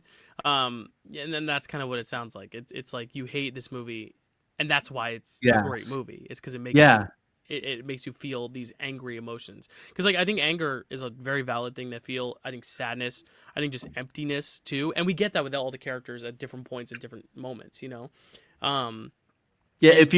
If you think I actually meant that I hated the movie, you'll see my ranking is. Oh, okay. No. Yeah. Well, that's the thing. But here's the thing: if you were to rank it at number 9 because you just can't with it, like it's just one of those things that's just too hard to accept, too hard to watch, that'd be valid. But if it's number 1 because it is so effective that you can't watch it, that's also valid. Like, I would not shame you either way. I mean, I just think about the ending too of them just talking and just throwing the ball, bouncing the ball, throwing the ball to each other and stuff. And then just one point where it's on the ground and Casey Affleck's just like, just let it go. And then Lucas Hedges picks it up. It's like, no, we're not letting it go. Kind of a deal. It's kind of like, I don't know, like the hope of the future of Lucas Hedges versus Casey Affleck's defeatism. Like, he has let it go. Yeah, he needs to go to therapy. Yes, if he hasn't. Yeah, he has. No, have you seen that character? No, that's not a character. Yeah, probably not. Probably not. No, and that's the thing. Maybe this is a good advocacy for that. Maybe it's like, well, you cannot undo the past, so now it's only about what you do in the future. And like, again, the lesser movie would have been like, I'm gonna be a good father for this kid because he deserves it, because I couldn't do that Mhm. for my first. No, it's not that. He cannot Well, get past it. and That's what No. is so sad. I think that's why his brother left him, Patrick, because he was hoping, even True. when I pass on, maybe Patrick can get him to this better place. And like we said, in a Hollywood movie, that's probably what happens. But in this one, Yeah. no, it's much. And it's not that Patrick's like a bad kid. It's not that. I mean, he does some questionable things with relationships and stuff with women, but like, no, he's not like a bad kid. Like, he doesn't do anything wrong. It's just like, yeah, he just can't emotionally handle it to have Mhm. to take care of another person. It's Even like if what he's gonna be a man in a year. You know what I mean? That's Mhm. 1 year. A lot can go wrong. You know what I mean? he was like talking in code or whatever. It's like, what does that mean? It means I'm working on it. Yeah. Yeah. Again, very fun, and I think that's the thing. The screenplay is the strongest part of this. Well, I don't want to say the strongest because Casey Affleck's also so good, and Yeah. it wins both those things. Like I think the screenplay Mhm. though is just so smart, so tight. I love Kenneth Lonergan's writing. I love when he appears in this really quickly. He's the guy that's walking by on the street. That's like trying to tell him he's like raising the kid wrong and Oh, stuff that like that. asshole. Yeah, that's Kenneth Oh Lonergan. my- Yeah, And that's the perfect thing that just shows you don't fucking say shit to people because you don't know what they've been through. yeah, So go Mhm. fuck Yeah. yourself. If Yeah. you say shit like that to people, on the street, yeah. Mhm. you don't know. Yeah, speaking of the streets, last thing I'll say, atmosphere really good here. As I said, I've Mhm. already reiterated this a bunch when talking about it, but like it's cold, it's dense, it's just frigid. It's got that energy of like there's no warmth here, and I think that's important. The ground is the whole reason he has to stay is because the ground is so cold they can't bury him. Like that's harsh. That's a harsh movie. But maybe we Um, can find a tool that can do it. maybe. No, they have like a whole conversation about. Oh, I thought you were trying to set up a segue. I was like, No, no. Digger's next year, man. No, that's Yeah, one last critique I Yeah. wanted to mention. They use the R word way too many times in this movie for my liking, and I Yeah. think the first time it's an unlikable character, Oh. so I'm like okay, but then his friends say it, and I was like, okay, no, I don't like that. no. I think it's because it's like I think it's set in the 90s or the 80s or something like Oh, that. is it? Or the Maybe. 90s, I think. Maybe, yeah, and either way, it's Boston, so it's Yeah. if it's I'm not gonna say if it's gonna sound good in any accent, it's gonna be the Bostonian one, but it's a It- word that really Sounds more natural in a Bostonian accent. Right, I And think you have that's the the AH. Yeah. yeah, Uh-huh. yeah, I don't know. Anyway, because you hear it in a lot of like Bostonian stuff, like Mhm. I've noticed that. But let's move on to something hopefully happier. Maybe not. I don't know. Definitely happier. There's some glimmers of hope. Maybe not. I don't know. I don't know. But It's anyway, very- Manchester, definitely happier, but not It's happy. happier. happier. Everything's happier than this one, but this one did have a happier day at the Oscars. It did win 2 awards of the 6 it was nominated for.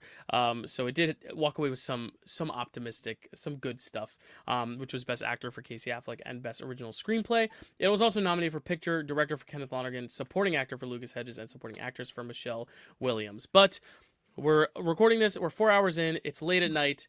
I look out my window and what do I see? Moonlight. Chad, tell us about the actual Best Picture winner, the last film we're going to cover, Moonlight. We have talked about Moonstruck, but now it's time to talk about Moonlight. Directed by Nice. Barry Jenkins, written by Barry Jenkins and Terrell Alvin McCraney. Cinematography by James Laxton and music by Nicholas Bertel. Starring Trevante Rhodes, Ashton Sanders, Alex Hibbert, Andre Holland, Gerald Jerome, Jaden Piner, Janelle Monáe, Naomi Harris, Mahershala Ali, and Patrick DeSille. Synopsis. A young black boy in Miami navigates growing up with a drug-addicted mother, discovering his sexuality and the perils of being young. Nice. Sort of. There's other stuff yeah. that happens too. There is. Yeah, there is. Cool. I will say, you're listing off all those cast members. It's quite cool that in the year 2016, after all the Oscars So White stuff, that we had the three best cast. I'll just say right now, the 3 best casts of the year were 3 predominantly black films with Moonlight, Hidden Figures and Fences. I just think it's really cool, and I'm really happy that I'll get to nominate all of them at the Pickle Awards, the retrospective pickles that'll happen. But Karly, this is the one that I know you wanted to talk about the most, and that you were excited to talk about. You wanted to be on this episode for it. We were going to do it on Pride Month, but the retrospective felt a little later. But it's still summer, so Karly, I'll let you have the floor. Moonlight, what are your thoughts?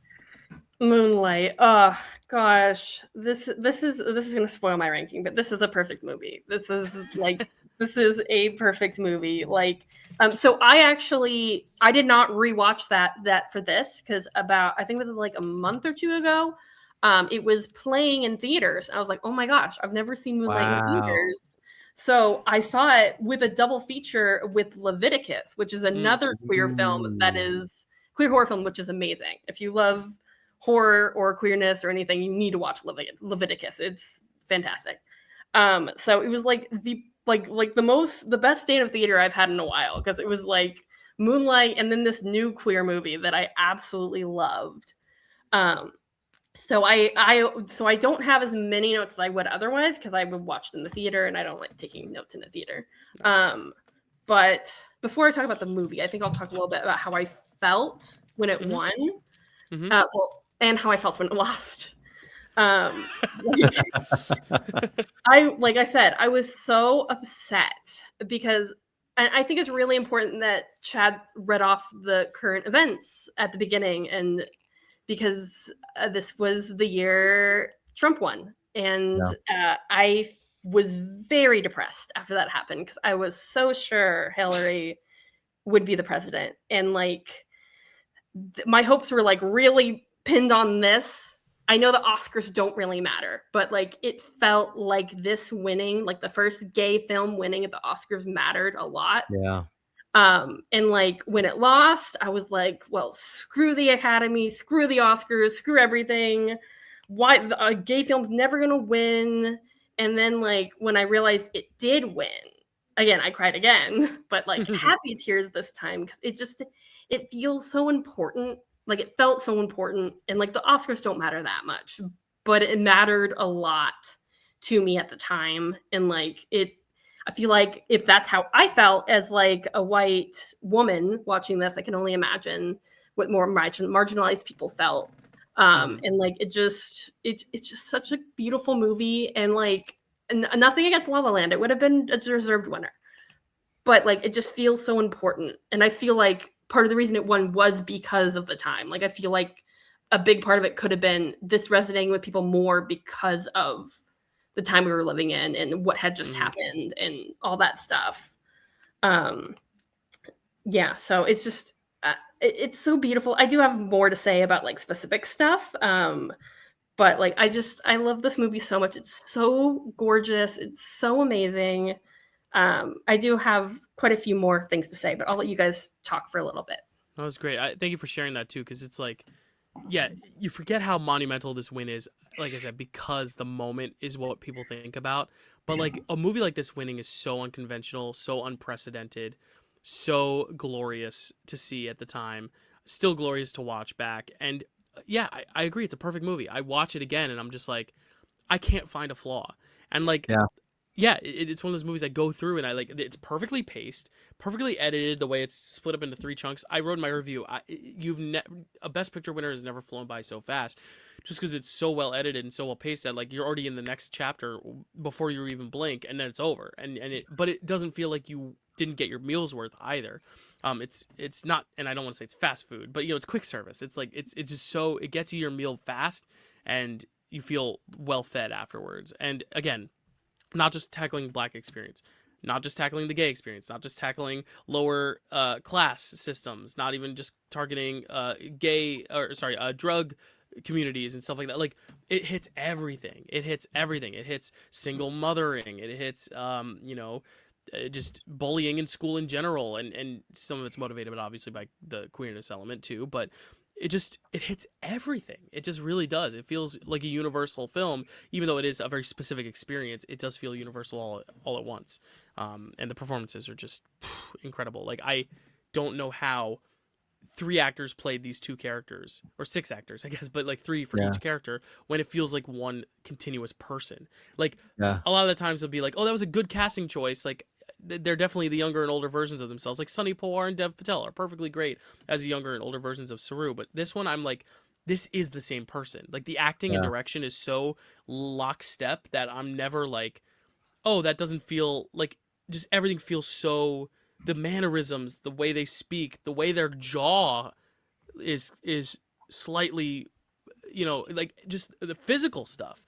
That is not even like how they look, but how they actually like make their face look and make their bodies contort to. Like it's the same character, it's the same person, and it's 3 different people. That's just one of the biggest magic tricks ever, which I think is just so amazing. And yeah, I have a beautiful memory attached to seeing it. It was my first film I ever saw at New York Film Fest. So Nice. the whole cast was there, so it's just one of those beautiful films that I have a personal attachment to, with the experience of seeing it as well. So it's one of those things.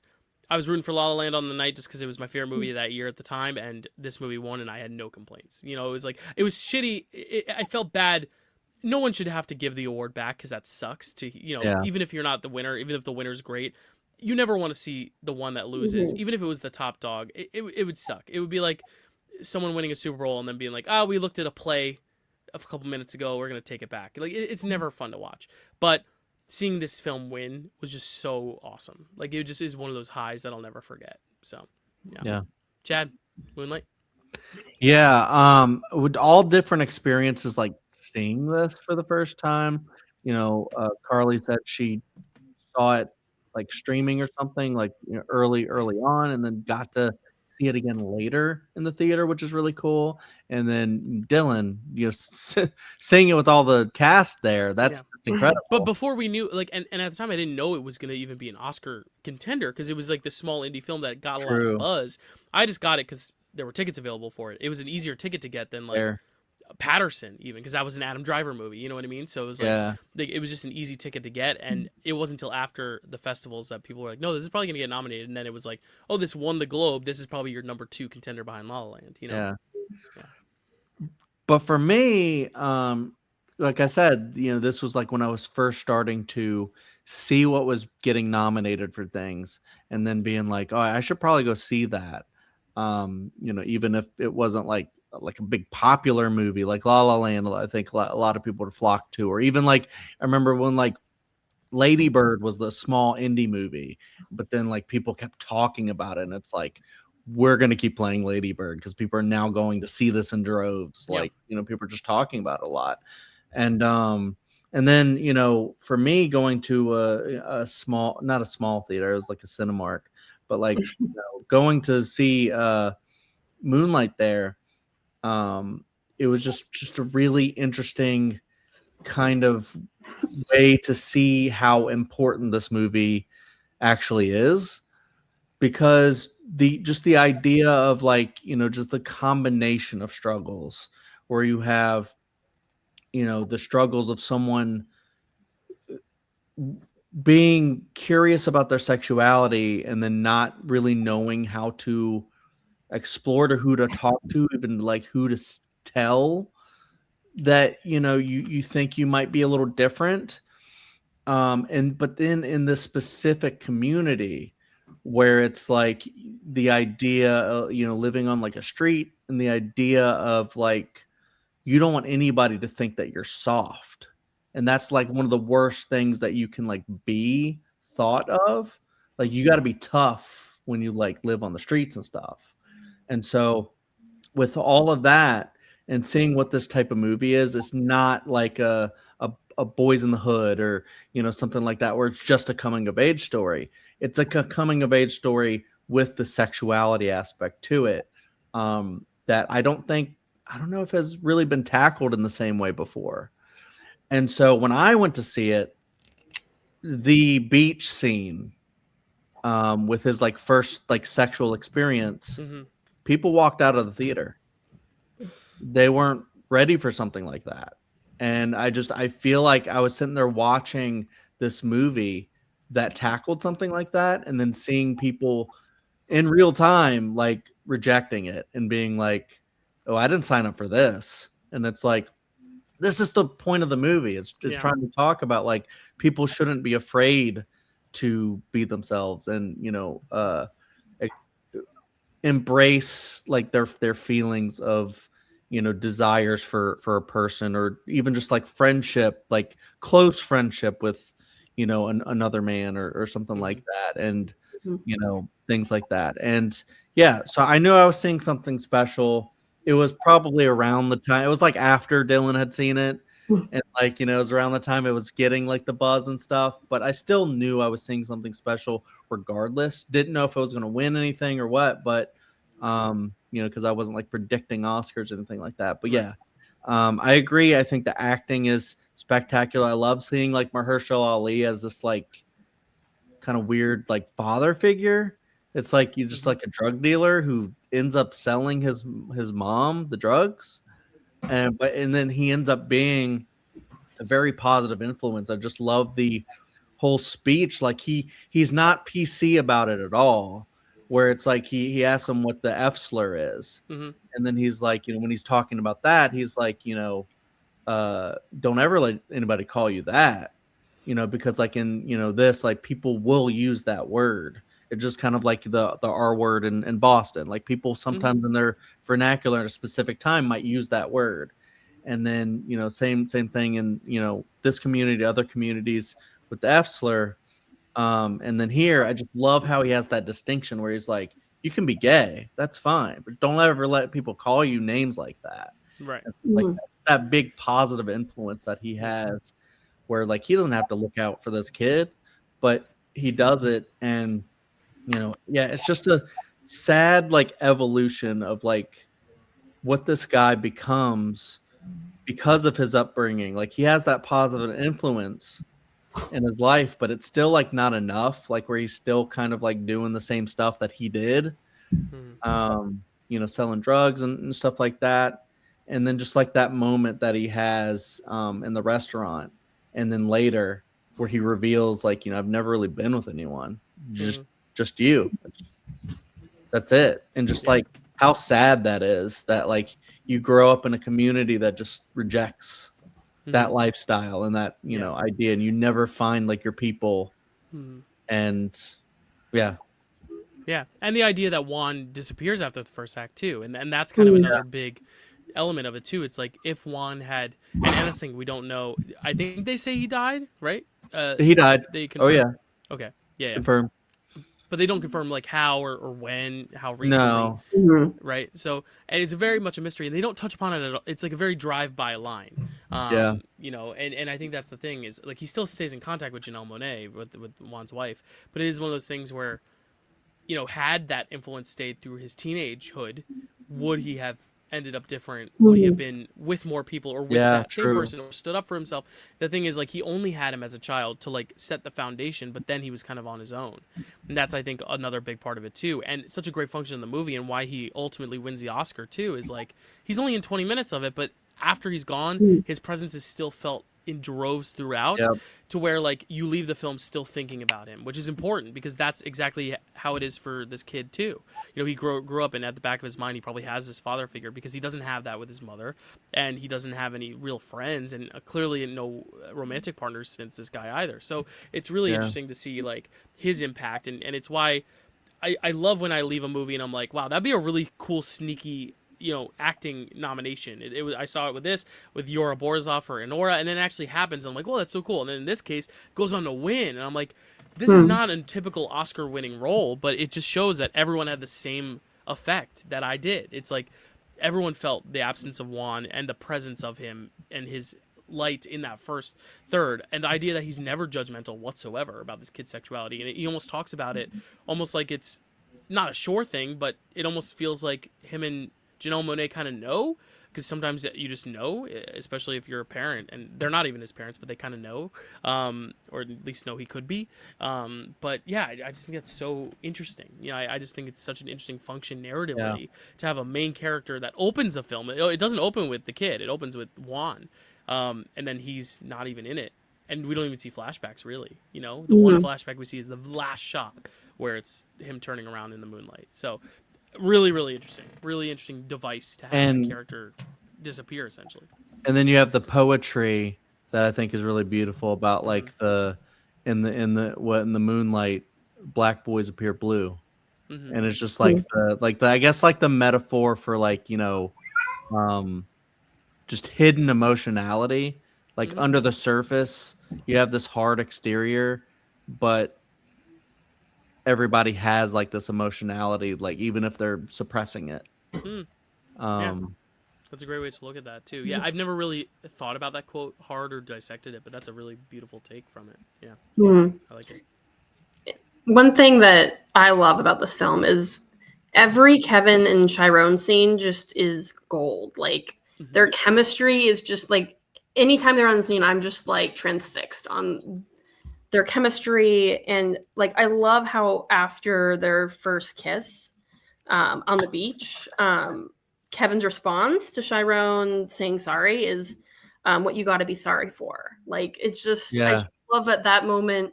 Like regardless of how Chiron's life turned out after that, just having that one moment just be pure acceptance and love is just it's so good. And like this movie makes me so sad because I used to think the ending was a bit more optimistic than I do now because it's just sad to look at his life and but it's also real. So I yeah. can't be mad at it. It's like I said, it's perfect. But is this a true Mahershala is story? perfect. I don't know if it's a true It's not story. based Oh, on okay, but it's anything. like It might real, be realistic. based Yeah, I on got you. Realistic. I experiences. thought when you said it's real, I was like, oh, wait, what? No, it's just But- yeah. But Like it's a also real kind of occurrence that happened. nice. It's also kind of nice that like, I mean, it's so sad, but like, it's also kind of nice that he gets held at the end. Mm-hmm. Mm-hmm. It's like, Yeah. well, it's not the last shot. It's of him as little. The penultimate one. Yeah. But yeah. Yeah. And I And And- I remember. don't think it's even. Oh, good. Sorry, we all No, chimed in. you go ahead. Continue your thought, Chad. Yeah. I was just gonna say, and it's just the image of, because when he's the oldest version of Chiron, he's like this like kind of tough guy. Like he looks like he's got like the grill in. He's buff. And just he looks like a typical kind of like tough guy. And yet he's being held at the end. Mm-hmm. And it's like that vulnerability. Yeah. Yeah. I was just gonna ask if you think like, do you think they ended up not even like ended up together, but do you think anything happened, or do you think it was purely consoling, or like, because the optimism would be like I thinking, think oh, they're maybe they end together. up together. I Yeah. think they end up together because like he takes him back to his apartment, and like Or at he least they says have like, another romantic encounter. yeah, I mean he talks about how much he loves his son and stuff like that, but he's not with the mom anymore. Mm-hmm. Mm-hmm. And so I mean, I guess clearly like bisexual for him, but Maybe, yeah. Yeah.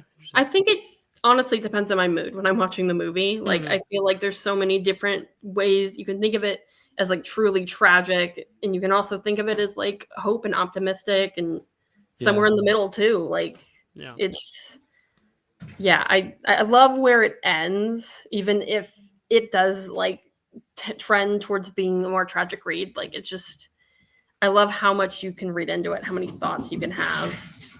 Sorry, my mom's cats are crazy. I was gonna say I hear pets.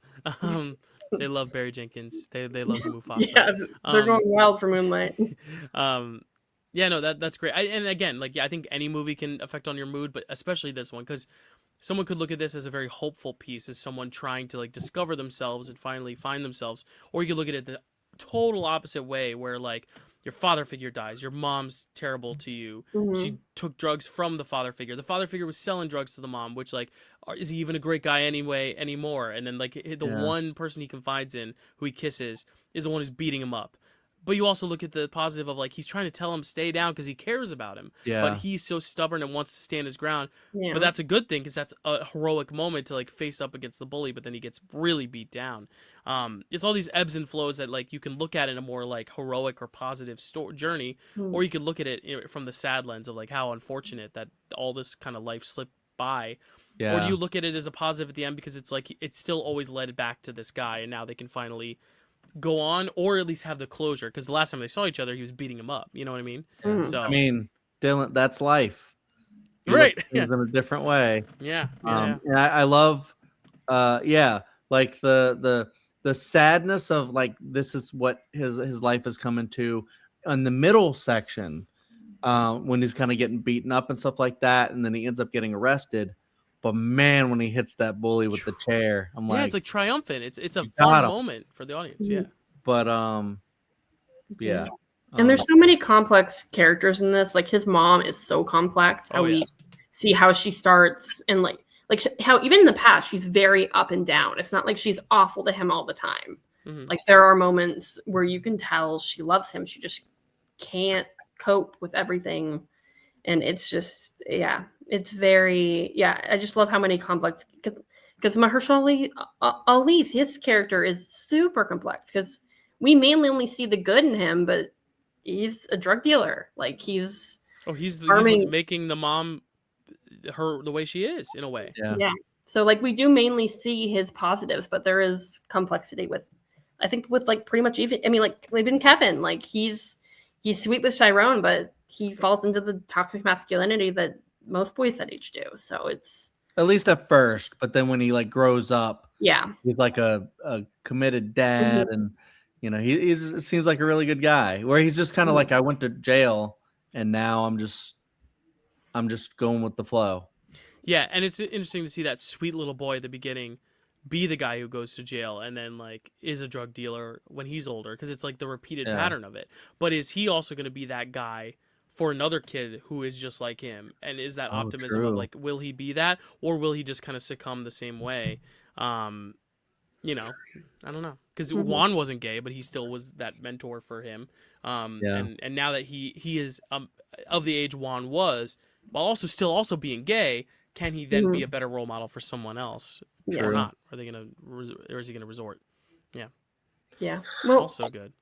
Thank you guys for letting me talk about this movie I love so much. I remember I messaged Dill years ago. I was like, Dill, you need a gay guest for Moonlight. And then I became the gay guest for Moonlight. And I'll be honest, I was thinking about how hard it would be to break the news to you that I didn't see a guest on like a 5+ slate. I was like, I want to keep it to 5 films for guests. But then we tried it with Dan. Dan was insistent on trying the Casablanca year, and then it ended up working out. I think it's something that I'd rather spend 4 or 5 hours talking, even if it means a longer episode, because ultimately Chad and I, when we do our best of for the current years, they're usually always 5 hours anyway, because it's 10 movies that are so current and fresh, and the Oscars just happened the night before. So I'm like, honestly, I'd rather have a guest on who's really passionate about the year and wants to talk about it and wants to rave about it than, have to put you on another year just because this is a long slate. Like I was like, what? And there's going to be movies where like you didn't have a lot to say about Hell or High Water, and that's fine, because then you could save it for Moonlight. You know what I mean? And I just remember one point I wanted to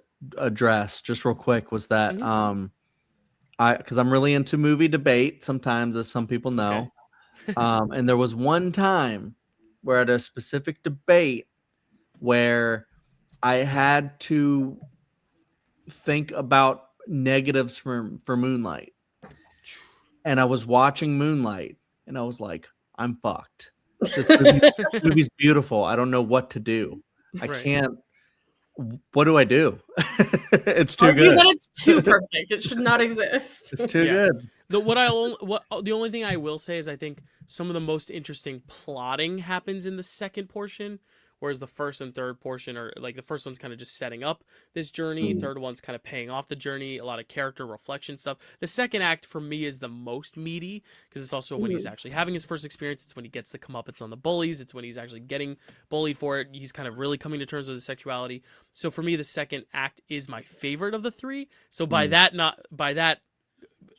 knowledge, the first and third acts are slightly less than the second. So that's the one criticism I can pull, maybe, is that I don't like the first and third nearly as much as the second one, even though I love them all very dearly. I don't know. I'm just trying to grasp. It's A- for the first and third, but only an not A+. even. It's like A+, A++, and A+. Like it's not even like A minus, A+.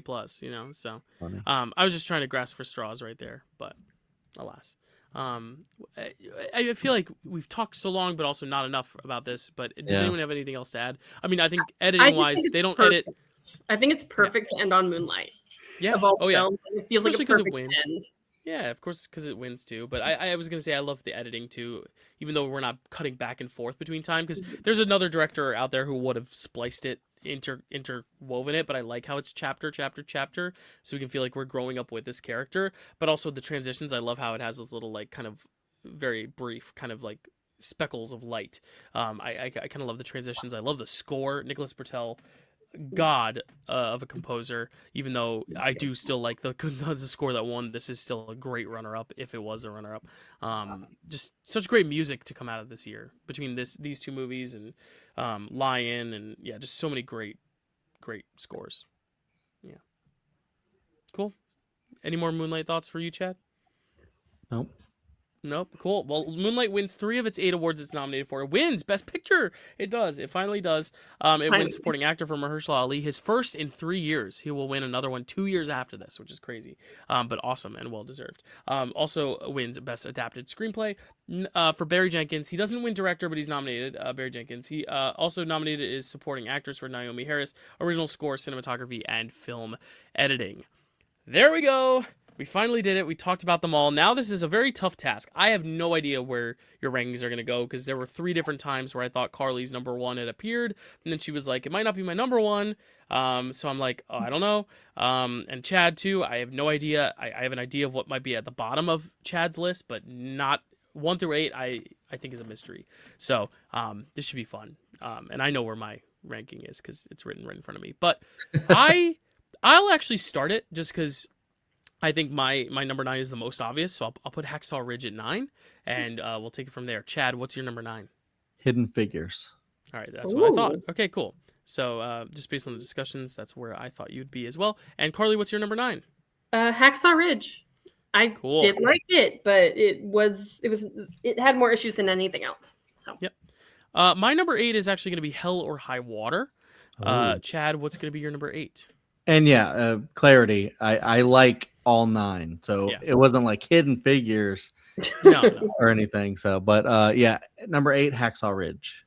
All right, and Karly, what's your number 8? We're still lockstep, Dill. Hell or High Water. Ooh, okay. Wow. I think we're gonna separate here. Maybe not.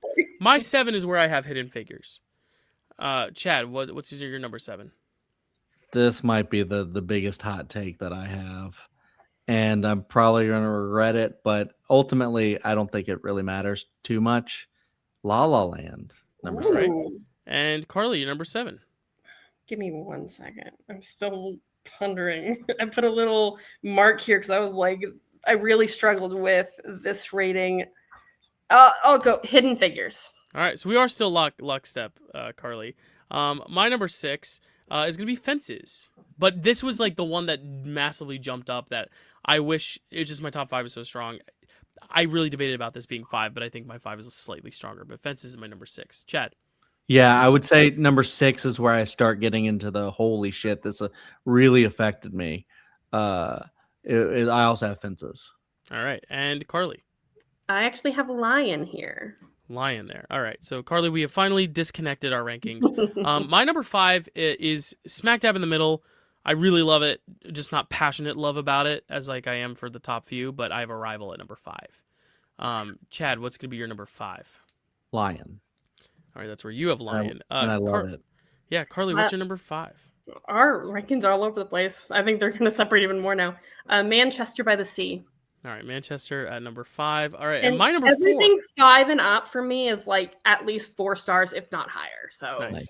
My number 4 is actually Manchester by the Sea, which was not my number 4 going into this. So I'm very happy. My number 4 and 3 switched basically going into this. My number 4 is Manchester though. Chad, what's your number 4?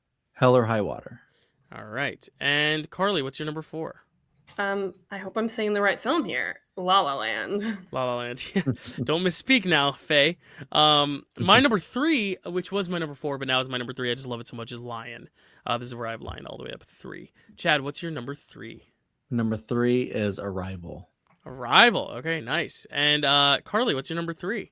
My number 3 is Fences. Fences at 3. Very, very nice. I know. I said I didn't enjoy it, but I did love it. Yes. And this is tough because my number 2 and 1 are so close. 1, I think I just enjoy more. 1, I think is better.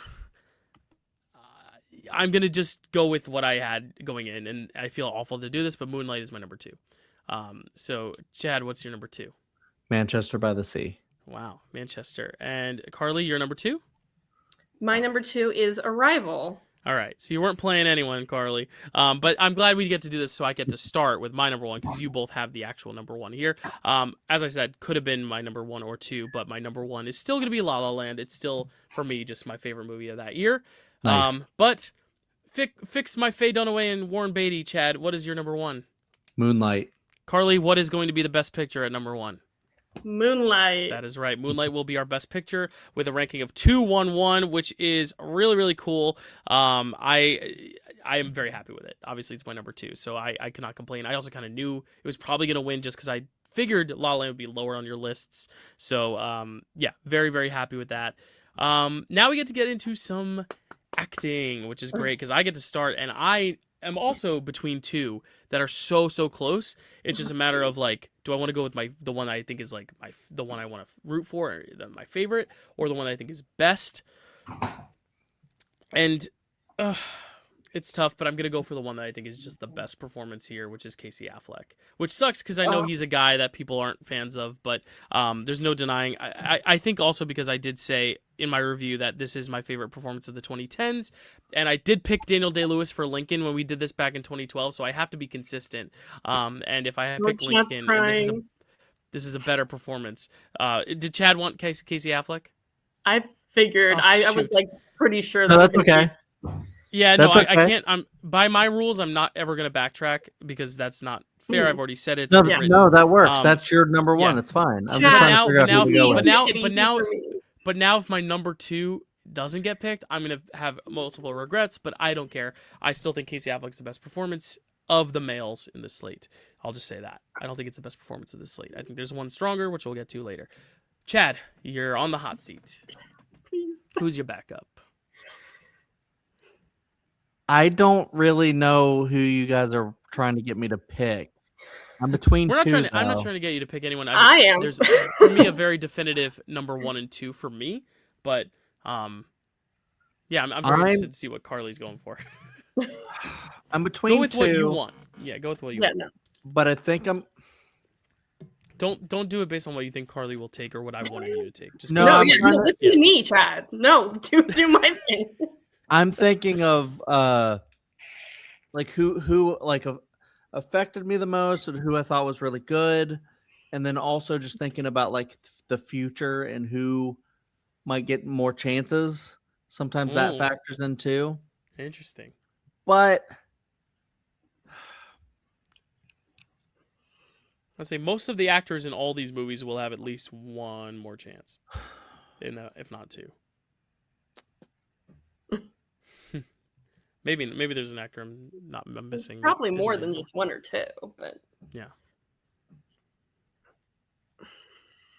I can't decide between people in a movie now, so I'm just gonna go with who I have written down. I'm gonna go with Dev Patel from Lion. Dev Patel, nice, nice.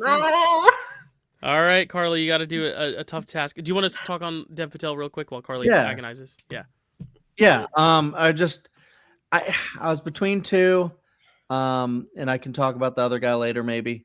But Dev Patel, I don't know, just like hits for a different reason. I mean, I think Casey Affleck is like the 1-1 performance.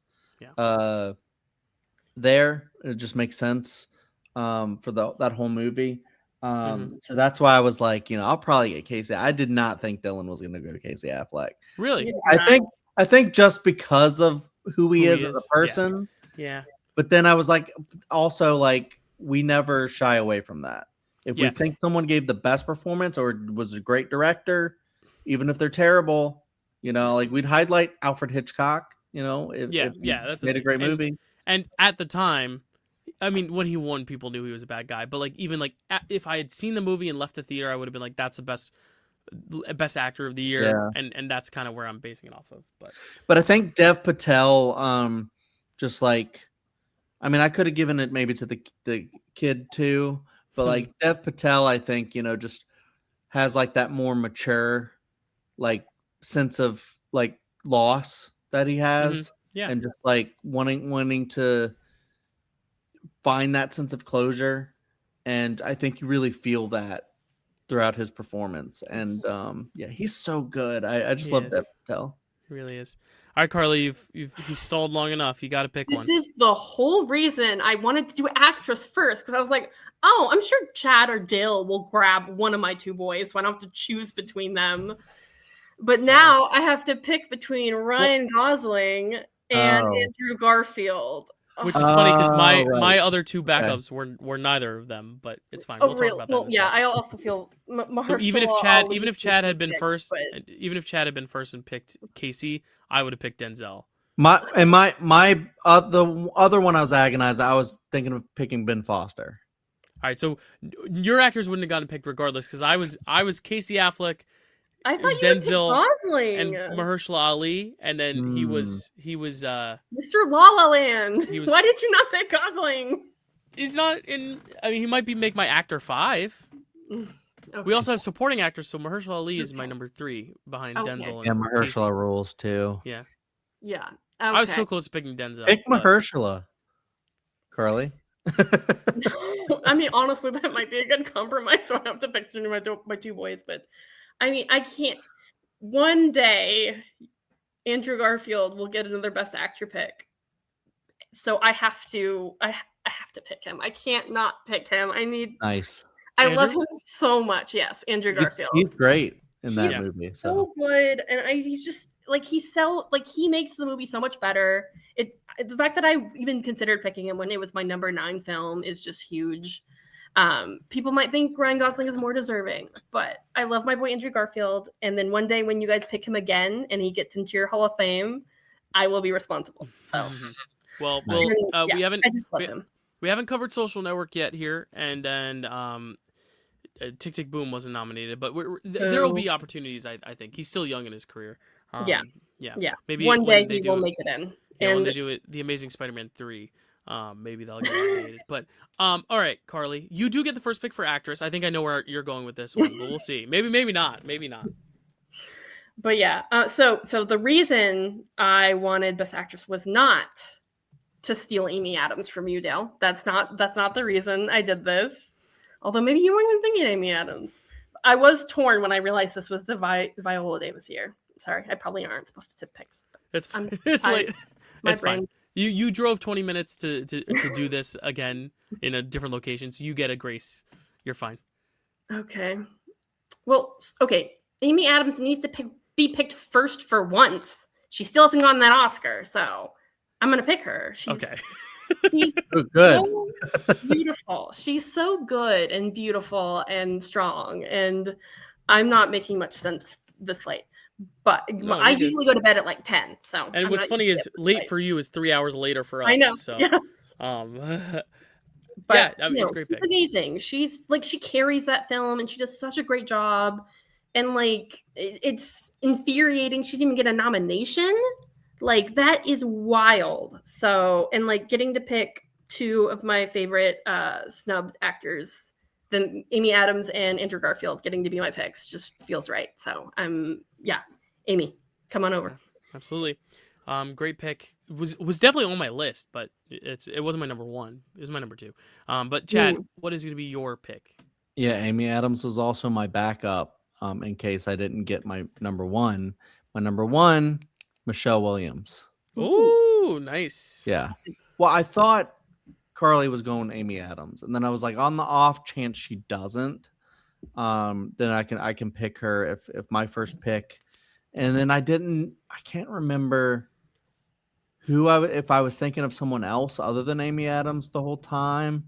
But then when I watched Manchester again, I was like, yeah, I mean, the acting in that movie, just like the devastation of these characters, and just, she's not even in it that much, but you feel everything that she's felt, and it is what it is. Yeah, no, amazing pick. This is another Julie Andrews situation where I got my number 1 actor and actress, so I'm very happy because my pick is Viola Davis for Fences with a Bullet. I think it's, like I said, Casey Affleck's my favorite male performance of the year, but Viola Davis is my favorite performance of the year, bar none. I think it is for me, her best work, and she already set the bar high with all her other work prior. I'm so excited that she finally got the award. It was tough because my backup was Amy, and if I had to do a third one, it would have been Taraji. So it sucks that Taraji's not here, Taraji P. Henson. But I mean, Michelle Williams is amazing. Amy Adams is amazing. I'm so glad we got these three actresses on here. But Viola Davis in Fences, what she's doing in that movie for me is unmatched. It's a very snotty performance, but the snot is earned. She just really bears her whole soul out there. So I'm very happy. And with this, we also have 1, 2, 3, 4, 5, 6 different films represented amongst our 7 nice. awards today. Nice. Manchester twice, but Lion, Hacksaw Ridge, Arrival, Fences, and Moonlight are all represented. So the only movies that aren't represented are Hidden Figures, Hell or High Water, and La La Land. So overall, very successful to represent so many great films here. But let us recap real quick our picks. For Best Actor, my pick is Casey Affleck for Manchester by the Sea. Chad's is Dev Patel for Lion. Carly's is Andrew Garfield for Hacksaw Ridge. For Best Actress, my pick is Viola Davis for Fences. Chad's pick is Michelle Williams for Manchester by the Sea. And Carly's pick is Amy Adams for Arrival. And our best picture of the year is Moonlight. And with that, I will say Michelle Williams takes her total to 3 wins here on Picture This for Brokeback Mountain, The Fabelmans, and now Manchester by the Sea. I will say I forgot to put her on the graphic last year when she got inducted. So this year she will officially be inducted in the Hall of Fame just with 3 awards. And then Viola Davis finally joins the Hall of Fame with The Help and Fences. Thank God. We got 2 amazing performers. This is actually Amy Adams' first, but she might be back for more. We will see. Yay! This is Garfield's first, Patel's first, Casey Affleck's first. I think all but Casey have another Best Picture movie to come that we can that we'll revisit. So I know we have to cover Social Network. If he doesn't make the Hall of Fame. Yeah, I know we have to cover Vice as well. I know we have to cover Slumdog. So these guys will have chances to get in the Hall of Fame. And then other actors we didn't pick. Ryan Gosling will have a shot. Emma Stone has already been is she in our Hall of Fame? I think so. I think after Begonia. No one picked her for Begonia. What am I kidding? But I think she's there once for Poor Things, so she just needs one more, and she's in. So she's close. But yeah, Karly, any last thoughts? You said you wanted to say a few more things before we get out of first. Yeah, Matt's pick was Ben Foster because no one picked him. And second, when I was watching Hacksaw Ridge, I was telling my brother, "Look at my handsome boy," and he was like, "Oh, Andrew Garfield." I was like, "Oh, you recognize him?" And he said, "No, I know who your handsome boy is." That's so that just cracked me up. But he's like, "No, yeah, Andrew. If you're talking like that way, you're talking about Andrew Garfield, of course." Oh, that's great. Chad, any last thoughts on 2016 before we put this one to bed? Literally. Just a great slate. Had a fantastic time with Karly on. I'm glad she could figure out her internet issues because we needed her to talk about Moonlight. And this was just such a fantastic time. And thank you, Karly, for coming on and just being such a great guest all the times you've been on. So thank you. Yeah, what a great year. Obviously covering so many different films, just so many different types of films. This was kind of like a parenting 101, how to not neglect a child or put a child in peril PSA. So learn from Lion, learn from Manchester by the Sea, learn from Moonlight, learn from Arrival.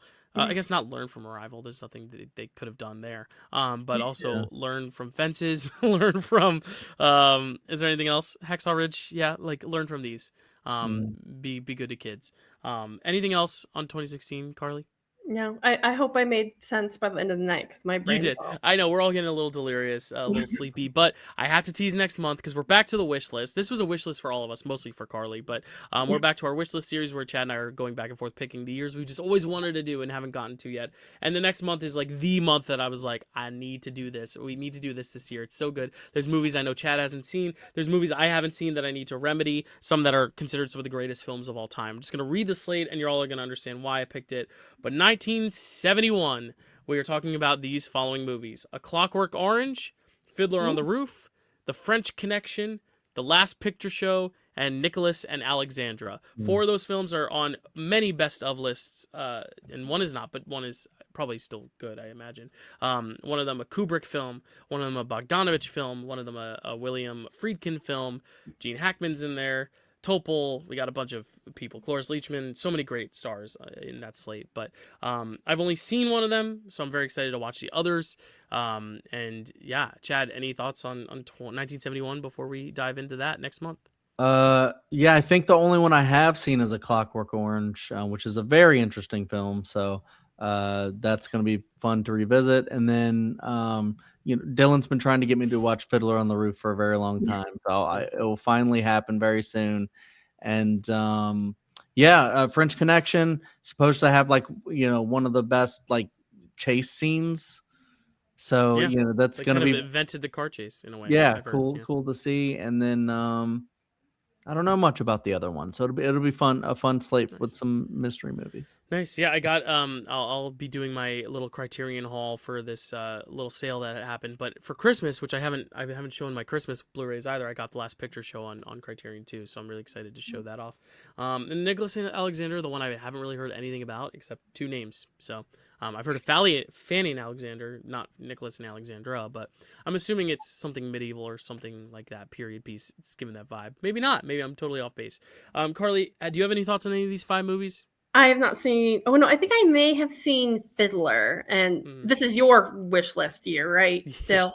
Yeah. When I heard Fiddler, I was like, that seems like a Dill movie. Yeah, it's one of my favorite musicals. I'm not tipping my pick for movie musicals, but like musicals, it's one of my favorites. So I'm interested to revisit the film because I watched the film in prep for the musical, so I haven't seen it in so long. So is it my love for the musical clouding it?